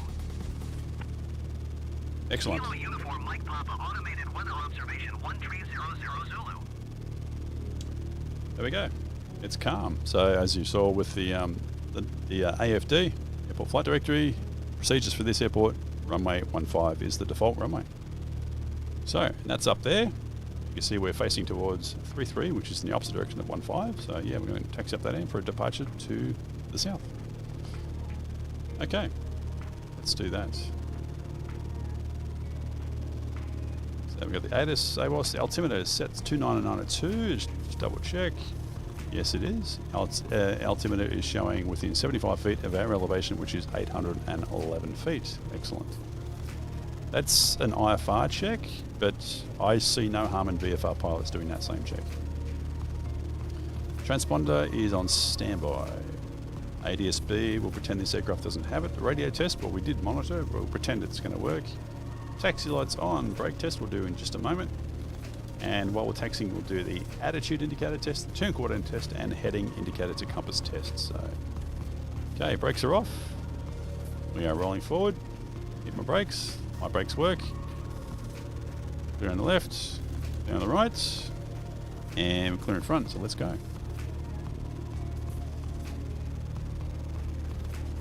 Awesome. Here we go.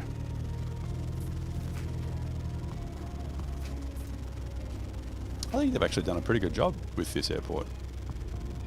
It is an airport I did install from flightsim.to, but compared to the default one, I couldn't actually tell the difference. So I apologise to whoever created it. I'm sure you've made some differences, but I couldn't tell. So it still looks good either way.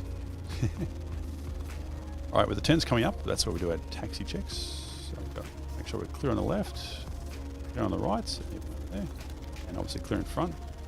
Slow down a little bit. All right, so we're going to do a right-hand turn. Right turn, left skid. The DG is turning in the correct direction. The wings are staying level, and the compass is turning freely. We're clear on the right, clear in front and on the left. Left turn, right skid. DG is turning in the correct direction. Wings are remaining level on the artificial horizon, and the compass is still free swinging. That's good.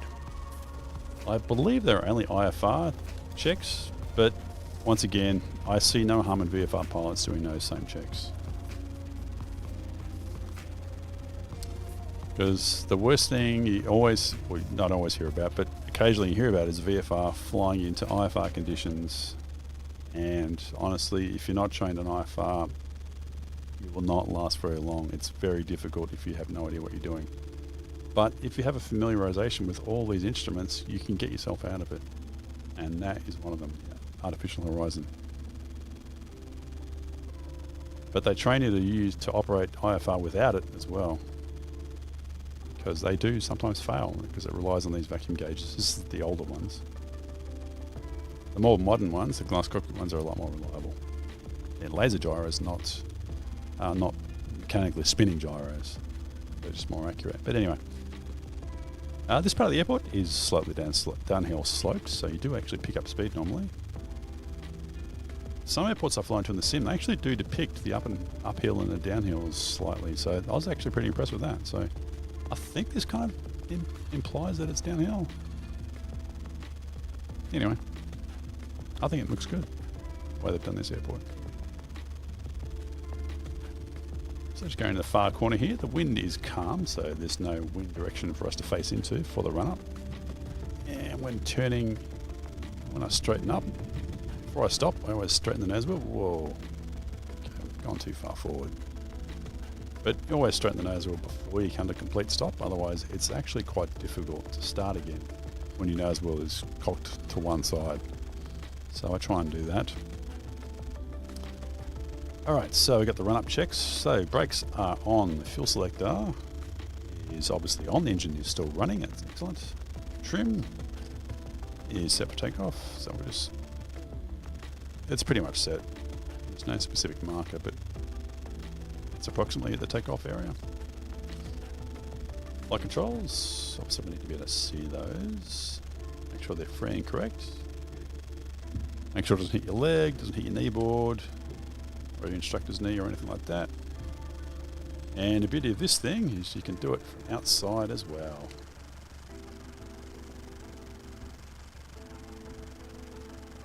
Look at that. Looks awesome. Looks good. I'm happy with that. Also there's an autopilot check for this as well. So to do the autopilot check, all you do is put the autopilot on, put it on heading mode. Oh yeah, we need to see where it's going. Yep, excellent. Forgot about that, so I'll put the heading bug. Trim in motion.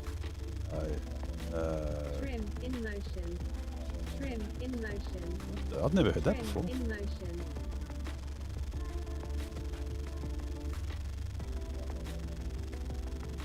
Sure it goes back. Whoa, that's pretty extreme. And we make sure we can turn it off as well. Okay, that's pretty extreme. I've never actually seen that before. Definitely not in real life. Okay, instruments. Airspeed's reading 0. Artificial horizon is level. We're assuming that's the correct time. Altimeter is set to 29902, which is the altimeter setting at this place right now. It's within 75 feet. The VORs, actually we're going to set that because we're actually going to make use of those. And 156. 156 to Shelbyville. So what that is, set this to 156. There it is over there. And that'll be 156 to the nav aid. That looks about it there. We'll use both of them.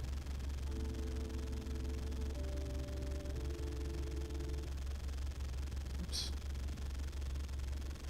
That looks about it. And also the nav aid, Shelbyville is 116.15.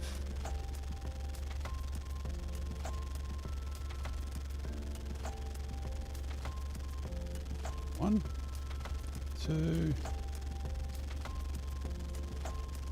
615. Excellent. We've still got red flags on both of them. Obviously, we're not receiving it yet, which is realistic. We would not receive them until we are airborne. The VSI is reading 0. It's not a required instrument for either VFR or IFR. However, it is a very useful instrument to have, so it's always nice to see when it's working. And our compass is reading 045. Make sure we're reading correct. There we go. Make sure that's aligned correctly.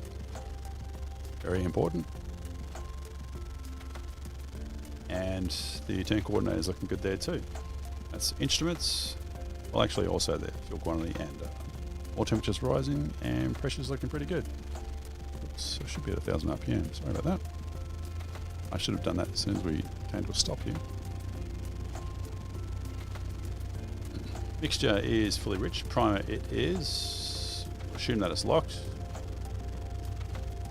And we're going to go to 1,700 RPM. And normally you put your hand on the control column because you're going to increase the airflow over the tail section, so you don't want it to start flopping around. And let's check the mags. Left mags. That's okay. Back to both. Right mags. Looking good. So basically all that is this is a 4-cylinder engine, and there's 2 spark plugs in each cylinder. And there's the left magneto and the right magneto. There's a left magneto creating a spark for each spark plug in each cylinder, and the other magneto creates a spark for the other spark plug in each cylinder. So if you were to lose one magneto or the other, you'll still get sparks in every cylinder, but only for one spark plug instead of 2. That's all that is. Carburetor heat, so we'll just pull that back. Looking for an RPM drop. Excellent, RPM dropped. That means there's no carburetor ice. Carburetor heat off, RPM increases. If there is ice, when you pull the carburetor heat on, it'll melt the ice in the carburetor. It'll run through the engine, a bit rough running, but because the ice is gone, the RPM will actually increase because more airflow can flow through the carburetor. But because the RPM dropped when we applied heat, There was no ice. Vacuum indicator, it's in the green, looking good, and the vacuum is for the artificial horizon and the directional gyro. The turn coordinate, although it is a gyro, it is actually, as it says there, electric. The ammeter, it's on the far right over there, is looking good, it's looking positive. Oil pressure, it's in the green. Oil temperature is in the green. Back to idle. Make sure our engine doesn't stop. It's the last thing you want when you pull the engine back to idle. Looking good. Alright, back to 1,000. And throttle friction, which is here, we don't need to play with in the sim. Flaps, we're going to use 0 flaps. You can only use flaps for a short field takeoff with no obstacle, because all it does is reduces the takeoff run by 10%. That's all it does. Mixture is fully rich. Carburetor heat is off. Pitot heat we're not using. Transponder. We'll put that on altitude now. We are going to squawk 1200 because we are VFR. Heading bow, we're going to put that on our initial runway heading for now, which is runway 15. And once we get airborne to a decent height, at least 500 feet, we'll then take up, well, actually it's essentially runway heading anyway. It's the direction we'll track. Doors and windows, just make sure they're secure. Push on the door and the window, make sure they stay closed. Don't want them popping open during the takeoff roll or in flight. Worst case scenario, if they do pop open, they're not going to fly off because the airflow is going to keep them closed, but it's going to be noisy because the door's going to be cracked open. Not dangerous, but just noisy. Landing lights on strobe, so you can put those on now because we're about to head out there. Time. We'll actually be able to update our estimates with the use of DME, the VOR DME. So, but it is important to know the time. It's when you don't have any reference to any nav aids at all that you actually really need to note the time. All right, good to go.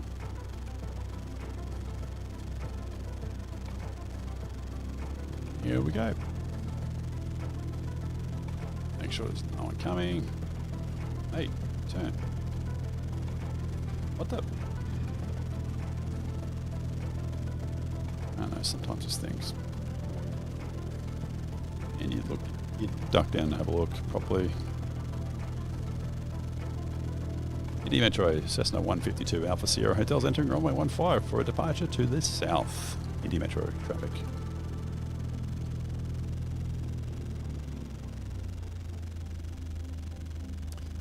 Yeah, it's harder to do proper visual looks in this thing. So,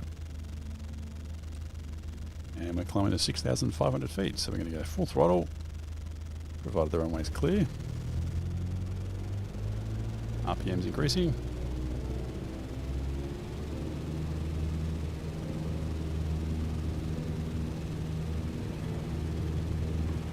Airspeed is alive. Runway's clear. Let's rotate. Gently pull back.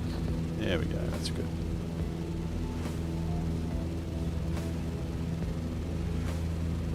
And we're looking for a 66 knot climb. That's pretty good. That's the best rate of climb in the 150. So I would choose that in this.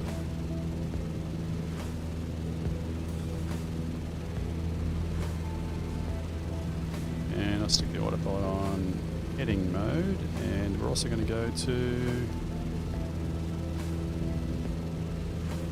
climb. So what's the rate of climb right now? 700 feet, that's good.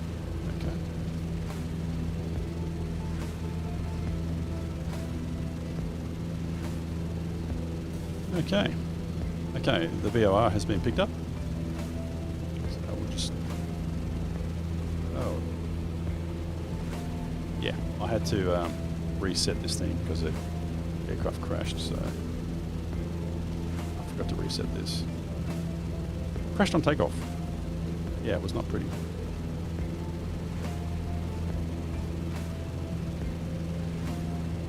156, so let's just go slightly to the left.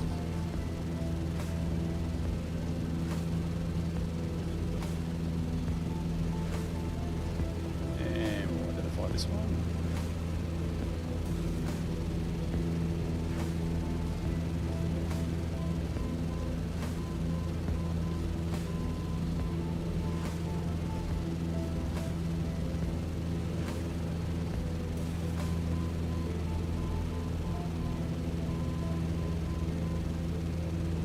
Nav 1, tuned and identified. Nav 2.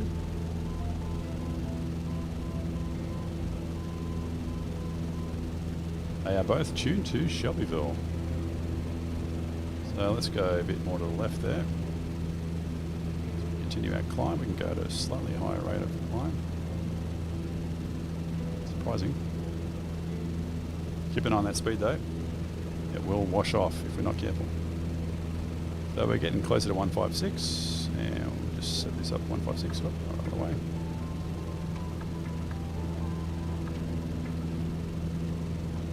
That's about there.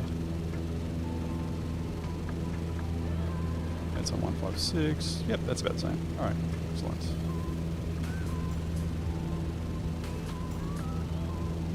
Okay, that's normally how I see things in here. Alright, the climb checklist. We have full power mixture is rich for the time being. Instruments are looking good so far. The speed's okay. We are above 66 knots. Climbing positive. We're tracking towards Shelbyville.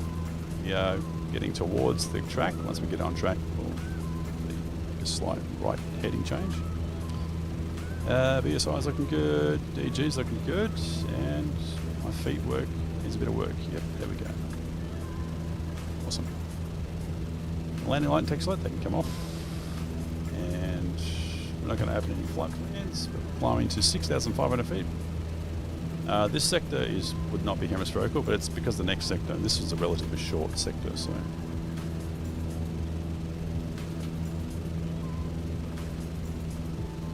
don't know if we can pick up the ident for the DME. It does it every 30 seconds, I'll leave it on.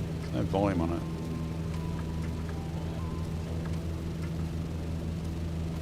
Interesting, not getting any speed or minutes, even though they're completely wrong if you're not going tracking towards it. 56, we can turn our heading. That's strange. Turn back to 156 and see which way the wind blows us, if any, because it was calm on the ground, but that doesn't mean anything airborne. Alright, speed's getting to 166, so let's just reduce the rate of climb.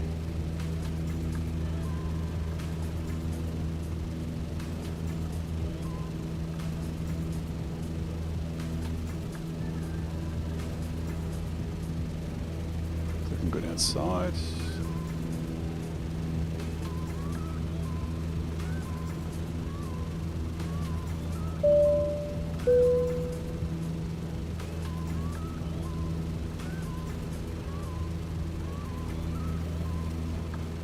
Yeah, that's interesting. We haven't got any ground speed or yeah, it's interesting. It's only accurate if you're tracking directly towards or away from, well, minutes. You only if you're tracking towards it, but ground speed's accurate if you're tracking towards it or away from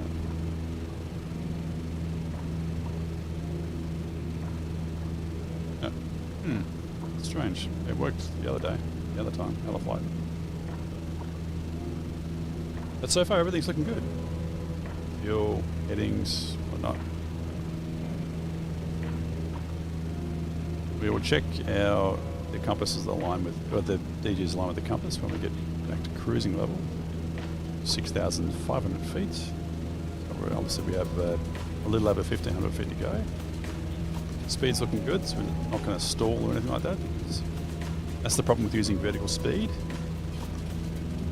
You can accidentally, if you're not careful, get it to stall. The autopilot's not very smart. It will stall the aircraft if it's trying to maintain a specific vertical speed. And we need a heading a bit more to the right, apparently, so we're getting a bit off track. About 13 miles away from Shelbyville. Looks like I can't get any sort of ident for the DME, so we're going to have to assume that is correct. Normally, you get an ident, same Morse code. So you're going to have to just pretend that it works. It is a VFR flight, so it's not essential that we have it, but it's a nice tool to have. But if it was IFR, you couldn't really use it unless you could properly identify it. But normally you'd hear it every 30 seconds. 1,000 feet to go. Yep, there's the tone. Oil pressure's looking good, oil temperature's looking good, so the engine's sounding good. just change our heading slightly more to the right.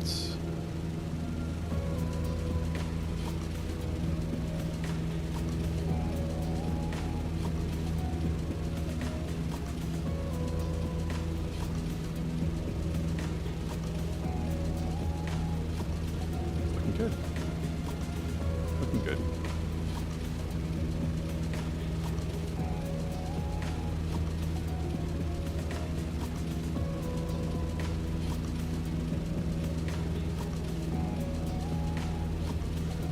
Alright, we got 500 feet to go. And it's because the next leg is hemispherical. It's hemispherical for the next leg, because this is a short leg.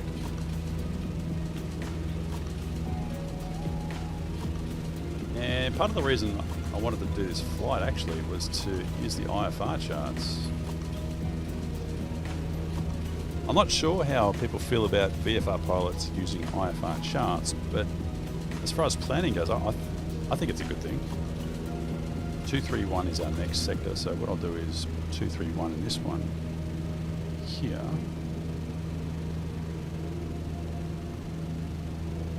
Yeah, I see no harm in VFR pilots using IFR charts as long as they can interpret them correctly. There are a few things that are actually quite handy and make these rudder pedals are way too sensitive. I really don't like them. Slowing the nose. Yeah, if you can interpret the charts, I see no harm in using them. But obviously, if you're doing a VFR flight, you still need to have your VFR charts with you. Okay, it's leveling off. Start accelerating, and I'll pull the power back just a little bit. Back to 23.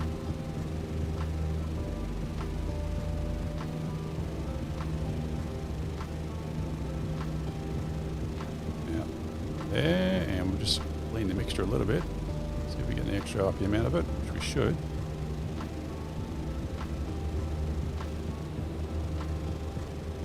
That's too much. I think that's fine. Alright. Yeah, that's interesting. We're not getting the ground speed. Interesting. Gotta turn it off and turn it back on. Nope. Alright. Alright, so we are tracking towards the nav aid. Now, I was trying to get back on track, so I'll put the heading back a bit. So about there. Let's see, we're at 6,500 feet. The airport is Shelbyville. It's 800 feet, so we'll call it 1,000. So we're about 5,500 feet above the VOR. So it's going to be probably 0.8, 0.9 when we're overhead. It's slant range, it's not GPS range along the ground, it's the distance between the aircraft and the actual nav aid. So when we're overhead, we're going to be about 5,500 feet above it, 6,000 feet per mile. That's just approximate, 0.8, 0.9 when we're overhead.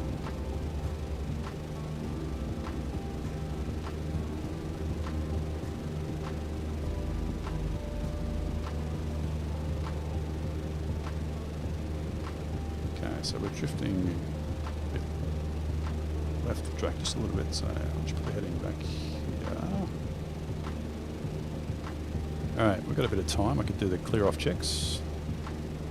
Oh, there's the cruise checks as well. So the cruise power set, mixture is lean, instruments are looking good.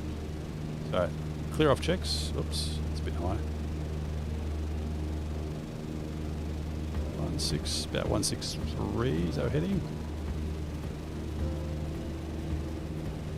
6. Yeah, that's about right. I think that's aligned still with the compass. It's good. So clear off checks. Compass is aligned with the log. Well, we're 5 miles away. We'll get it fixed. I actually forgot to take note at the time when we departed. We can get a time fix when we're overhead, so until then I can't really do all accurate log. The engine, it is set 2300 RPM, mixture's leaned, oil temperature's looking good, oil pressure's also looking good. The altimeter, it is set to 29092. We'll get the altimeter setting for our destination when we're getting close to Bloomington. Radios, we've got the nav aid set up for Shelbyville, and we've also got the standby set up for Bloomington, or the Hoosier VOR, which is the next one we're going to. Orientation, visually, kind of hard to see. Everything looks the same around here. There's nothing distinguishable about mountains or lakes or anything like that that are distinct. I am comfortably knowing we are going in the right direction just because of not only the nav aid, but the direction we're going. So orientation wise, I'm comfortable where things are going. That's probably Shelbyville in front of us up there. That would be about right. Fuel, we have plenty of fuel, and we've only got one option, is on and off. So there's no fuel tanks to change, there's no fuel pumps to put on or off. So we're good there. That's the clear off checks. And obviously I'll need to take note of the time once we're overhead, the nav aid, which is obviously not far away now. But still tracking pretty well.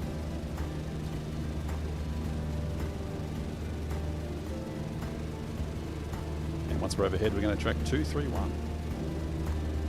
We'll be making a right-hand turn, 231, once we're overhead.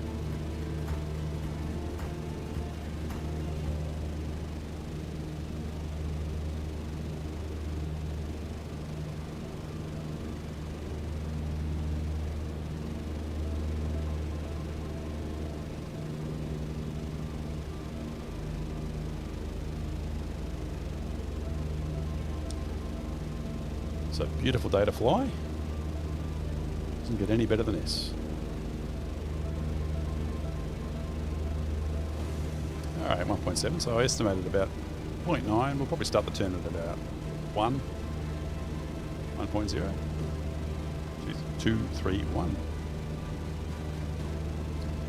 And you can see we're starting to get off track a little bit, but there's no point chasing a needle when you're this close.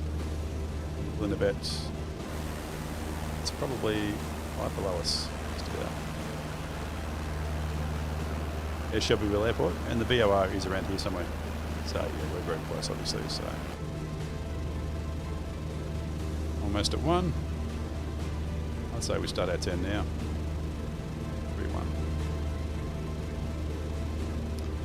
3-1. Unfortunately, with this autopilot, it usually turns it faster than rate 1. I don't know why. Come on.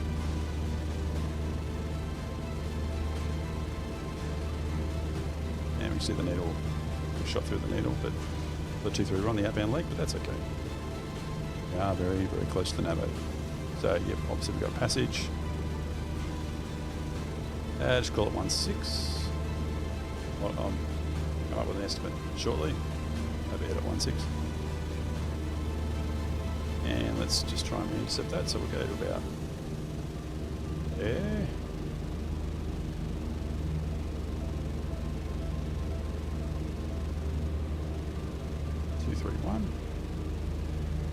You can see what we're actually on right now. 215. We're not far off it. About there. So as soon as we, these pedals are just way too sensitive for my liking. Sorry about that. Makes the flying look bad.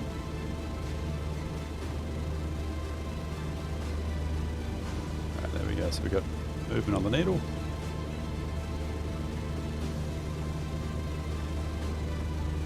Should probably just take my feet off the pedals. It might actually help. Oop, it was. Jeez. There's got to be some way I can fix the sensitivity of the rudder pedals. They're just dreadful.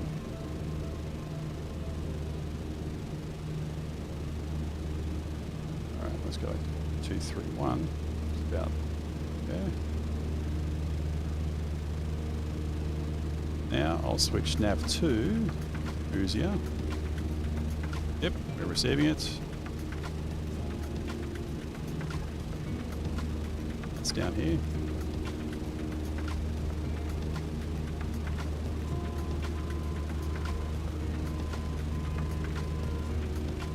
is that? Which is that? Let's listen again.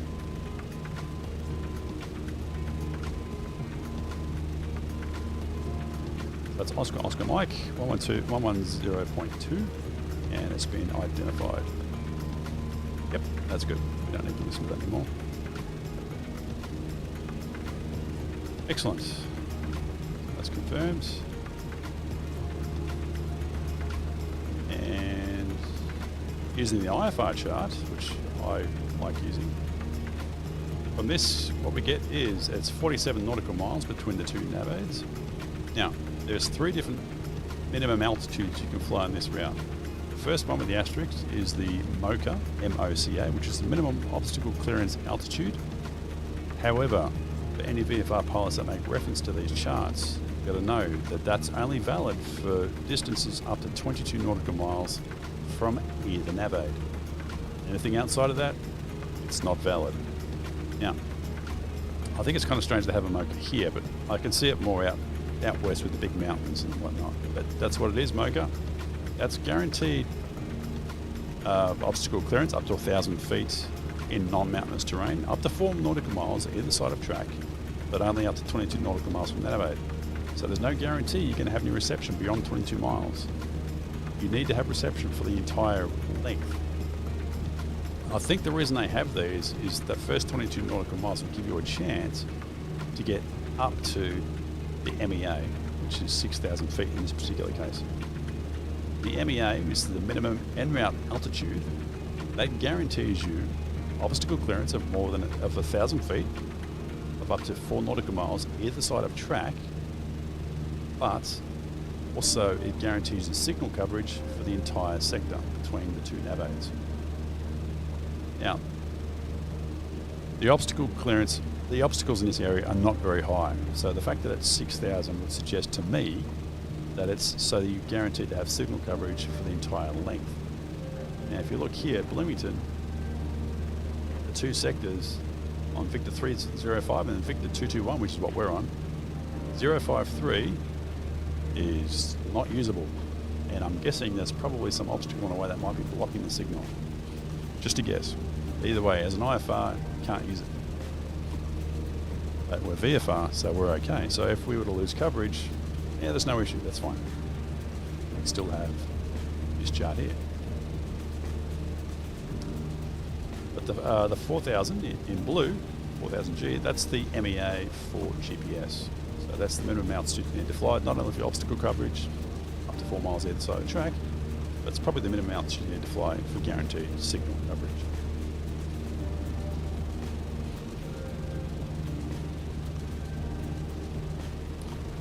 Since the MEA is 6,000 feet for this leg, that's why I chose 6,500, because hemispherical, travelling in a more than 179 degrees magnetic, it's an even plus 500. And so far we're tracking pretty good. And we've been shooting identified the Fusia VOR, which is in Bloomington. As we see, that's showing 2 in towards the nav aid. And we're still tuned into the Shelbyville VOR nav 1. And you can see we're from. There you go. That's the direction we are from the nav aid. That's the direction we're flying towards the nav aid. Hopefully that didn't confuse it too much, but that's okay. Let's see, this sector is total 47 nautical miles between the two nav aids. So we can round that up to 50 to make it 25 is halfway. So at 25 DME, I'll switch over from nav 1. I'll switch it to the Fusia VOR. Because obviously you can see we are receiving it already. The closer you get to a nav aid, the more accurate it gets, and the further away you get, the less accurate it gets. So you switch over at halfway. There are switchover points. This one doesn't have one, but the changeover point between nav aids. Let's see if I can find one. No. If there's no indication of a changeover point between two nav aids, you just do it at halfway. have one. I don't see any. There's one. Whenever you see those, that's a changeover point for your nav aids. That's where you switch over. Changeover point. Because this sector is pretty short, you just do it halfway. So I just do it at 2.5.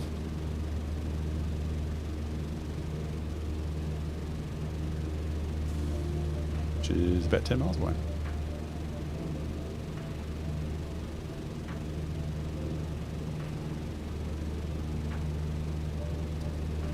Alright, as we're struggling with our rudder pedals, we can just double check here to make sure it's all looking good. We will be crossing to the right hand side of a lake before we catch sight of the actual town and the airport. It's beyond that town, probably about 3 miles beyond the town. Yeah, that's a good guess. And this will be making our left hand turn at track 161. So there is a lake in front of us, it's looking good. Looks like we're going to the far right of it. Excellent. So it's looking good so far. That looks like a township. Awesome. Of course the airport's a bit beyond that. And then we'll make our left turn, so it's all looking good. Alright, so we're approaching 25 nautical miles, which is it's a little bit beyond the halfway mark. So at 25 I was just going to switch VORs. And for whatever reason, I'm having difficulty with the rudders because the ball is going from extreme one side to the other. I'm not sure why. I'm not even moving my feet. It shouldn't even be doing this. So I think something's not loaded correctly. I'm sure you don't have this problem in real life. Alright, we're approaching 25. So VOR1, we'll switch to Uzier VOR. And we have confirmation. Let's have nav1.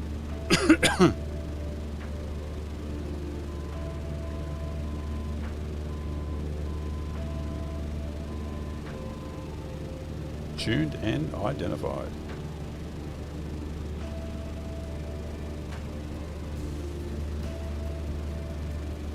And also with regards to this flight, this sector, we are approaching the large lake, so we should be on the, as far as lake's perspective, we should be on the far right side of it, which we are. And the town is actually just beyond that lake. And the airport is just beyond that town, probably about 3 miles beyond that town. So you can see there is a built-up area. So the airport should be, let's have a look here, in relation to the lake, the town. Should be around about there somewhere. So I think we're heading in the general direction. That's good. It's awesome, that's good news. So we're 20 miles out from the VOR, and the numbers are decreasing, which is another confirmation we are also tuned into the correct nav aid. And on track as far as 231 is concerned. And temperatures and pressures are still looking good. The engine's sounding good. Don't forget to keep track of the sound. Listen to the engine as well. Alright, once we get overhead, we're going to track 161. So what I'll do is for nav2, put 161 here now. So we're still tracking by nav1.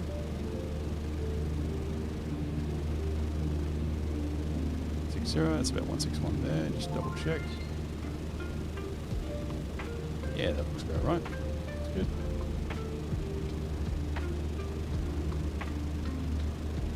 Just ignore the rudder ball, it's playing up. I'm not even moving my feet and the ball's moving from side to side, so I don't know what's going on there. I kid you not, if you can fly this thing, you can definitely fly in real life. 240. Slight freeze for a moment. 0. There we go.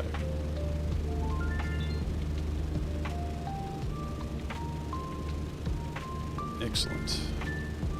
18 miles to go.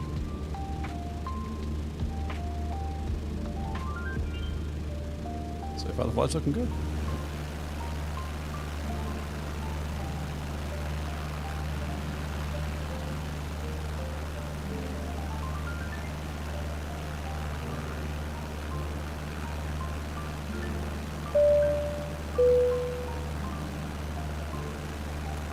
And this is opposite the lake we're planning on flying over in the town. The airport will be a bit beyond it. That's probably the airport there. And that's Lake Munro over there, which is actually a really nice area. It's surrounded by a bunch of trees. just like this area. And this time of the year, it looks absolutely beautiful with all the trees changing colours.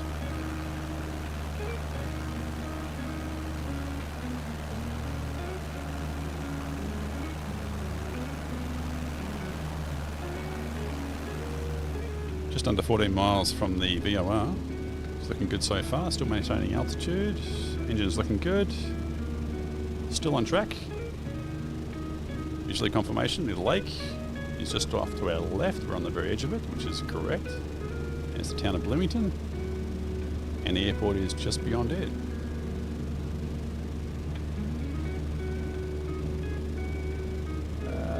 That's it there. Yeah, that looks like it there. The runway that way and that one. That's it. Awesome. Is the nav aid actually on the field? It is. Yep. Nav aid. The nav aid's actually on the airfield. I don't know why that popped up. The brakes are on too. Why are the brakes on? Don't know. Bugs. Bloomington is a Class Delta airspace, and that airspace goes up to 3,300 feet, so obviously we're not going to be in their airspace, so we don't actually have to contact them. But out of courtesy, you probably normally would just contact them just to let them know they're just going to overfly the field and then track outbound. But it's not a requirement.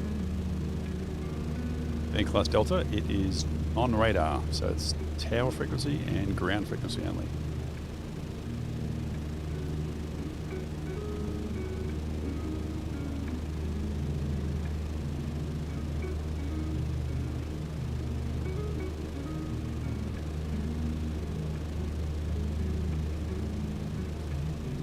So it's probably about time we got the AWOS for our destination of Grissom Municipal.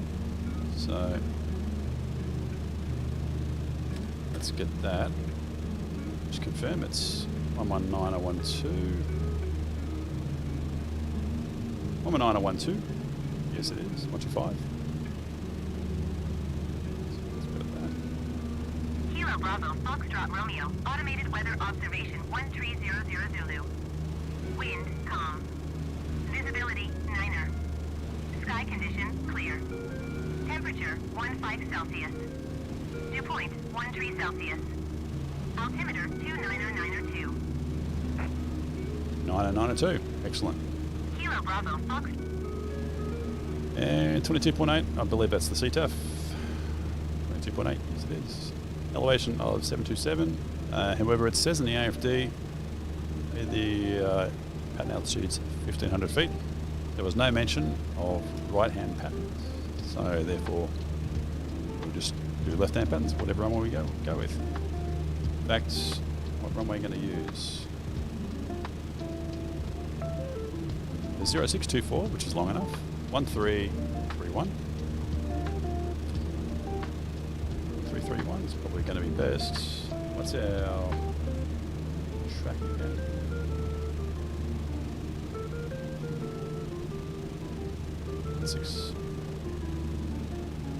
What's the outbound track? 161.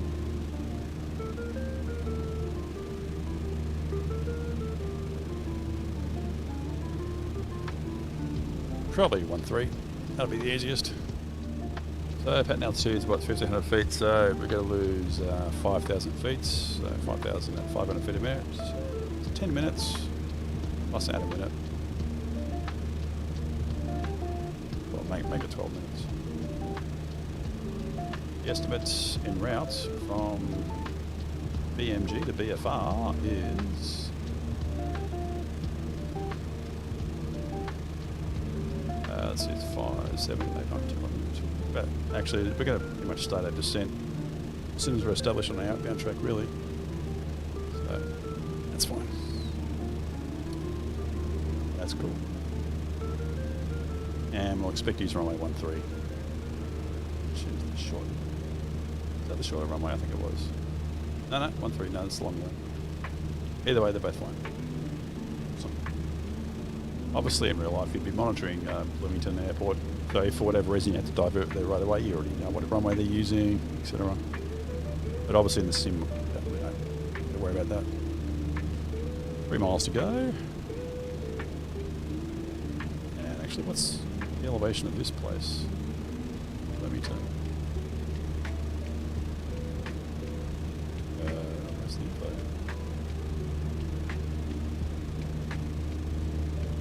Yeah, okay, I should call it 1,000 feet, so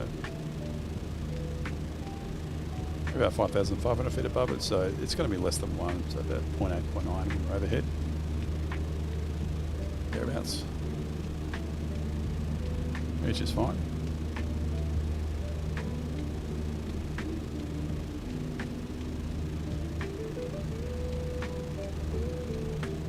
The sim looks really good.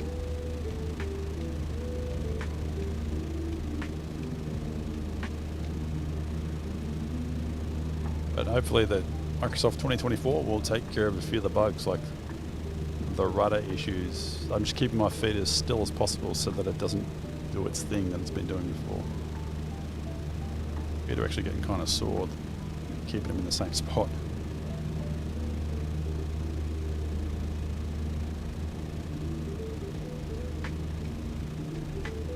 I'm getting kind of sore sitting on the chair too, but I can't move, otherwise the feet will move and then it'll react. Skycatcher used to get like this in the seat too in real life. It used to get uncomfortable after a couple of hours, and so you know, you'd have to stop just to get out and stretch your legs and just so you can stand up. Because that seat, you feel the vibrations of the engine through the seat, and it gets to you after a while. You can feel it through the rudder pedals too, and it would get to you after a while. All right, let's go 161. Yeah, there we go.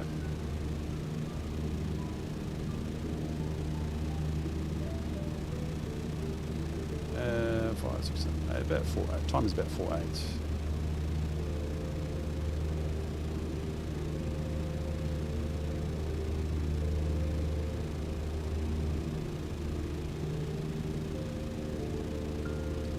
Okay. You can see where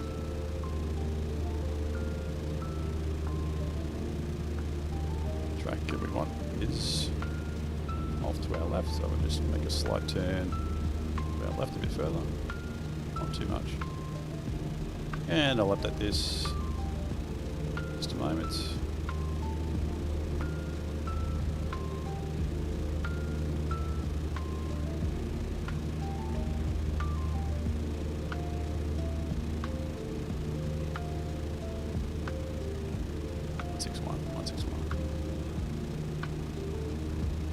It's the middle marker. I don't know why I'm not hearing it. It's the middle marker for the ILS, so let me tell you. Another confirmation. Right. There we go, 161. And let's turn back to about there.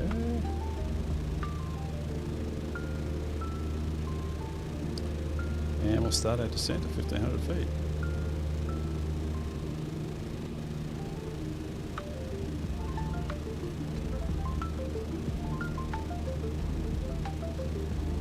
Pull that throttle back a bit.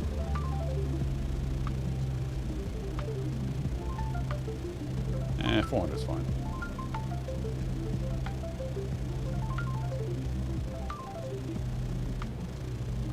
And the RPM is just outside the green arc, so I'll pull the carburetor heat on.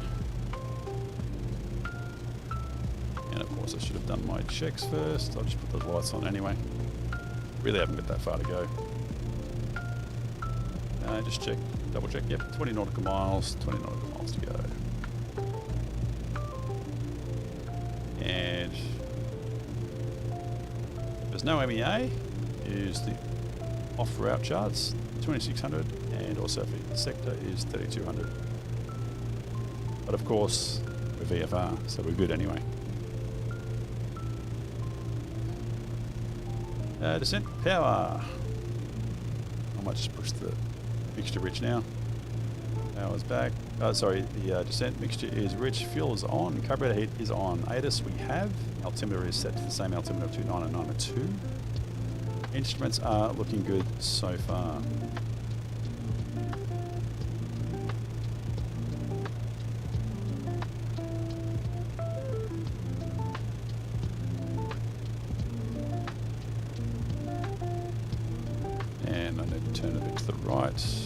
track here. This road actually, as far as I know, does lead to the town. Yep, crosses our left to right and goes a bit away from our track. Leads to the town.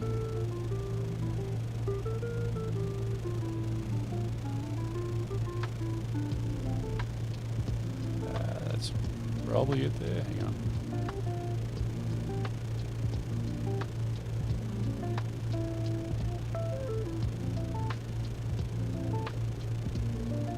Either way, I think we're looking good so far.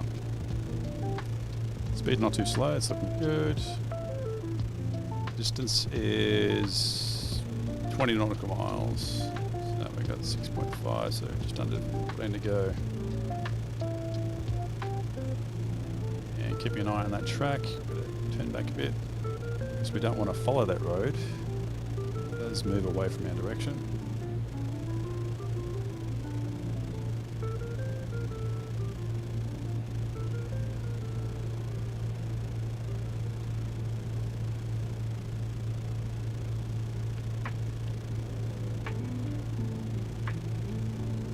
I don't want to descend too quickly.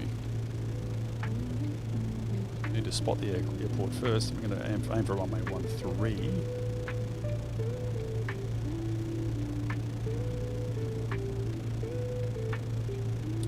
And obviously, we know it's 20 miles away, so it's about 13. It's closer to 12 now. And we're north of the airport. Imagine the airport's in the middle there. That's the direction we're heading, so therefore we're that in relation to the airport. We're to the north.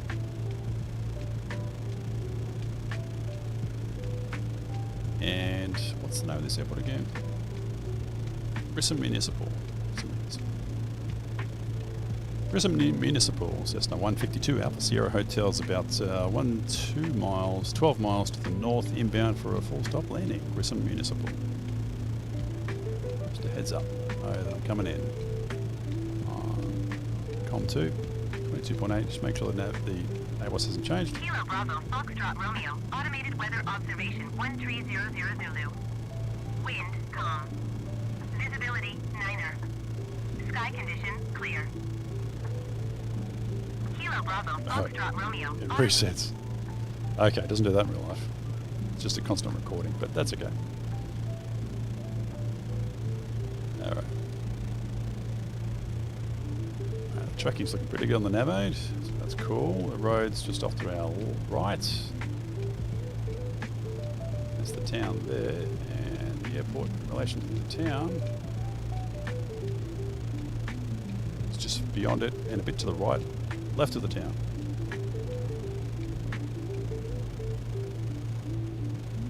Far past it. Be around here somewhere.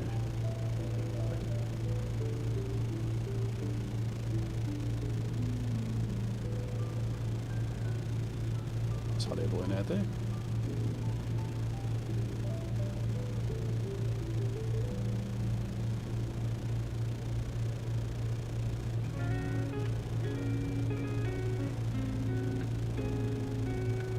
And there's another one just off to our right. That's pretty cool. I don't know if they do any ballooning in this area in real life, but that's pretty cool though.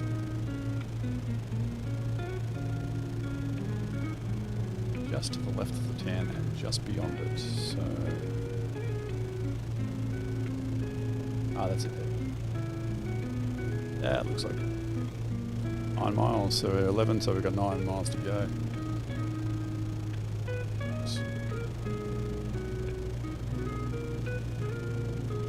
Grissom Municipal Traffic, Cessna 152 Alpha Sierra Hotel is about 9 miles to the north inbound for a land on runway 13, Grissom Municipal.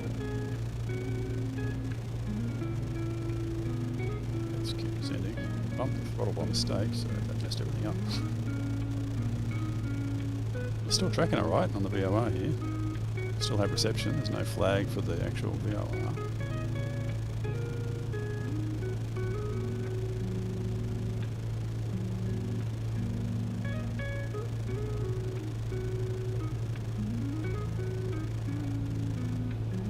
That's the airport there. We'll be joining a crosswind. Oh, sorry, the base. Straight into final land. Easy.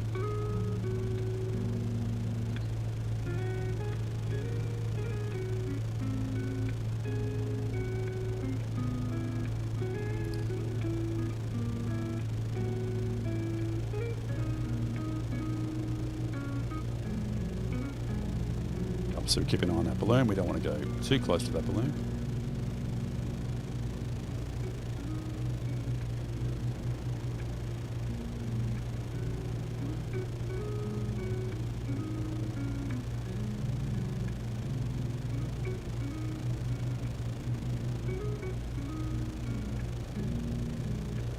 Alright, we're still tracking pretty good. VOR there. Looks nice.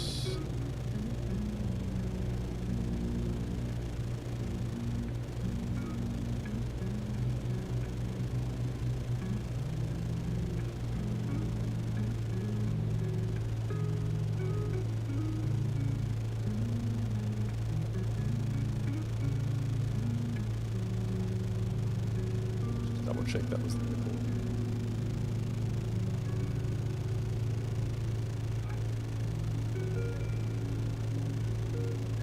Oh, that's it there. Okay. I'm not sure what I was looking at. That looks more like it. Yep. Okay. Very good. For some reason I was thinking it was over here. Alright. And that would be runway 13 right there. Awesome.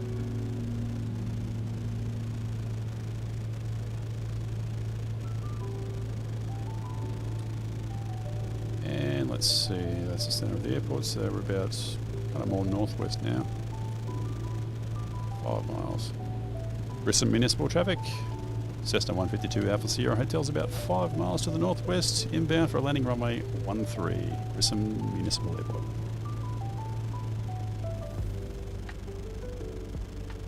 Alright, we need to lose 1,500 feet to get the pattern altitude. So we're a little high, but that's okay. No worries. Still don't want to descend too quickly. It's really uncomfortable when you have to descend fast. 500 feet per minute is a nice rate of descent. Or thereabouts.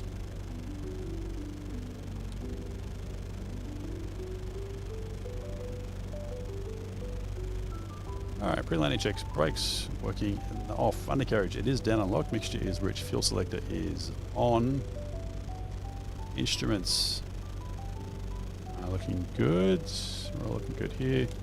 Switches are on both, hatches, harnesses, they're all secure. Yeah, we're good. Good to land. Just keep that runway in sight.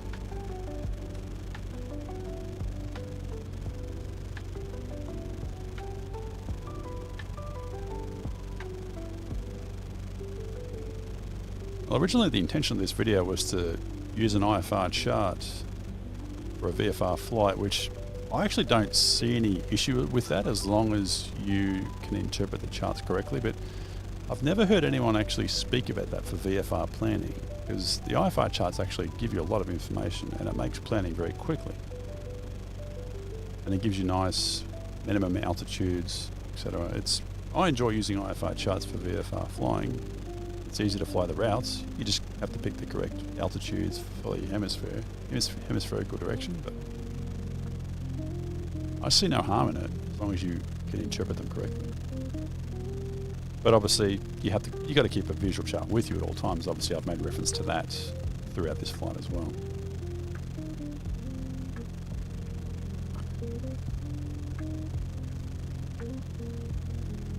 Grissom Municipal, Cessna 152 Alpha Sierra Hotels on a 2-mile final for runway 13 full stop, Grissom Municipal. Alright, we're in the wide arc. We could put the first stage of flaps out, but don't climb. Don't want to climb. They do that in real life. Put flaps out, wants to climb. Like, no. Don't want to climb. 2 stages of flaps.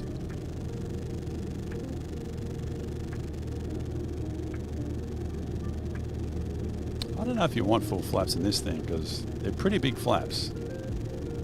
Same in the 150. Yes, thank you, autopilot.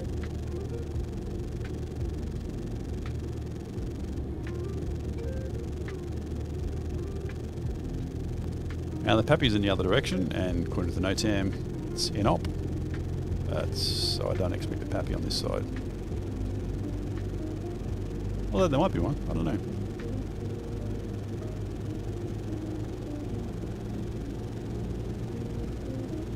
We're getting a bit low now. Just a tad.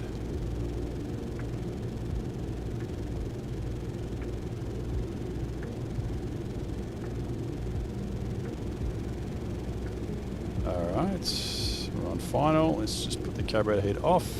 So if we have to go around, we have as much power as needed as we can get.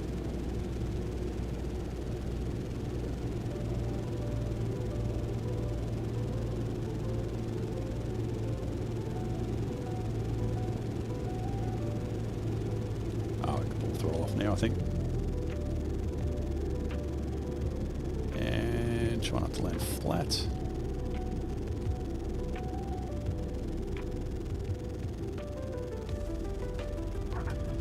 Yeah, that sounded pretty good. Yeah, there's a bit of a slope in this runway. Okay, pretty good.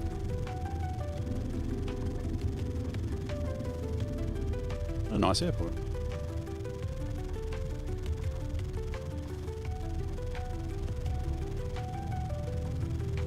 I didn't think I'd have to apply power to find a taxiway.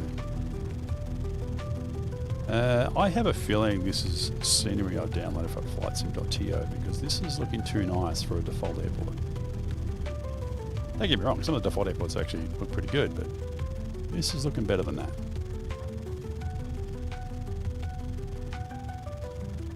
Let's have a look, see when we pull up.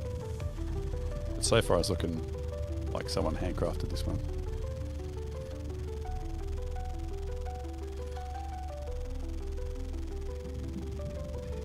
Every time I turn this thing, it sounds like it's going to break.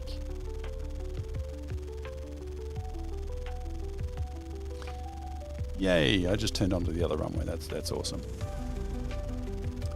There's some municipal traffic. Cessna 152 Alpha Sierra Hotel is clear of runway 13, but on the other runway.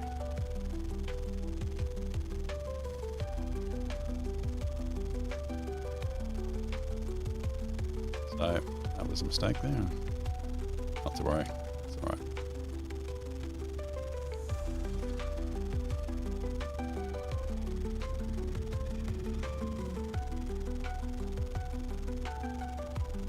Oh yeah, someone built this one. I must have downloaded it. I've not actually flown to this airport in real life, so I should do so one day. Because it looks pretty cool. Just pull out of the front of this FBO or administration building. Actually, you'd probably park over here. More likely. So, let's just slow right down. Face towards the building. And I think this looks like a pretty good spot right there. As well, it's probably not straight. That will annoy me in real life, but that's okay, we're in the center. Parking brakes on. Turn that off, we can turn that off, that off. Strobes, I should have turned the strobes off earlier. We turn the radio, all the radios off. All the avionics. There's no master switch, it takes a little while to turn them all off. Okay, that's all of that. The nav light can come off, and we'll pull the mixture. The mags are off. Battery off, alternator off. Master switches off. Oh, that's better. Okay, let's have a look outside. Yeah, that's looking pretty cool. Let's go. So we get the... Oh, too much sunlight there. There we go. It's looking pretty cool. Alright, well, that was a pretty cool little VFR flight. Had a bit of trouble with the autopilot chasing the heading bug, so the rudder pedals were playing up. But besides that, that was actually a pretty cool little flight. So hopefully you got something out of it. So hopefully you got something out of looking at those IFR charts. And yeah, thanks for watching, and I hope you got something out of it. So I'll see you later.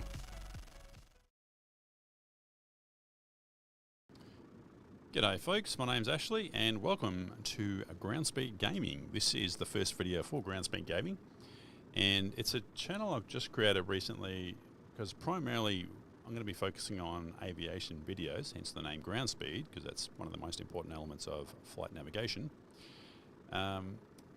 Occasionally I'll do some non-aviation stuff, but primarily it's going to be aviation stuff, so I just wanted to create a whole new channel for that.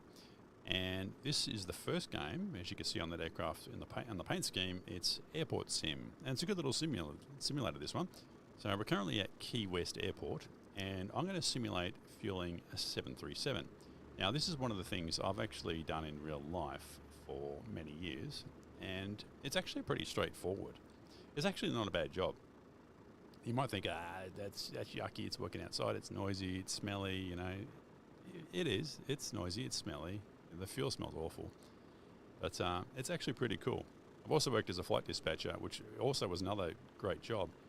However, the only thing with a flight dispatcher is you're not at the airport and you're not working around aircraft. It is an office job. It doesn't matter how you spin it. As cool a job as it is, doing all the flight planning for all the flights, you're generally not at the airport and not around aircraft, and that's the downside. With this job, you're required to be around the aircraft, and that's part of the attraction to the job. So as you can see on the forward left here, we've got the 737 that's going to be pulling up. He's going to be pulling up by the fence at the far end there, so we'll get going now. These other two aircraft that are just sitting here stationary, probably overnight aircraft. And in reality, I haven't driven a fuel truck before. I use a fuel cart and a tug or a vehicle to tow a fuel cart around. I work in a place where in wintertime it gets very snowy and very icy and quite cold, and I don't like the idea of driving something this big and heavy on ice in close proximity to aircraft. And so that's my main reason for actually avoiding driving trucks. I don't like it, and not to mention the fact that ramps are very, well, they don't have a lot of room once you park all the aircraft at all the gates, and with all the ground equipment parked around, there's not a lot of room to manoeuvre, so it's actually quite challenging to manoeuvre these trucks on the ramp. But if you use a fuel cart and a small tug or a small vehicle, it's a lot easier to manoeuvre. And the fuel cart you can push by hand just to manoeuvre it if need be. So as this aircraft pulls up at the gate, you can see the beacon lights are still on, so we can't go behind it yet, so we can't go much closer.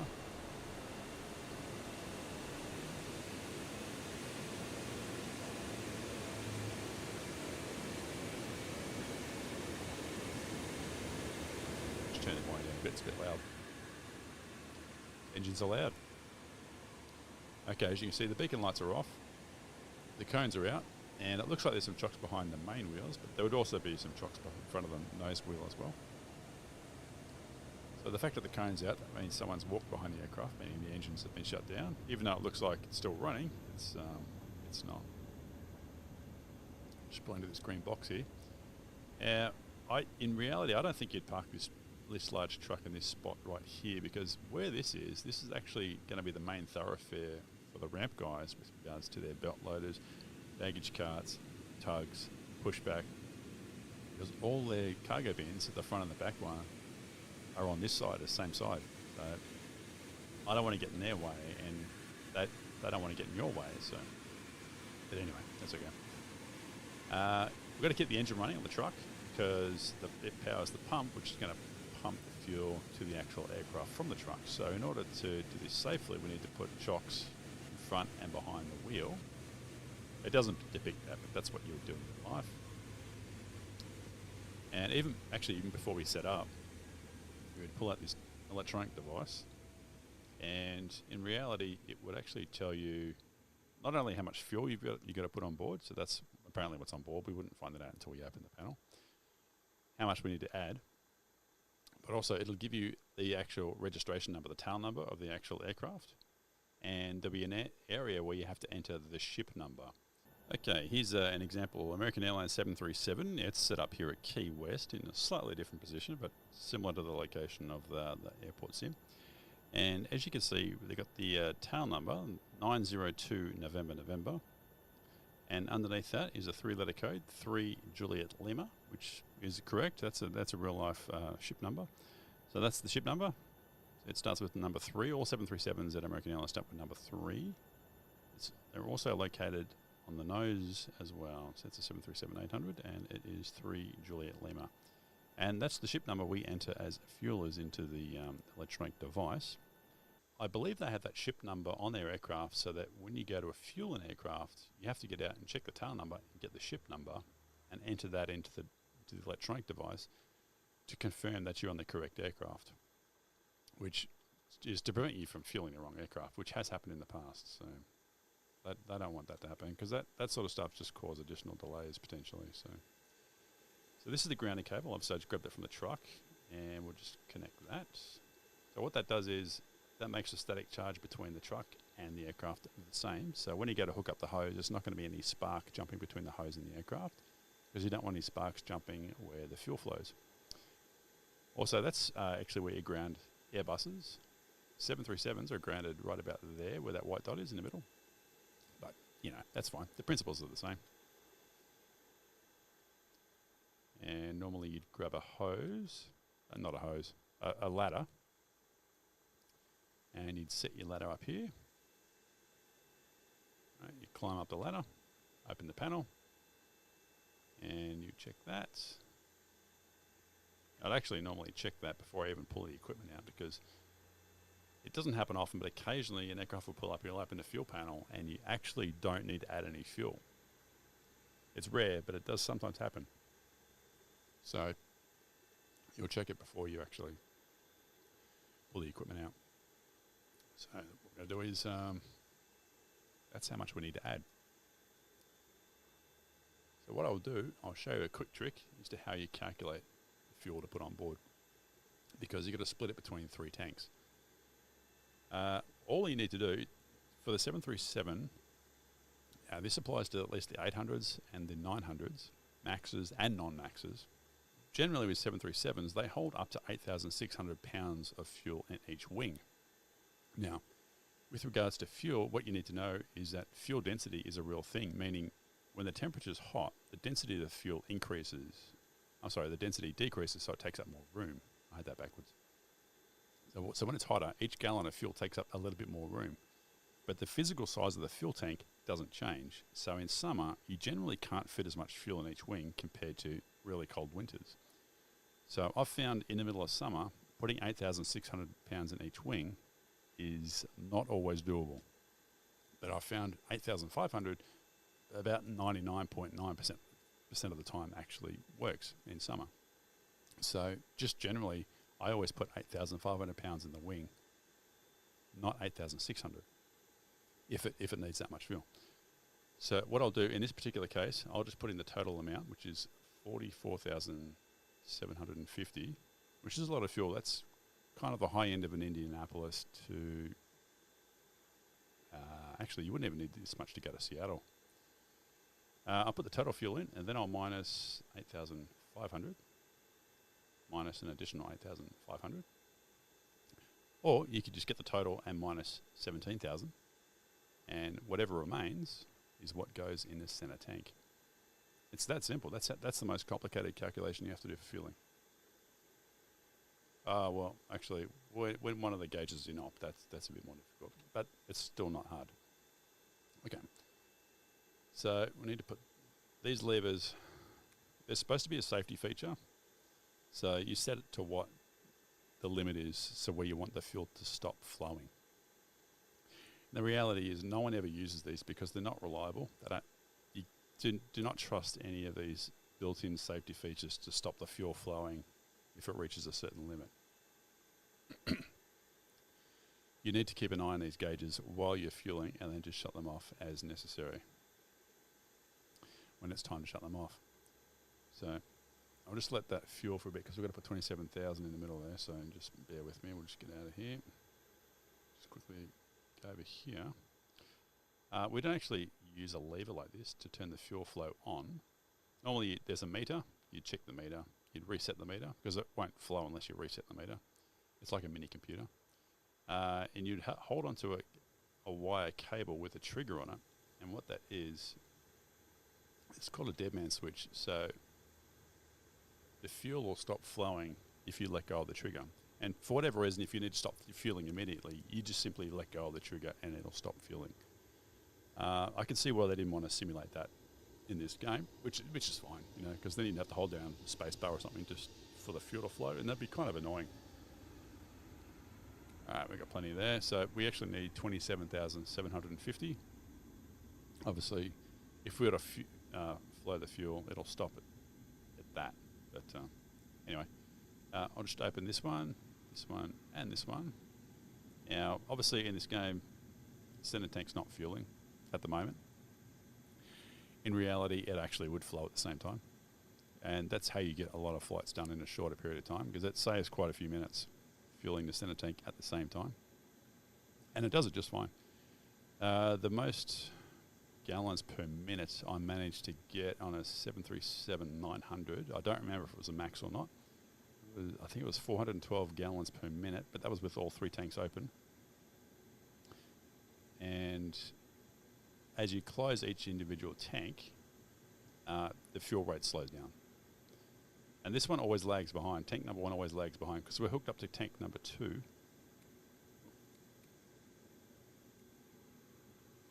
We're hooked up to tank number 2, and so by the time the fuel gets into the pipes, crosses across to the other side of the aircraft and gets into the fuel tank on the left side, this one's gone further ahead. So this one always lags behind. So tank number 2 always fills up first. But it's just the way it's physically designed. So we got 27,750. Also, these gauges do not have decimal readings in real life at all. In fact, it only goes up in increments of 10 pounds. Because each gallon of jet fuel, I think it weighs 6.8 pounds. So it goes up in increments of 10. So it'd be kind of pointless to go up in increments of 1 pound or even have decimal readings. So I'm hoping the game manufacturers of Airport Sim will actually correct that or just change that so that they remove the decimal readings. That'd be kind of cool. This fuels faster than it does in real life, so I can understand why they'd simulate not real life time to take the fuel, because for me to do a Seattle flight takes 15 minutes, the Indianapolis to Seattle, and 737-900 non-max typically takes about 33 to 34,000 pounds, and it takes me 15 minutes. I don't think you want to do this for 15 minutes straight, so I can see why they fuel this at a faster rate. So that's cool. And not having to simulate holding a dead man switch, that'd be pretty annoying too. And setting up ladders and that. These lights, you can actually push them in real life to test to see if the lights work. Obviously the light's working. And just like a Boeing in real life, the light turns on when the tank is open, and it shuts off when the fuel tank is closed. Airbuses, they're actually the opposite. So what they'll do is you'll open the fuel tanks and the lights will turn on when the fuel tank is full. So they just, same idea, just the opposite. This thing is a 3-stage lever, so it moves up and down. And so you move it up to test the gauges. So you move it up, and what it would do is it'll turn all the LED readings to 8s, so you can see which LEDs are working, which ones are not. And also with this fuel panel door, there's a little lever that holds it open. It's got a little switch on it, and that switch needs to be pushed down, and that's what allows the power to it get to the fuel panel here. And without it, obviously, power to the fuel panel, you can't fuel it because it won't open the fuel flow gauges, the fuel valves. But if for whatever reason that switch holding the door open is not working, you can hold this down and it bypasses that switch, so it'll still get power to the fuel panel. The only main discrepancy with the 737, at least, I don't know about other Boeings, but the 737, if there's no APU running or if there's no ground power plugged in, you can't actually fuel it. All other aircraft types, including Airbuses, ERJs and CRJs, you can use battery power to power the fuel panel, and you can fuel them without any ground power or any APU running. 737, you cannot. You have to have some sort of power source powering it. That's the only shortfall of the 737. Other than that, the fuel system on the 737 is actually probably the best fuel system out of all of them. The CRJ 200s, the fuel system needs a bit of work. 700's better, but it still needs a bit of work as well for the CRJs. The CRJ 900 seems better, with the CRJs, that they tend to, when you shut them off, they tend to just, the fuel levels tend to roll back a little bit. So once you shut it off, you got to sit there for a couple of minutes. If you do it properly, sit and watch the numbers drop again. You're like, okay, I've got to add some more. So, but the 737, out of all of aircraft that I feel, that's the best fuel system, with the exception for the fact that it needs some sort of power source in order to fuel it. So you can't do it with battery power alone. That's the only shortfall. It's the easiest operating system as well, because it's individually open or close each individual fuel valve. And with regards to fuel distribution, the only time you put fuel in the center tank is if you're going to take more than what the wings hold. So with regards to the 737, obviously 17,200, 8,600 in each wing is the max the wings will hold. So if you're not going to have any more than 17,200, you actually won't put any fuel in the center tank. Anything beyond that, you put in the fuel in the center tank. So you only put it in the center tank if you're going to fill the wings first. And that applies across the board to all aircraft types. There we go. 727, 750. Oh, there we go. 27, 750. Let's have a look at that. Oops, let's get out of that. And what does it say? There we go. We've got enough fuel on board. Oh, it didn't register that we could connect to the grounding cable. That's going to be a problem, because that's going to think we never connected it, even though we did. Okay. So we'll simulate letting go of the dead man switch, the trigger. So that's the equivalent of letting go of the trigger. You'd look at a meter. It tells you how much fuel you just put on board. You'd note that down in the paperwork. Before we disconnect the hose, in real life what you would do is, obviously we've let go of the dead man switch by releasing that, or closing that lever. The only problem with closing the valves as you're fueling, when you've closed all the valves, the pressure that was in the hose at the time is still trapped inside the hose. So you can remove the hose or disconnect it with all that pressure still in it, but it's incredibly difficult. So what you can do is, now that you've let go of the dead man switch, so you know fuel is not going to flow anymore, the only fuel that's going to flow in there now, if you open it, is the fuel that's trapped in the hose. So opening up the center fuel tank will allow the pressure to relieve into the center fuel tank. So the fuel load might go up by an additional 10 pounds, which is okay. When the wings are full, you could try that, but because the wings are full, it actually won't relieve the pressure, because there's nowhere for it to release to, but the center tank still has room, so it'll take the pressure away. And if you have your hand on the hose when you do it, you can actually feel the pressure decrease, and it's quite a lot. So now that we've relieved the pressure, it's a lot easier to disconnect the hose. You can try it, disconnect it with the pressure in it. You can do it, but it's a lot harder. And the hose is really stiff, and it's just harder to maneuver it. All right. So, and obviously you write these numbers down, because you're going to send these in your electronic device, the final numbers. And I have a feeling it's not going to let me yes, it let me disconnect. Excellent. Last time I've played it, it didn't let me disconnect. So it must have worked properly this time. And we pack that away. And obviously you've jotted all the numbers down from the meter. Obviously that's not depicted in the simulator here, but that's cool. I get why they don't do that. And obviously before you go, just make sure the fuel panel's closed. Occasionally guys do forget to do that. And the ground crew are not allowed to touch it. So what they'll do is they'll have to call up their operations, who will then call the fueling supervisor, who will then call the fueler to say, hey, you've got to go back to the plane and close the panel, you silly dummy. So don't do it. So before you leave, you're about to get in the truck or in your vehicle, just go, yes, it's all buttoned up, good to go. All right, let's go. Because you don't want to get called back, because you've got other flights to do, so you haven't got time to come back and do things you've already worked on. And in this situation, you'd have a marshaller marshalling you back, because obviously you have zero visibility behind you with this sort of truck. This is the best we can do with this view. We just left skid marks on the road. That's cool, I guess. And there you go. That's all there is to it, to fueling a 737. And we should probably not drive on the taxiway either. And here we go. This is an Airbus, and oh, it's dangerous.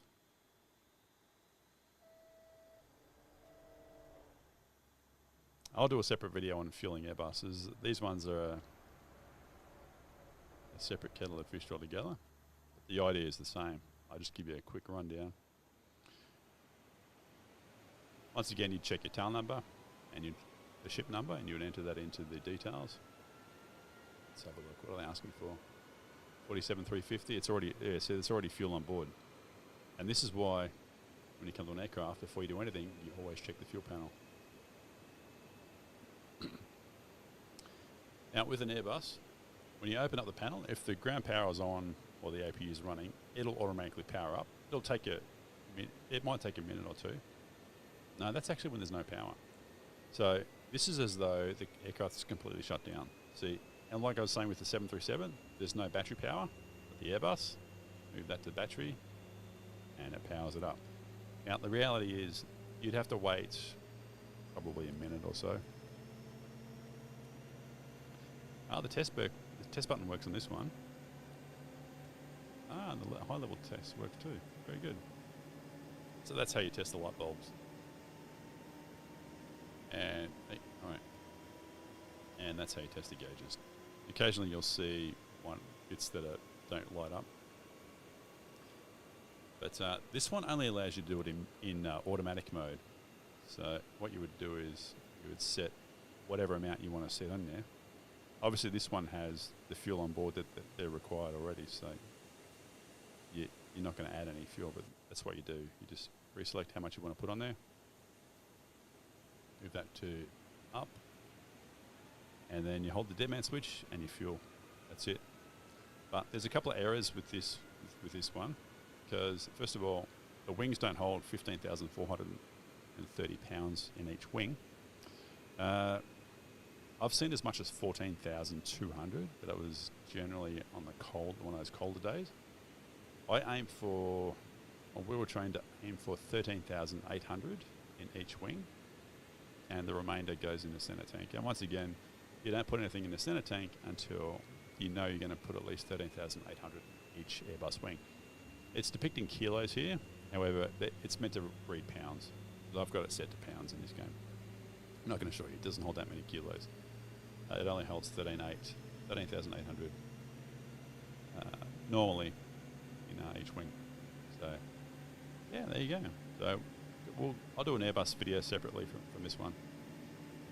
But this one does not require any fuel. Oh, yeah, that's right, I've got to turn it off. Right. There you go. Not all Airbus fuel panels are on the fuselage there. My understanding is, I know with the American Airlines, they have some panels that are up here and some that are there where we just saw. And my guess is, I think all the former America West aircraft have it up here, and all the former US Airways aircraft have it over there. And so American Airlines, because they've acquired aircraft from multiple different carriers, they have a mix of the two. And any American Airlines aircraft tail numbers that start with 700, the Airbuses, A319s that start with 700, in the 700s, they're up. The fuel panels are up here. There's only one in the fleet that it's actually over there. The ones that are numbered in the 800s, the fuel panels are in the fuselage, and I think they're all US Airways ones, and the old America West ones are in the 700s on their tail number, I think. I'm pretty sure. So there you go, and that's a little tidbit of information. But yeah, I'll do a separate video on the Airbus another time. But there goes our 737. She's fueled and ready to go. She's on her way to Phoenix, I think. I don't know. Oh, she's going backwards. That's cool. All right. Well, I hope you learned something, and I'll see you later.